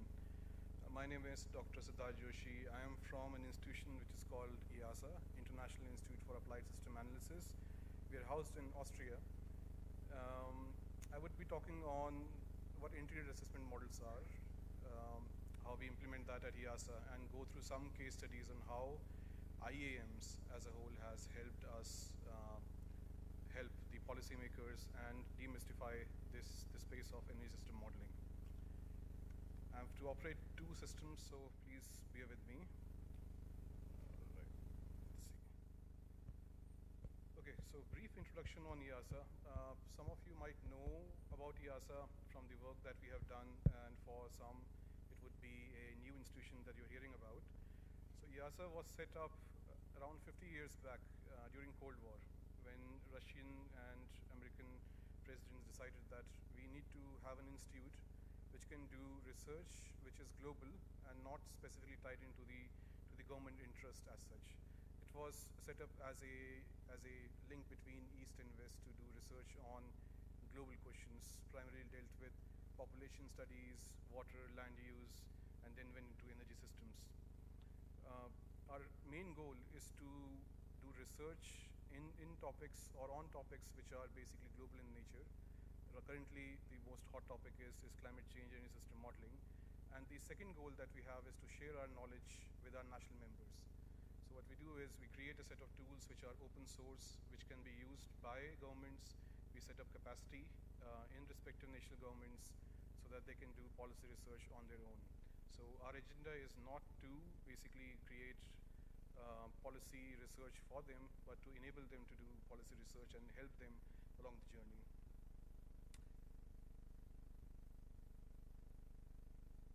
Okay, so India has been member of EASA for approximately 10 years now. And during that time, we had a lot of nice activities that we did together.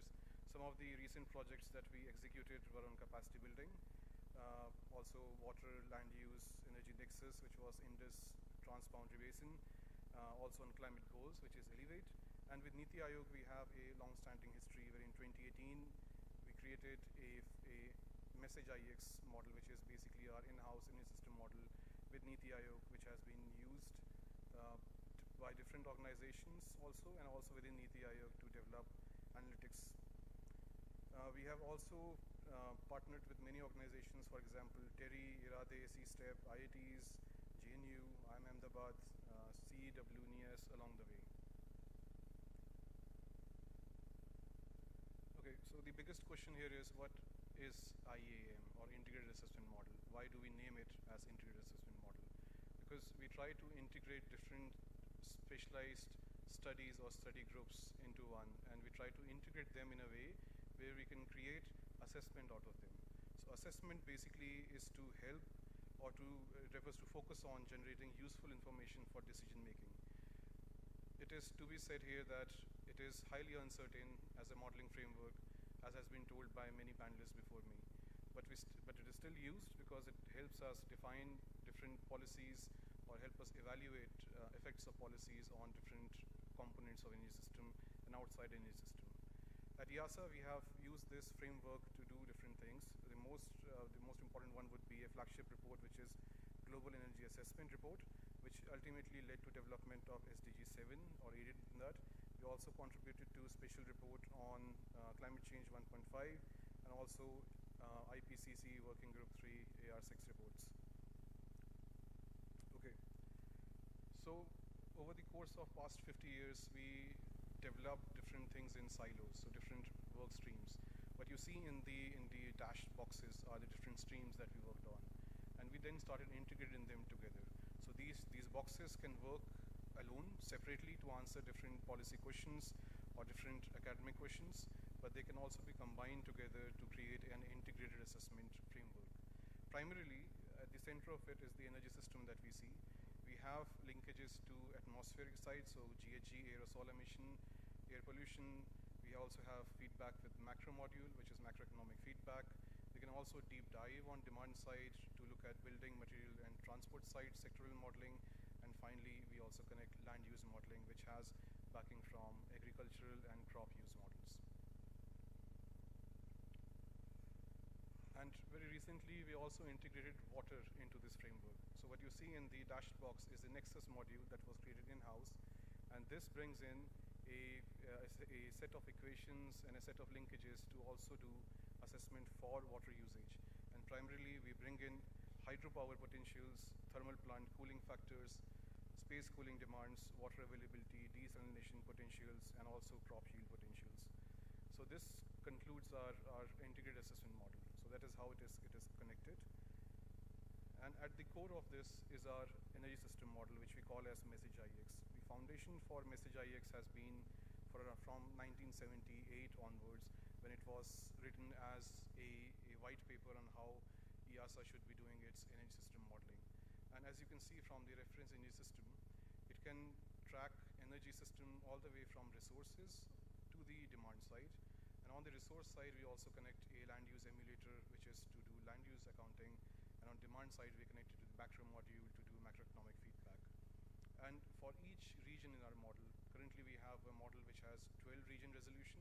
So each region would have this reference energy system, and there would be trade between the regions to balance the energy system. The key characteristic of this message IX model is that it finds a cost-effective solution, not a cost-optimal solution.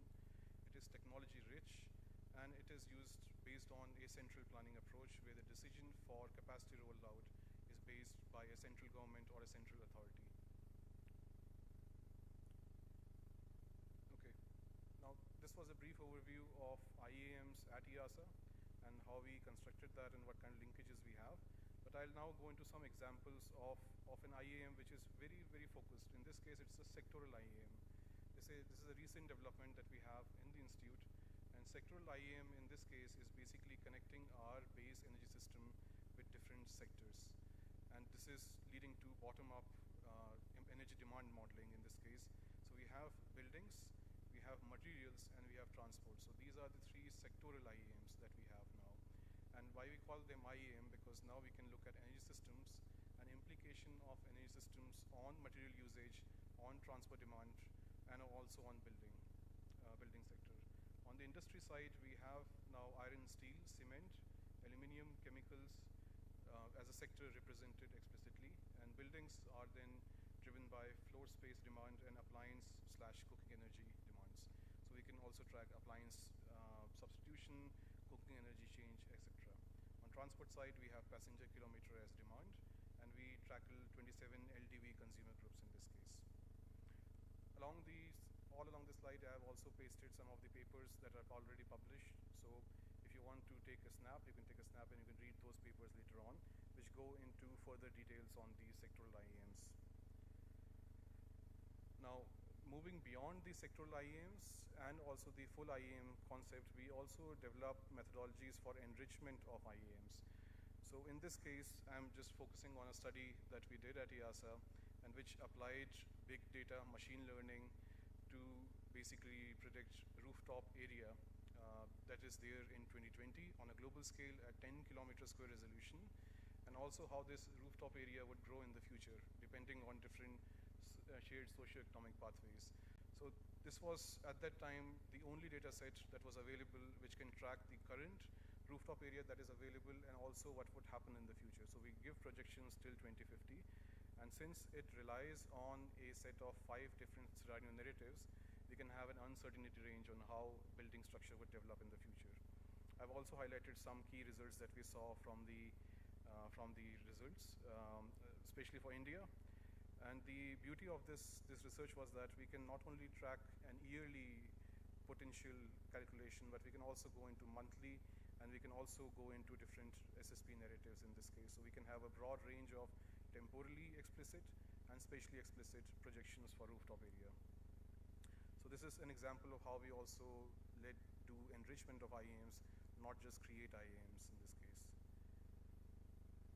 Okay, going on to the next slide, I'll go through some examples of how IAMs have been applied at EASA and what kind of key results we found with this application. I think I'll cover 2 or 3 examples of this to make it quick. So one of the most, let's say, cool example in this case is cooling demand, right? Now the concept was that the world needs cooling, and especially near the equatorial belt. And although we have options for cooling using fans and air conditioning, but still a large population in different countries lack cooling access.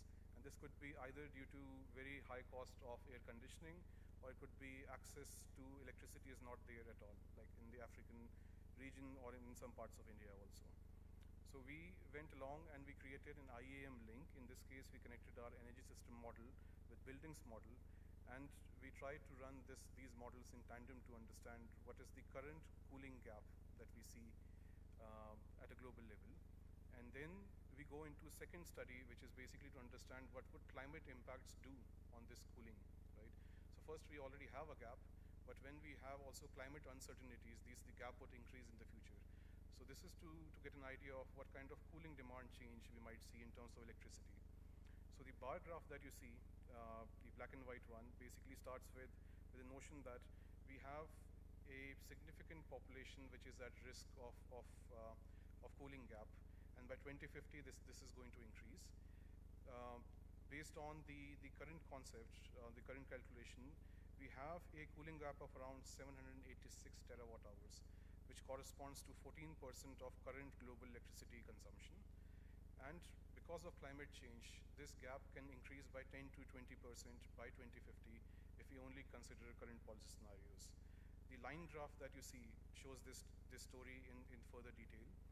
So if we don't do anything, we would have a 150% increase in demand based on 2020. But due to climate change, a further 19% demand increase would be there. But if you also include the concept of decent living, that means each citizen of a country should have decent living standard, and that means decent access to energy, you would have a 92% increase, further increase on top of that. So you might see, when you do a compounding effect of these concepts, a 400% increase in demand by 2020, by 2050 versus 2020.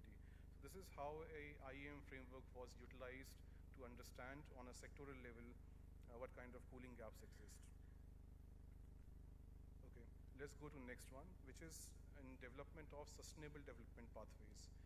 So when you read reports on climate change or what kind of trajectories we have in the future, these are usually mitigation-based studies, and they try to find a solution which is least cost or cost-effective.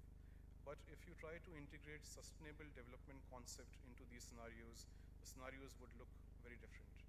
So sustainable development would mean that everyone should have access to, let's say, clean energy, which is affordable. Maybe there are very less impact on land use, water availability for everyone. If you try to put these constraints into the model, then you have a different pathway than what you have in the AR6 report, for example. And these pathways are called sustainable development pathways. I think this is one of the prime research. This was done in 2024. I have provided a link. It is by Bjorn. He's from PIK in Germany.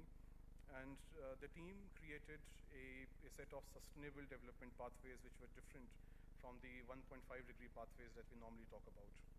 And in that, we introduced a small module which is part of our IAM now, which we call a desire.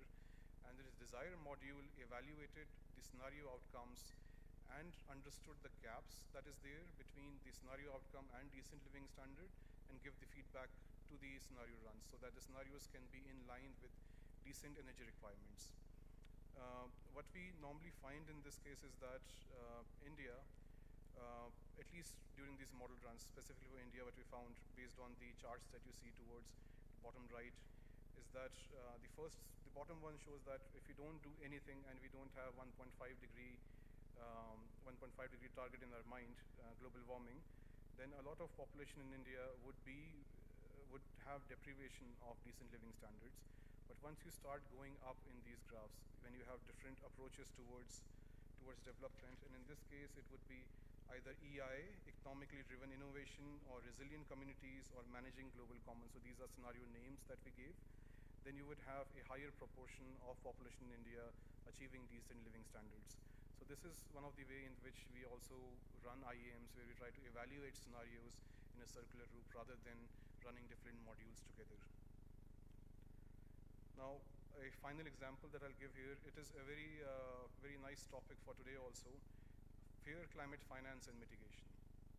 So here, the integrated assessment model is towards your left, right? So what we have are three different damage functions. Damage functions basically take in changes in geophysical parameters, for example, precipitation, temperature, or let's say the heat wave that is there, and try to convert that into a GDP loss metric.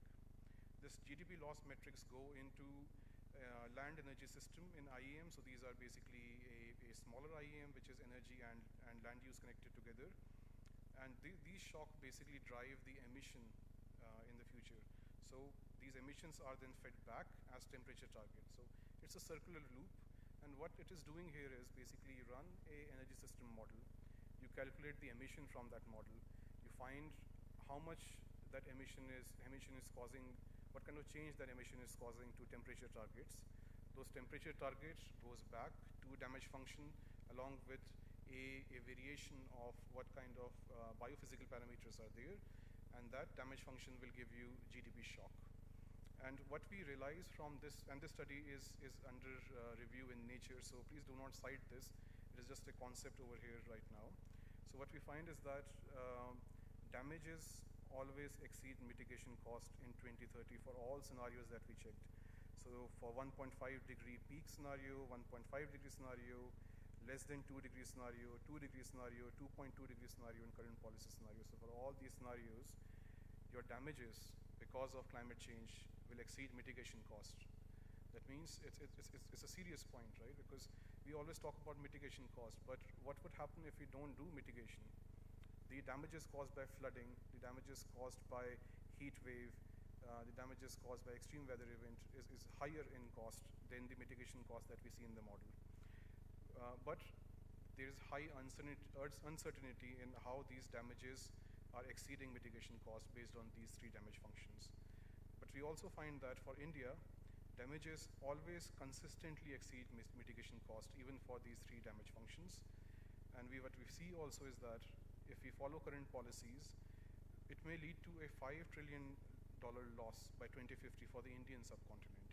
That is also one of the key findings that we see in this. I won't talk much about this paper because it is still in review. I think within 2 or 3 months it should be out for public. Please read through it. It's a very nice study on how IAMs have looked into fair climate financing and what kind of mitigation versus damages cost-wise dynamics is there. Okay, now summarizing all of this, EASA has an IAM. There are other teams also which have IAMs, and also Indian teams which are developing IAMs. So what would happen if, what is the use of these IAMs, right? So every 5 years or so, we do a community scenario update, and these are fed into the assessment reports of IPCC. So for the current cycle, that is assessment report 7, we are running a process called scenario MIP, and this would complete in 2025 by May. And we have 5-6 global teams and some national teams also, which are running IAMs to basically create community-driven scenarios, to create scenarios which are basically roughly looking at a emission trajectory as seen on the right bottom. It looks funny because this is what we call an iPad model. It was created by a few scientists. They were sitting together, they had an iPad, and they drew different emission trajectories that finally became basis for this AR7 model transfer that we have. So this is one of the most important application of IAMs, where we have updates to SSP-driven socioeconomic parameters, which goes through IAM runs, which create marker scenarios, and that marker scenario goes into a Earth system model to understand climate forcing. And whatever you see in the assessment report, it starts from here, at least for working group 3, and goes on to different stages after that.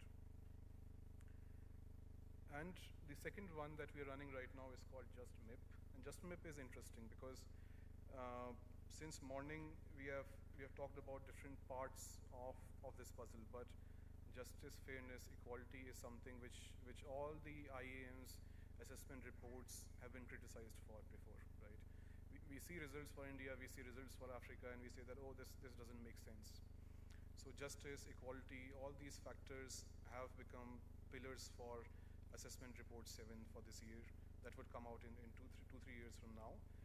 And what we are doing at EASA is creating a set of parameters or a set of let's say matrices which we would use to judge the scenarios. So the scenarios will be developed outside of this framework, and this Just MIP concept would be applied on them to understand how these scenarios are incorporating the concept of decent living standards, how they're incorporating the concept of effort sharing, and how are they balancing bioenergy with biodiversity. So these 3 parameters we look at, and each scenario would be vetted through this process to select a set of scenarios which would be more just in their application rather than just being a cost optimal solution for a climate target. All right, with this, thank you all. So just to summarize, I went through how IAMs are run at EASA and what kind of framework we have, and I showed you some examples on how in EASA we have applied IAMs. Now, just to summarize, these are not the only studies we have. So feel free to go back, search, do a literature search, and you will find a lot of applications of IAMs. And here I would also like to conclude by saying that this conference is also very important because we don't need to always think of a system boundary which is energy system. We always need to go beyond that system boundary. We have to understand implication on land use, implication on climate, implication on finances. And that is why IAM concept is one of the most important concepts that we have here. And I also wish Niti Aayog all the best with the application of IAMs. And I would be very happy to see the future runs of results that would come out of Niti Aayog's IAM. Thank you so much.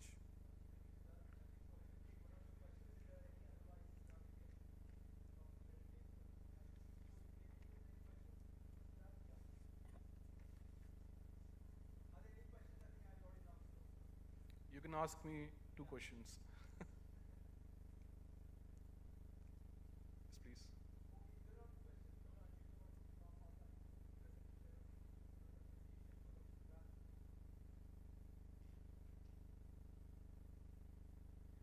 Regarding the MessageX model, can we develop it on state level? It's based on India context.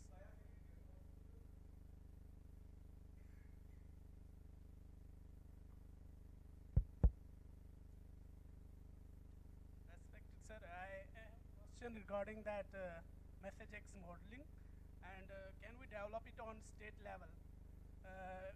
Basically, when we do the modeling, we do on the resolution. We see the resolution, and we do it on mostly the most better the resolution have. We want to do it on the state level, and we have a different geography at different climatic conditions are there, and we develop different scenarios under IPCC Indian panel with different SSP, different scenarios, and under their circumstances, which will be the best scenario for India at state level, or we can have a develop a best model for in terms of MessageX at state level. I personally don't believe in best model concept. All models are wrong. Whatever we see from models is not the truth, but let's say a uncertainty range of where things might be. If I understand your question correctly, you asked me, can you create or can we use MessageIX to create state-level models? Yes. Okay, yeah, that is possible. MessageIX is open source. You can go to EASA's website, download the model version, and you can go into any spatial resolution you want, all the way from a household to national level, continents, global level, and temporally also you can go to any resolution you want, seconds, hour, and minutes, yearly, anything that you want. So the framework is flexible. You need to have a little bit of hands-on with the concept to understand how you can do spatial and temporal modeling, but overall, all the equations, all the links are present inside the framework, so it should not be an issue. Thank you, Saurabh. I think with this, we will probably just have a small token of appreciation from Dr. Anshu for Siddharth. Siddharth, thank you very much for flying in from Austria for this conference. We really appreciate the effort EASA has put in.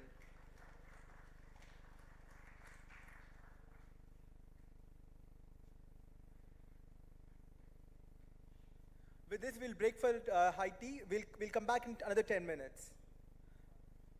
We'll break for 10 minutes. There is high tea served both at the ground floor and the floor here. We'll resume in 10 minutes for the last session.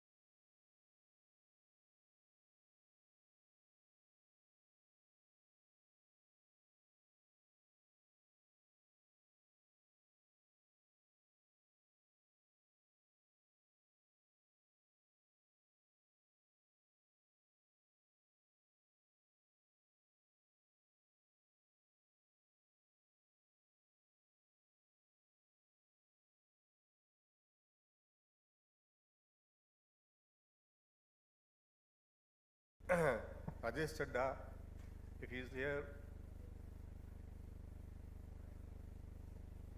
Sri Sanjay Varghese ji, please come on stage. Vaibhav Chaudhary, Ms. Ulka Kelkar, I request please come on dais.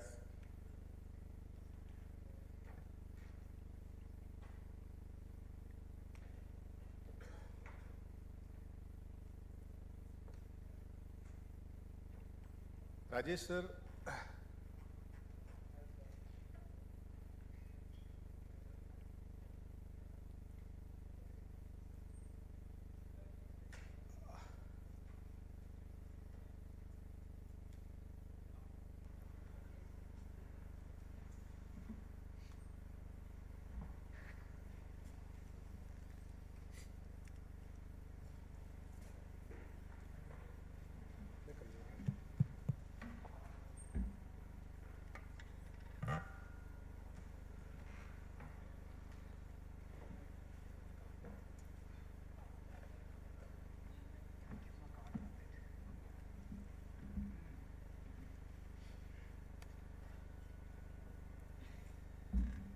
thank you, sir. Thank you very much. So, I request all the participants please be seated. And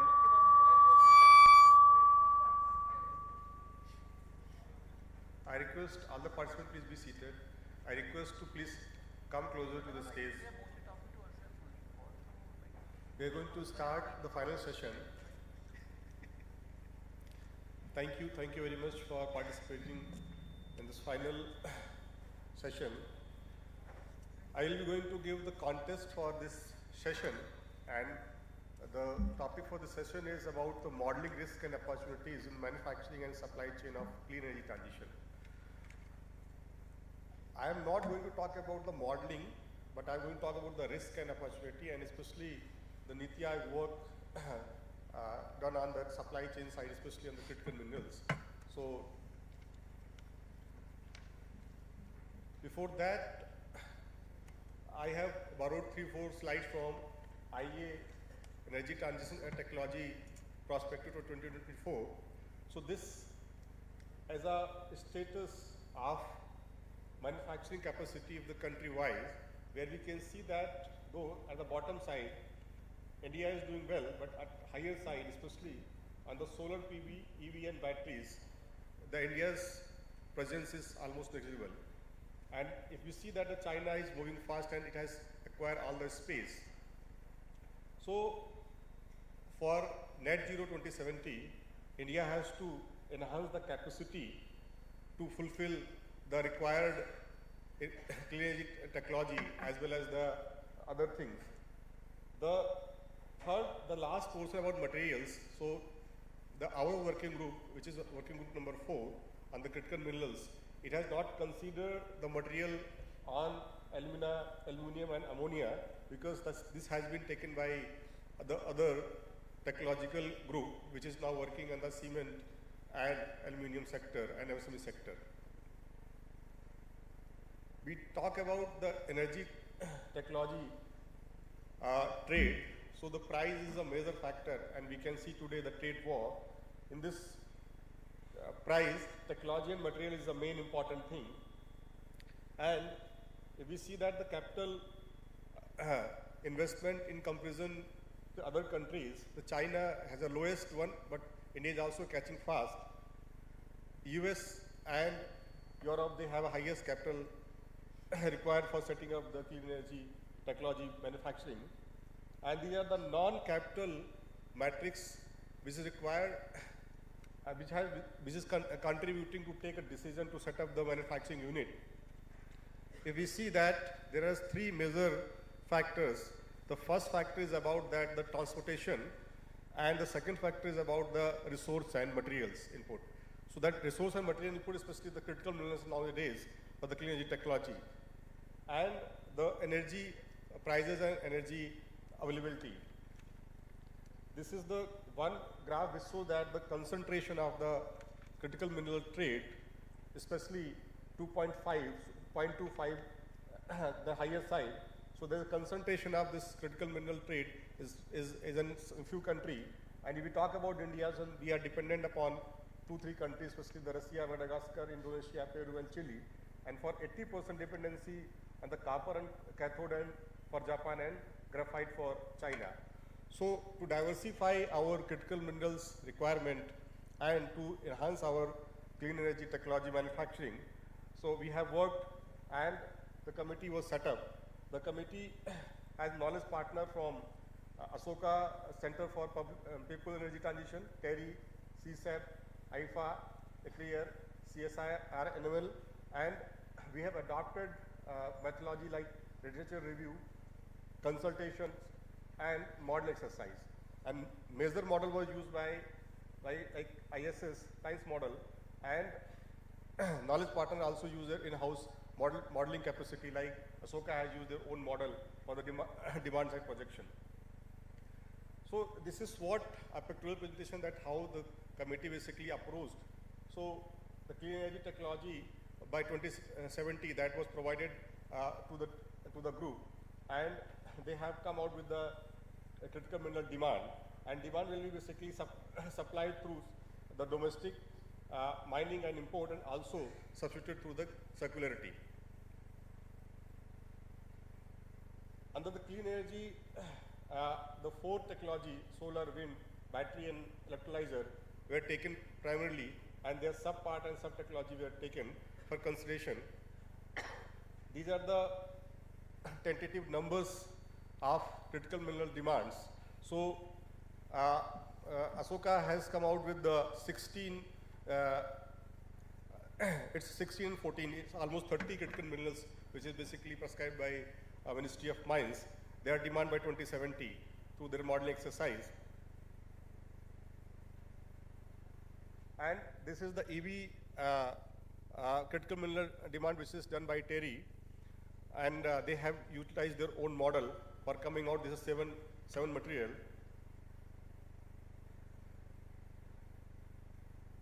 This is the demand projection by ECLIR. So they have given this understanding that how in 2 scenarios how circularity can fulfill the critical mineral demand, and what are the materials that is right now available through circularity and how this can be enhanced. This is the one graph which shows that the demand versus availability, especially the reserve and remaining reserve. This is the 4, 5 main minerals. This shows that the import dependency, how much we are import dependent on these materials. So there are 4, 5 strategies that we are thinking to adopt. The first one is about the diversifying our resource and risk mitigation, especially on the graphite, copper, and nickel sulfate, and lithium and nickel oxide, and also strengthening the global partnership to enhance our domestic mining and also converting our critical minerals into useful minerals. Then obviously the exploration and mining is one which already Ministry of Mine is doing. So these are the contests that had been taken, and now I request Dr. Chadha sir to moderate the session. Thank you.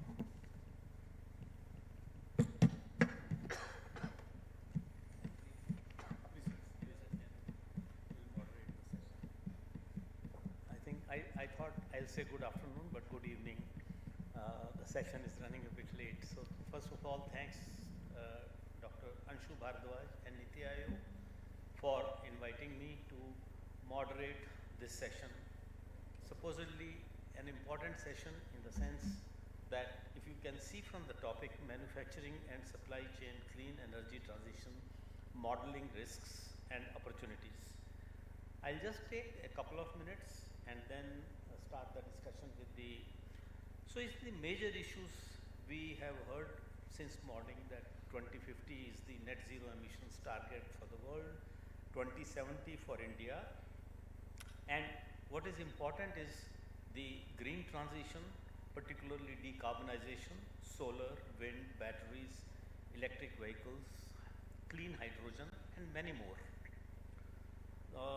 As you see, there is a rising demand for minerals that are critical for clean energy equipment, And there is a major resource challenge, that is concentration of extraction and processing.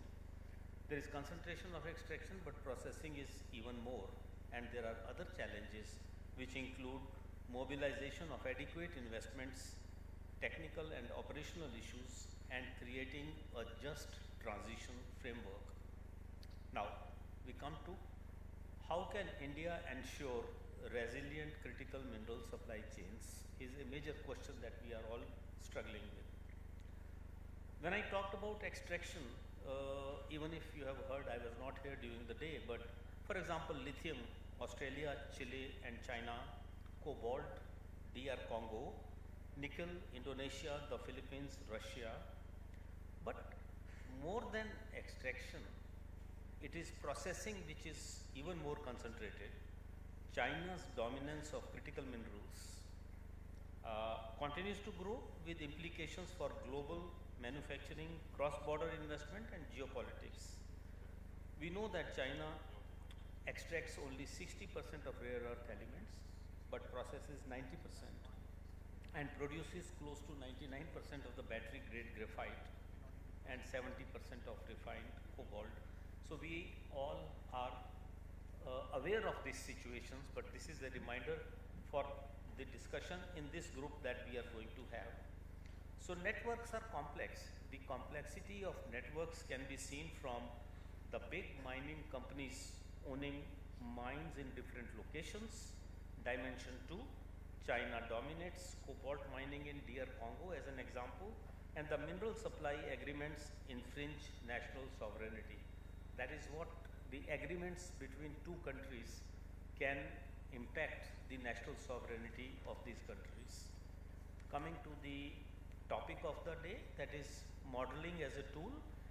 When we are shifting from fossil fuel to clean energy, modeling plays a crucial role. As I was listening to the presentation just before this group, models cannot solve the problems. Models are just a depiction of how the systems work under different modeling frameworks. And I would like to highlight the modeling techniques. Those who are not aware, probably the modeling of critical mineral supply chains and obviously for climate change, two things taken together, important for model decarbonization, energy system optimization, cost effectiveness, equity and inclusion, forecasting critical mineral requirement models. We have done some forecast for NITI Aayog like others. CGE models, computable general equilibrium models, IAMs that has just been presented. I won't go into discussion on that. Global change assessment models, GCAM, and climate emissions revenues and technology, CERT model, and climate systems dynamics models. Why I am raising the modeling issues? Because this session is supposed to be on models, and models can be of different types. We just heard the IAM model, but we hope to hear more in the coming discussion that we are going to have. Coming back to the distinguished panel that we have, we are missing Shri Dinesh Mahur, the Joint Secretary. We have with us Shri Sanjay Varghese, Shri Vaibhav Chaudhary, and Miss Ulka Kelkar. Very warm welcome to the distinguished panelists. And I would like to just begin with where we are missing Ministry of Mines. I'll just read one sentence from NCMM, National Critical Minerals Mission, seeks to develop a holistic action plan through strategic interventions in the form of policy reforms, financial support, infrastructure facilities, human resource development, technological advancements and international collaboration. In a way, I have summed up NCMM. The government aims to build a globally competitive and resilient critical mineral ecosystem for India. The summary is all very well intentioned, but how do we implement it would be an important element that I would have liked Mr. Mahu to discuss, but we are missing him. Maybe I'll intervene at certain times. Second, to Shri Sanjay Varghese, I am first reading for welcome note as well as a question for you, and then I'll keep going on as I'm going on in the order that I was given the listing on.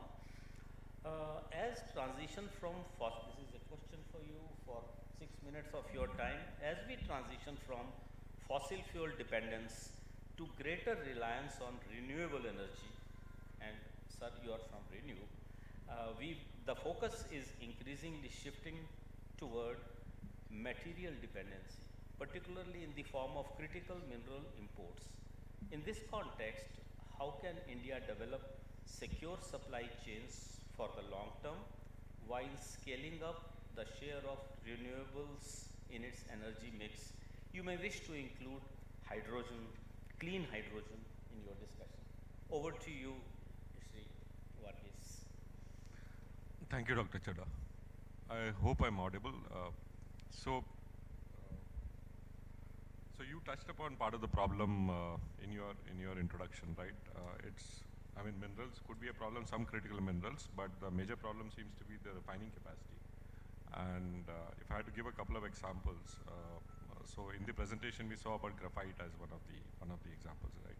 One of the critical materials. Now graphite is used in battery manufacturing as the electrode, so it's a critical material. And the problem is that 90% of graphite refining capacity today sits in China. And graphite is also used in the solar and the semiconductor industries, not as an input material, but as an inert material in the process. Basically, we use graphite crucibles for melting silicon, or even for in the chemical process while carrying cells, etc.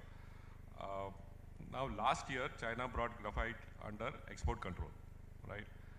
Which means that every export of graphite out of China now requires government approval.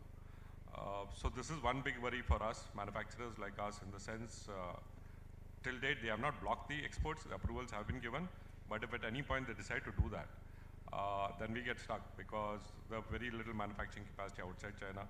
There's some capacity in Europe and France, but that's something that keeps us awake and gives us sleepless nights. So that's one example. The other example, is the silicon material itself, right? Now the raw material for silicon is quartz. Now quartz as a mineral is available abundantly. There are sufficient mines available in India also.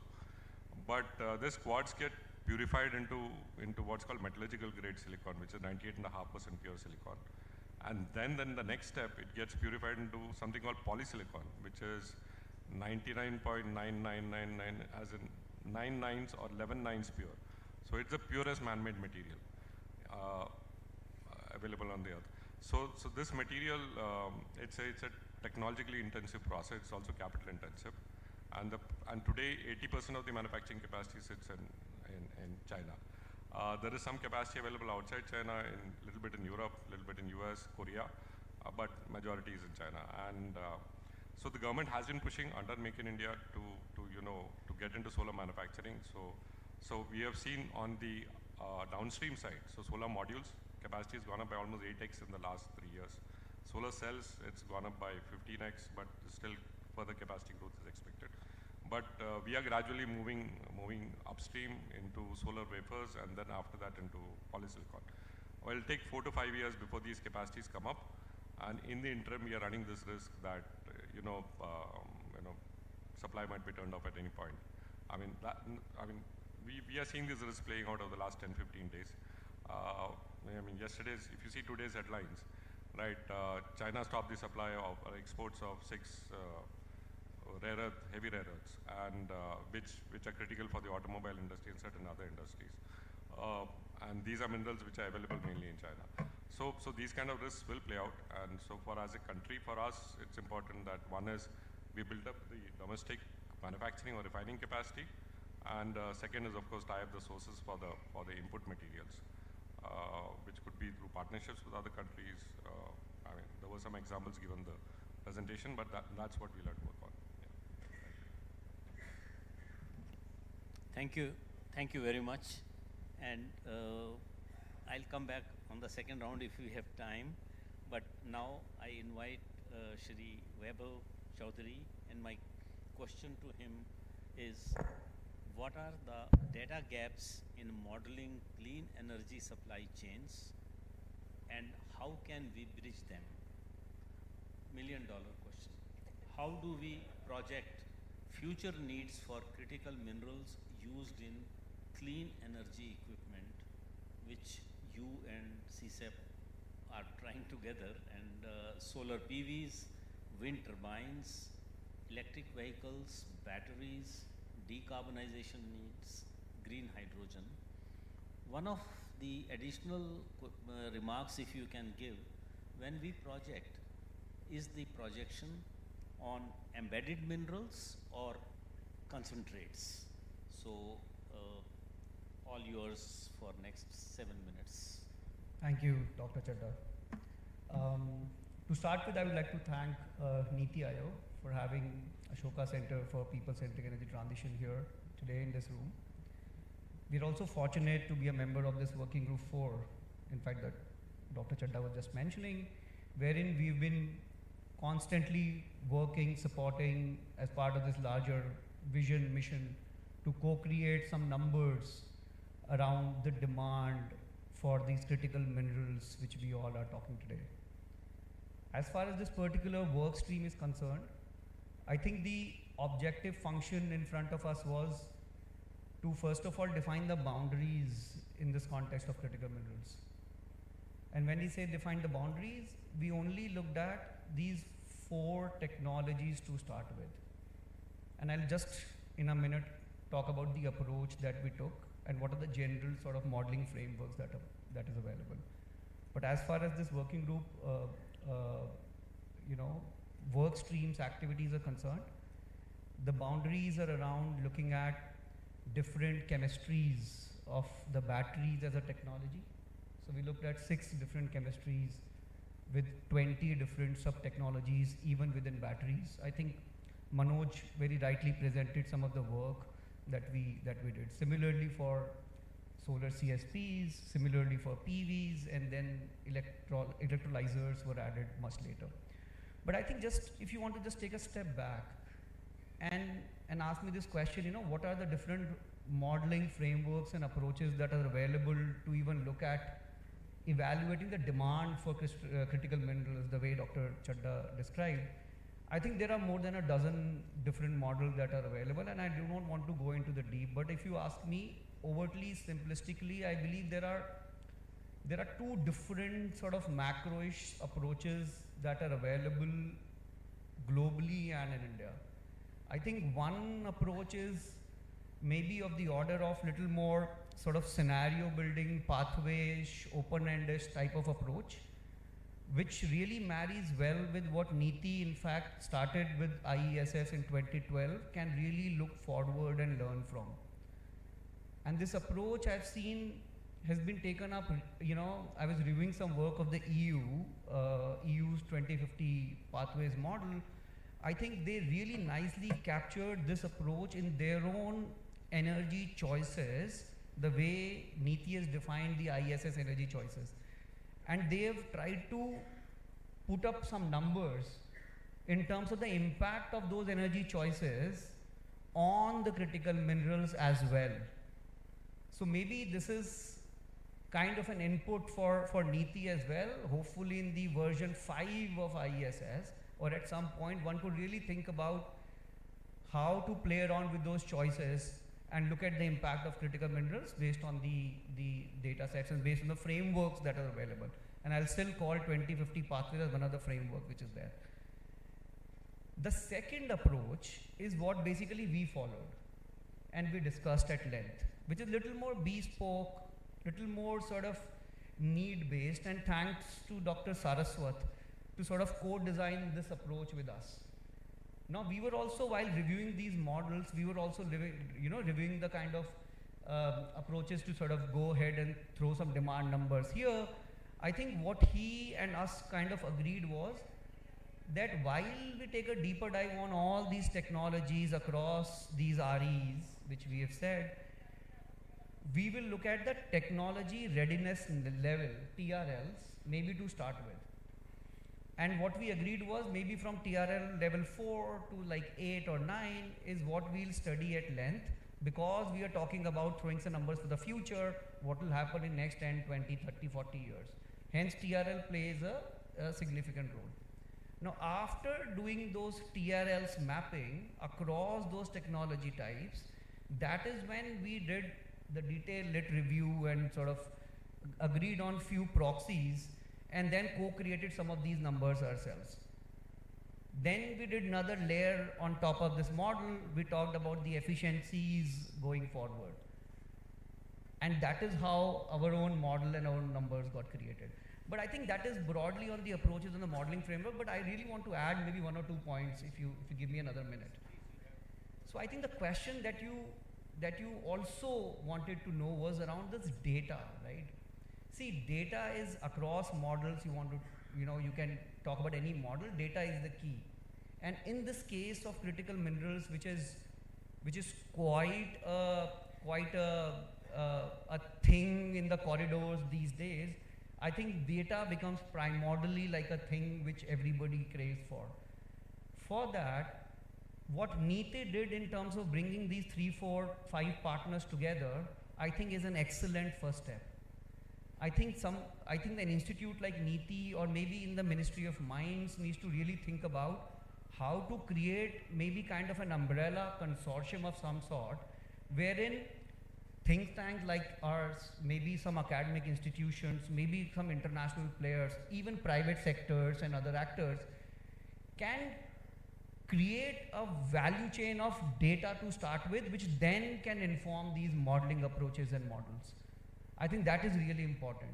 We as ACPET, we took a first step, and my colleagues Animesh and Soumit, they're all here, who are the ones basically kind of designed these models as well. I mean, they took a first step, they created a consortium because we do not want this whole momentum to die down after a month from now when our reports are like published. We really want to continue this momentum and sort of co-create some of these open source data sets which then would be available. And we believe at some point we could also link our ISS version 4 or maybe version 5 and put those own proxies from some of the work that we have done and maybe other colleagues have done and see the impact on the critical minerals as well. I think that will be again a fascinating exercise. So this is what I have to say now, Dr. Chadha. Back to you. Thank you. Thank you so much. I think very important points about, because models are important.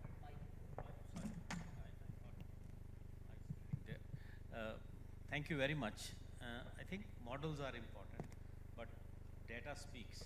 So data is equally important, and it will be good to generate very good quality data for further work. Now I give it to our distinguished panelist, Ms. Kelkar, and this is regarding how can models support. I'm being very specific, otherwise I would have lost my way. How can models support integrated planning across ministries, mines, industry, energy to build resilient, secure and sustainable supply chains? This is a question, but your comments on modeling decarbonization pathways for the Indian economy, what are the key drivers to make it happen? Over to you, Ms. Kelkar. Thank you so much, Dr. Chadha. I'm going to start with a comment that actually Anjali made earlier today in her presentation, where she said we need to go beyond the diversity of models to the interoperability of models. So I'm going to actually give 2-3 examples today about using different types of models, connecting them with each other, and using them really for integrated policy making or policy questions. One of the examples I'm going to give is from a systems dynamics model that we use called the Energy Policy Simulator, and another one is the Green Economy model. And the idea of a systems dynamics model is that it's not only the climate that is changing in our country, everything is changing. And these have feedback effects on each other. The other kind of model that we use is a very sector-specific, detailed technology model. This is called the FTT model, which is the Futures of Technology Transformations. And the idea here is to better understand how technology diffusion actually happens, how new innovative technology replaces older technology, how it considers the kind of path dependency that may exist in a country. So I'll just give a couple of examples. One is from the industry sector as a whole. And if you look at the industry sector, we find that it is actually likely to overtake the power sector as the largest source of emissions. By just 2035, industry sector emissions, and this is both energy use and process use, are projected to double and become 41% of the national emissions. There are also opportunities here. For example, you could have fuel switching with greater adoption of electrification, clean electricity, and green hydrogen. Currently, it is something like 17%. By 2035, it could become something like 30%, and this would make a significant contribution to reducing emissions in the industry sector. But this also comes at a significant cost. Our estimates are that something like $750 billion in 2018 prices would be required between now and 2035. Now, the reason I'm talking about 2035 and not 2070 is because this is when the next round of NDCs is supposed to apply to or target 2035. And India has never had a sector-specific NDC target. We've always had an economy-wide target. So could we consider perhaps a sector-specific target for the industry sector, given how important it is becoming? And could we make it a conditional NDC, given the large amount of finance that is required? Perhaps the Ministry of Finance, MOEFCC, industry ministries could come together and think of a conditional NDC subject to the additional finance flowing in. The second example that I want to give is from the steel sector specifically, in terms of different types of policy levers might be tried out. For example, you could have a carbon tax. You might set a mandate for how much clean steel production should happen. You might use subsidies or public procurement. And we try to model 5 types of policies separately and then also together. And to cut a long story short, what we find is that the best combination is when all of these different types of policies are being applied together at different levels. That gives the most shift in terms of shift towards clean steel production technologies, for example, use of green hydrogen, and also the maximum emission reduction compared to the baseline. Each of these policies separately also has some impacts. So for example, carbon pricing, it can lead to a greater adoption of electric arc furnace based on scrap steel. But the catch over here is the availability of scrap steel. So each type of policy may have a larger or smaller impact in India, but the combination of all 5 policies is something which is very relevant.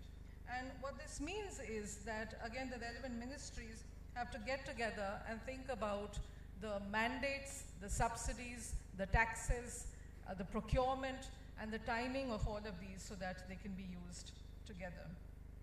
So the policy question over here is not to rely on any one single measure. The last example I'll give is actually from the critical minerals, Dr. Chadha, that you spoke about and Manojji spoke about also earlier. And here we have taken some assumptions from the ISS. So similar to Working Group 4, we've taken some of those assumptions about how much solar would be manufactured domestically versus how much could be imported in the form of modules or minerals. How much minerals do you need for the battery technology, the battery storage to support this massive transition? And we find over here that in money terms, so Weber, you showed some of the, and you spoke about, and Manojji spoke about some of the physical quantities. But if we were to convert this into an import bill, currently we have something like 0.04% of the GDP as our critical mineral import bill. And by 2070, we find that in a net zero scenario, the 0.04 increases to 0.14% of GDP. It is a large number because the GDP is also increasing, but what would be larger still is the savings on the fossil fuel imports. the import of oil, coal as well. So the important takeaway over here is that this becomes relevant for the Ministry of Mines, for the Ministry of Petroleum and Natural Gas, for the Ministry of Heavy Industry, which is going to use these things and try to generate domestic manufacturing-based jobs, MNRE of course, and especially the Ministry of Finance, because a less import bill also means less taxes from some of these fossil fuels. So I'm going to end there by talking about really just that this India Climate Energy Modeling Forum is really an ideal forum which brings together all of these different perspectives, brings together all of these different modeling approaches. And if we can indeed teach each other, work with each other, I think we can come up with some very interesting questions that no one model may be able to answer. So thank you very much to Niti Aayog for the opportunity to contribute to the ICMF and also to today's discussions. Thank you. Thank you, Ms. Kelkar, for keeping up to the time. And since we don't have the Ministry of Mines represented here, I have one or two questions which were ready with me, but I think you ended with that so that I can ask for comments from each of you. You mentioned the GDP equivalent of critical mineral imports as 0.04 and then 0.14. My question is, are we taking the exporting countries for granted that they will send us the critical minerals at the day, Wednesday we require, and Thursday we get it? Sorry, that's not going to happen.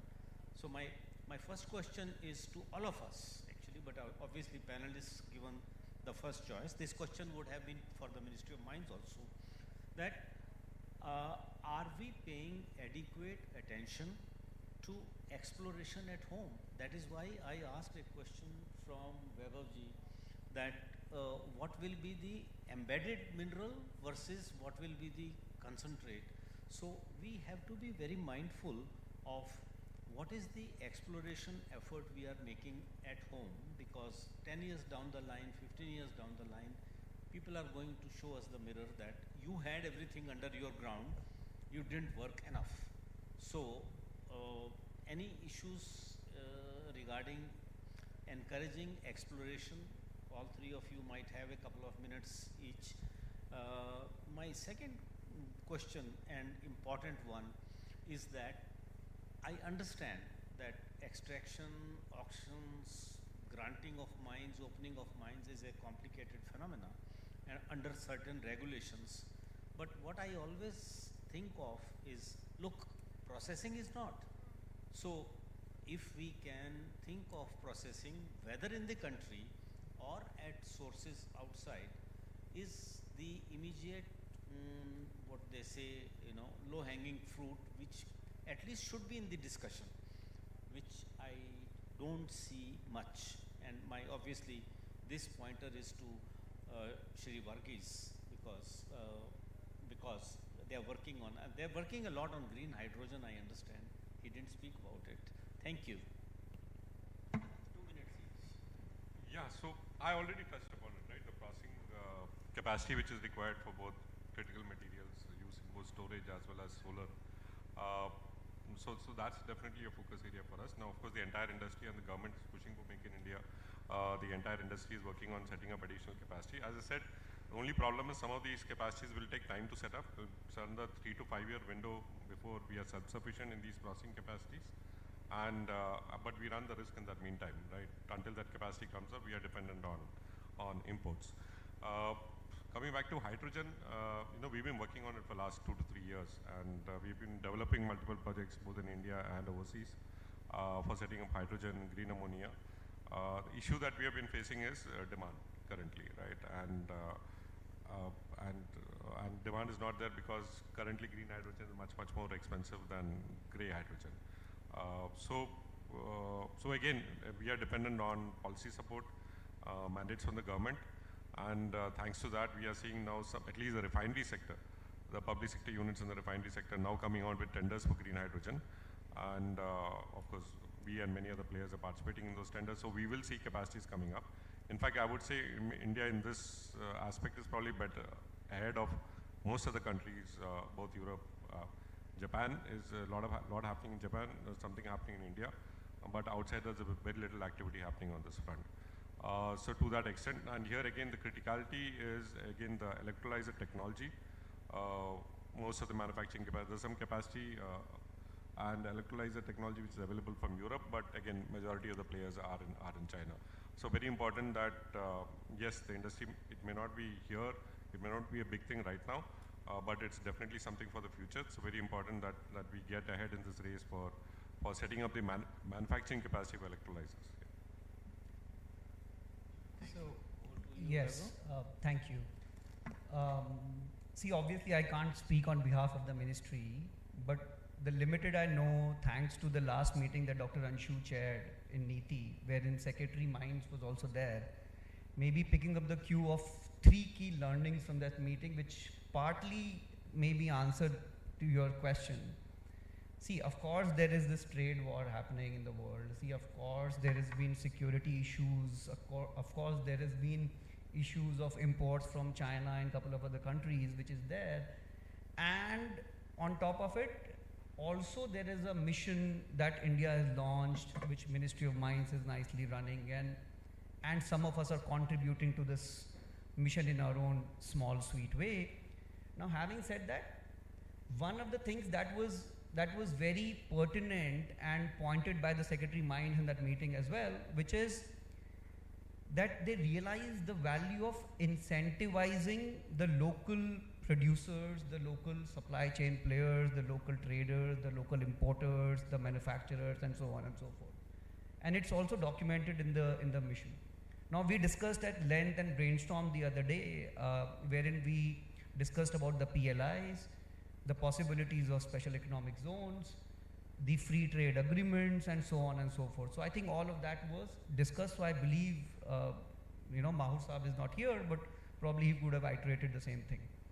The second thing was around what Ulka, I think you mentioned, 0.05% of GDP today, and maybe in few years from now it will be like 0.14 or something, which is going to be fairly significant.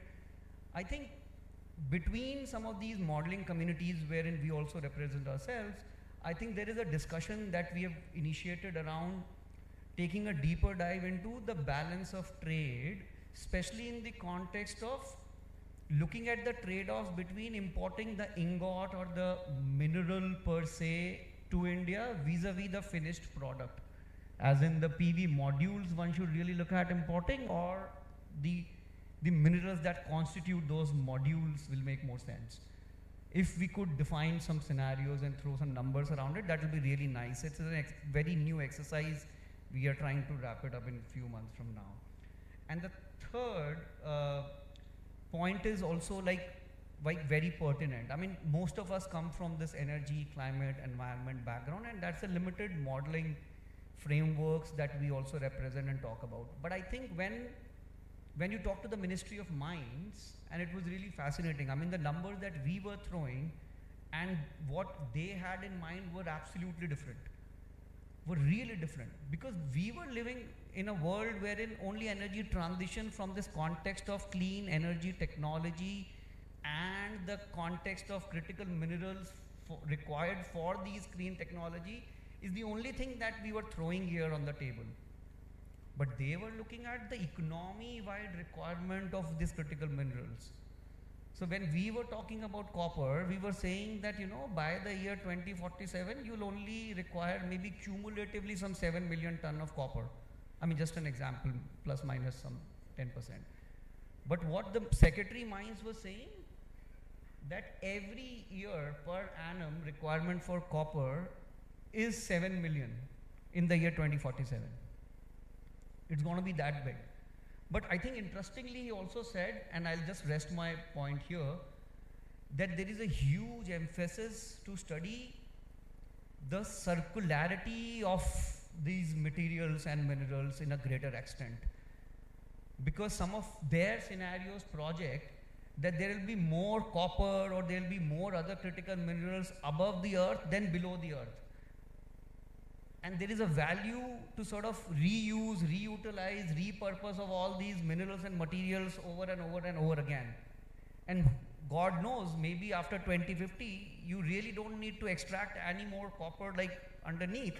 Maybe there is enough available, I think, above the earth. So I think those are the discussions which are fairly live, and we were part of some of it. I hope I could answer maybe some bit of what you tried to ask. Thank you. And I did attend the meeting with Dr. Bhardwaj and Secretary, though I was online. So I would insist my point again. The issues of exploration need much serious attention, much more attention. So even if I am repeating myself, over to you, Ulka. I'd like to just actually continue from where Vaibhav left off on the point about circularity. And you're absolutely right about the emphasis on both exploration and processing. But on circularity, I think there needs to be a human angle to it as well. The e-waste recycling that is happening, if the workers who are involved in processing and handling the e-waste can be given the true value of the material that they are handling, if we can create dignified jobs for them with decent working conditions and reliable pay, that would be something that would complete the just transition that some folks have talked about today. The second angle of this is on the exploration.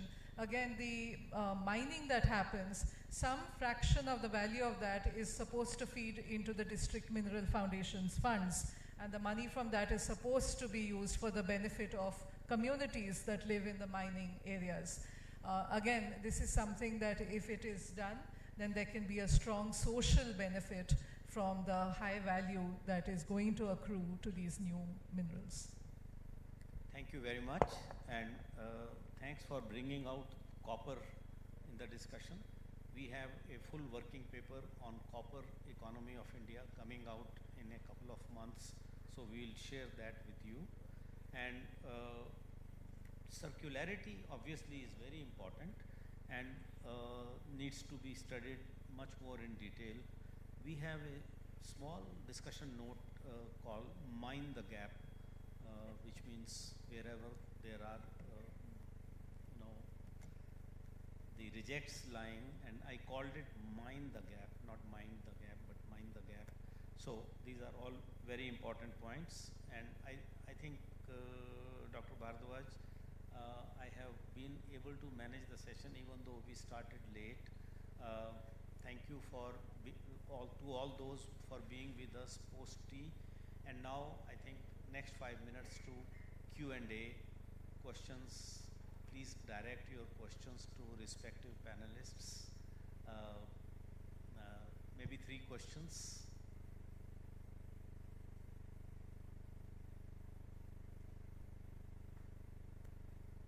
I thought this was interesting enough topic, provocative too. Yes, please. Identify you by your name. Hello. Yeah. So this is Amit from ICRI. So we had a discussion over the process, like the capacity of this, like the reserves we have. So the exploration as well as the processing. So the question directs that whether we prioritize the processing capability as of now, what we have seen the trend of growth, the energy transition. So processing is more prioritized or the exploration of these reserves. So what would be the priority as of now? And the second question goes that everyone is talking about the critical minerals, but what about graphene?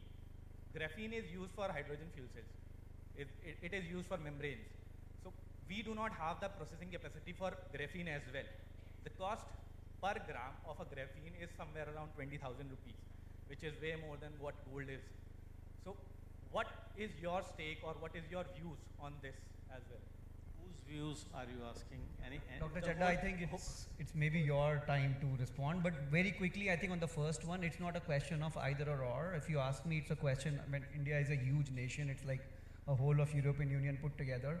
So I think you need both processing and exploration with the same pace. But over to you, Dr. Chadda, maybe you have something else to add. Thank you. I think your first question is very pertinent, that it is not either or, it is both. And when you talk about reserves, A little more mining economics will tell you that there is a difference between resources and reserves, and we have resources which have not yet been converted to reserves, and even if they are declared as reserves, the junior miners, which I was not, because this will be a longish discussion, the junior miners will have to explore that much further beyond what it has been already done as reserves. So exploration is important. What I said is, since exploration, auctions, actual mining takes time, it all should be done as it is clear from NCMM. Processing has lower regulatory regime restrictions. So FDI, to the best of my understanding, is 100% free. Why is it that we are not getting to the stage of processing? I don't know. That's my question also. On graphene, if anybody has knowledge, please speak. I don't know about it. 1 gram, 20,000 rupees. So not particularly about graphene, but if I talk about polysilicon, the material that I talked about earlier, as I said, most of the capacity sits in China. Now, why is capacity not coming up in India? Because one, earlier, whether demand was there was a question, but now that is no longer a question, right? Installed capacity in India now annual is 25, it's expected to go up to 50 gigawatt a year. But the main issue is whether you can compete with imports, right? So industry needs some amount of support in terms of protection for at least some time until they are able to catch up with the cost which you have from your competing nations. So that's the kind of support, and the government has been doing it. So they made it mandatory to use domestic modules, for example. So solar module manufacturing capacity has come up. Now they've done it for cells, so that's happening. Next, they will do it for wafer and polysilicon is what we expect. So these capacities will come up, but it's a process which is taking time. Any other question, please? There is another hand. Identify by your name. Hi, am I audible? Oh, there is one hand there also, but you speak. Hi, thank you so much for your for the insightful discussion. My question is to Sanjay and Ulka. To Sanjay, my question was, we see that there is a lot of growth of smaller players in India that are looking to develop mineral extraction from secondary sources, such as end-of-life batteries or other technologies. Do you think that there is a scope for that scaling up in India, wherein end-of-life technologies and mineral extraction from that can actually become a large-scale industry in India? And to Ulka, my question would be, you spoke at the end, towards the end of the discussion, you mentioned the sector that's considered informal in the recycling space. That sector is huge. There is a large market for copper recycling, at the very same time for e-waste recycling. I'm not really sure if currently there is strong incentives for them to become part of this whole formal sector, which is looking to look at recycling for green transition.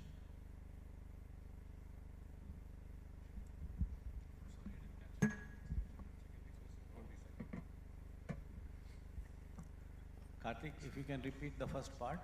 You said extraction from secondary sources, but not recycling. No, because this is just concentrated on mineral extraction from secondary sources. They're not really, they're looking at refining and extracting mineral from what the end-of-life batteries are. Yeah, that's like recycling, sort of, right? Yeah. Yeah, so it's something that the industry is working on. There are a lot of research projects going on this in solar, for example, and in batteries also this will happen. So battery, I think it's a more commercially viable case. Solar, as of now, the cost economics is not there. Because in the solar panel, there's a lot of material which goes in. There's glass, there's aluminium. Those can be recycled easily. Then there is copper, which is used in the ribbons. And then there's the silicon. The silicon is very difficult to recycle, but people are working on extracting things like the silver paste, which is used. So from which the silver can be. So some of the materials can be extracted from there. Copper, silver, aluminium. So these are three main things that I can think of. The other material, the silicon, is a little more difficult. For that, the commercial case has not yet come up. So the people who are working on this, including us, because circularity is important for us from a sustainability point of view, And I'm sure this will come up in a big way. Yeah. Thank you. I'll just very briefly answer that. I think the formalization of informal sector jobs is seen as a goal by many, not just in the e-waste sector, but say brick industry, construction, so many different sectors where we have a very large informal economy. As long as it leads to better, safer work conditions, more sort of safety nets, I think that is a worthy goal. What unfortunately seems to be happening is that it's almost like as if the formal sector is becoming more informal with the gig economy and sort of 0-hour contracts and all of that. So ideally, yes, it would be wonderful if those working in the informal sector were to get the true value of the material that they're processing and handling, and that would act as an incentive. I think from a purely modeling perspective, to bring it back to today's discussion, I think data on the so-called informal side of the economy would be much more helpful to make much more realistic projections and cost-benefit analyses. Because right now we ignore that entire sector of the economy because we simply don't have data on it to feed into our models. I think what we could do as modelers is at least use some proxies, even in the absence of perfect data or complete data, to use some proxies to try to at least estimate the impact on that component of the economy. Third question, I had asked for 3, so this is the third question and the last question. Good evening. I'm Nitish Srivastava from TERI. So my question would start from a specific example. So during my PhD, I built an PEM electrolyzer with an electrocatalyst loading of 1.5 milligram per centimeter square for iridium. So if I look at the values that are published or the data that is published in the domain, so the critical mineral demand is given like at annual terms or so. So what are the methodology that they use? Do they consider the uncertainties in terms of the loading, and also do they consider the potential of circularity that at end of life would be recyclable of, say, for platinum or iridium? So that is first. And second is the data. If I were to look into the data for a critical mineral, say for 1 kg of hydrogen functional unit, so the probable source would be LC inventory, if I could find one. And then it would be primary data, like for me, I did my study. And then it could be consulting some producer, which is also difficult in the current scenario because we don't have much manufacturing capability in India as of now. And even if it is so, the content of the loading is not certain. So how do you, any comments from your side on these issues? Who is the question directed to? Maybe Mr. Sanjay or Mr. Weber. Yeah, no, I mean, I have no clue about the part A of your question. That's probably for your PhD supervisor. But I think generally for the data availability, what I recently found, which was really fascinating, was there is this thing, and you just Google and check, called the Earth MRI, which I believe maybe a decade or more ago in the US Defense Department, I mean, they started working on it.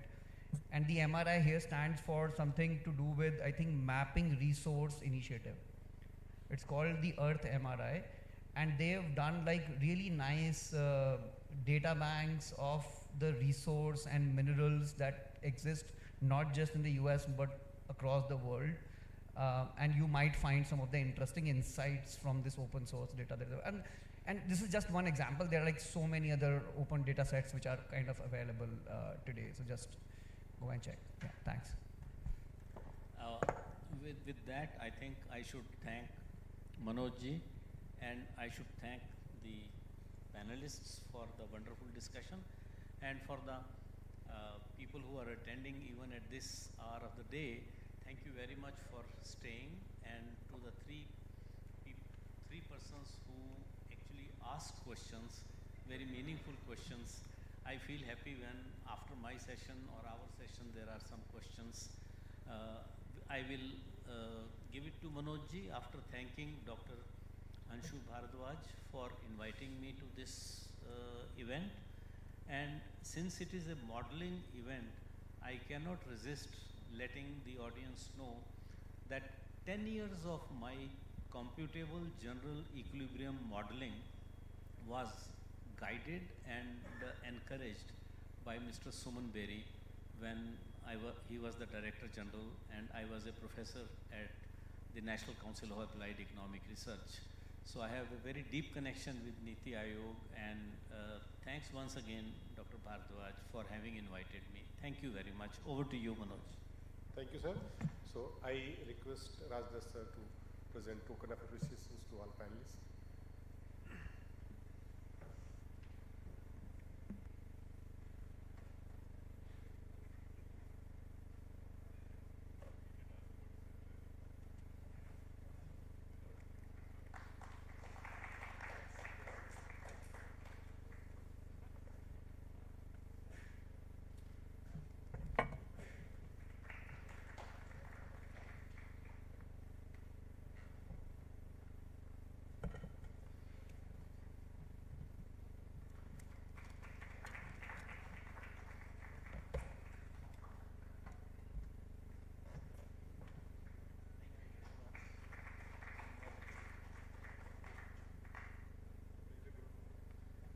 Thank you, sir.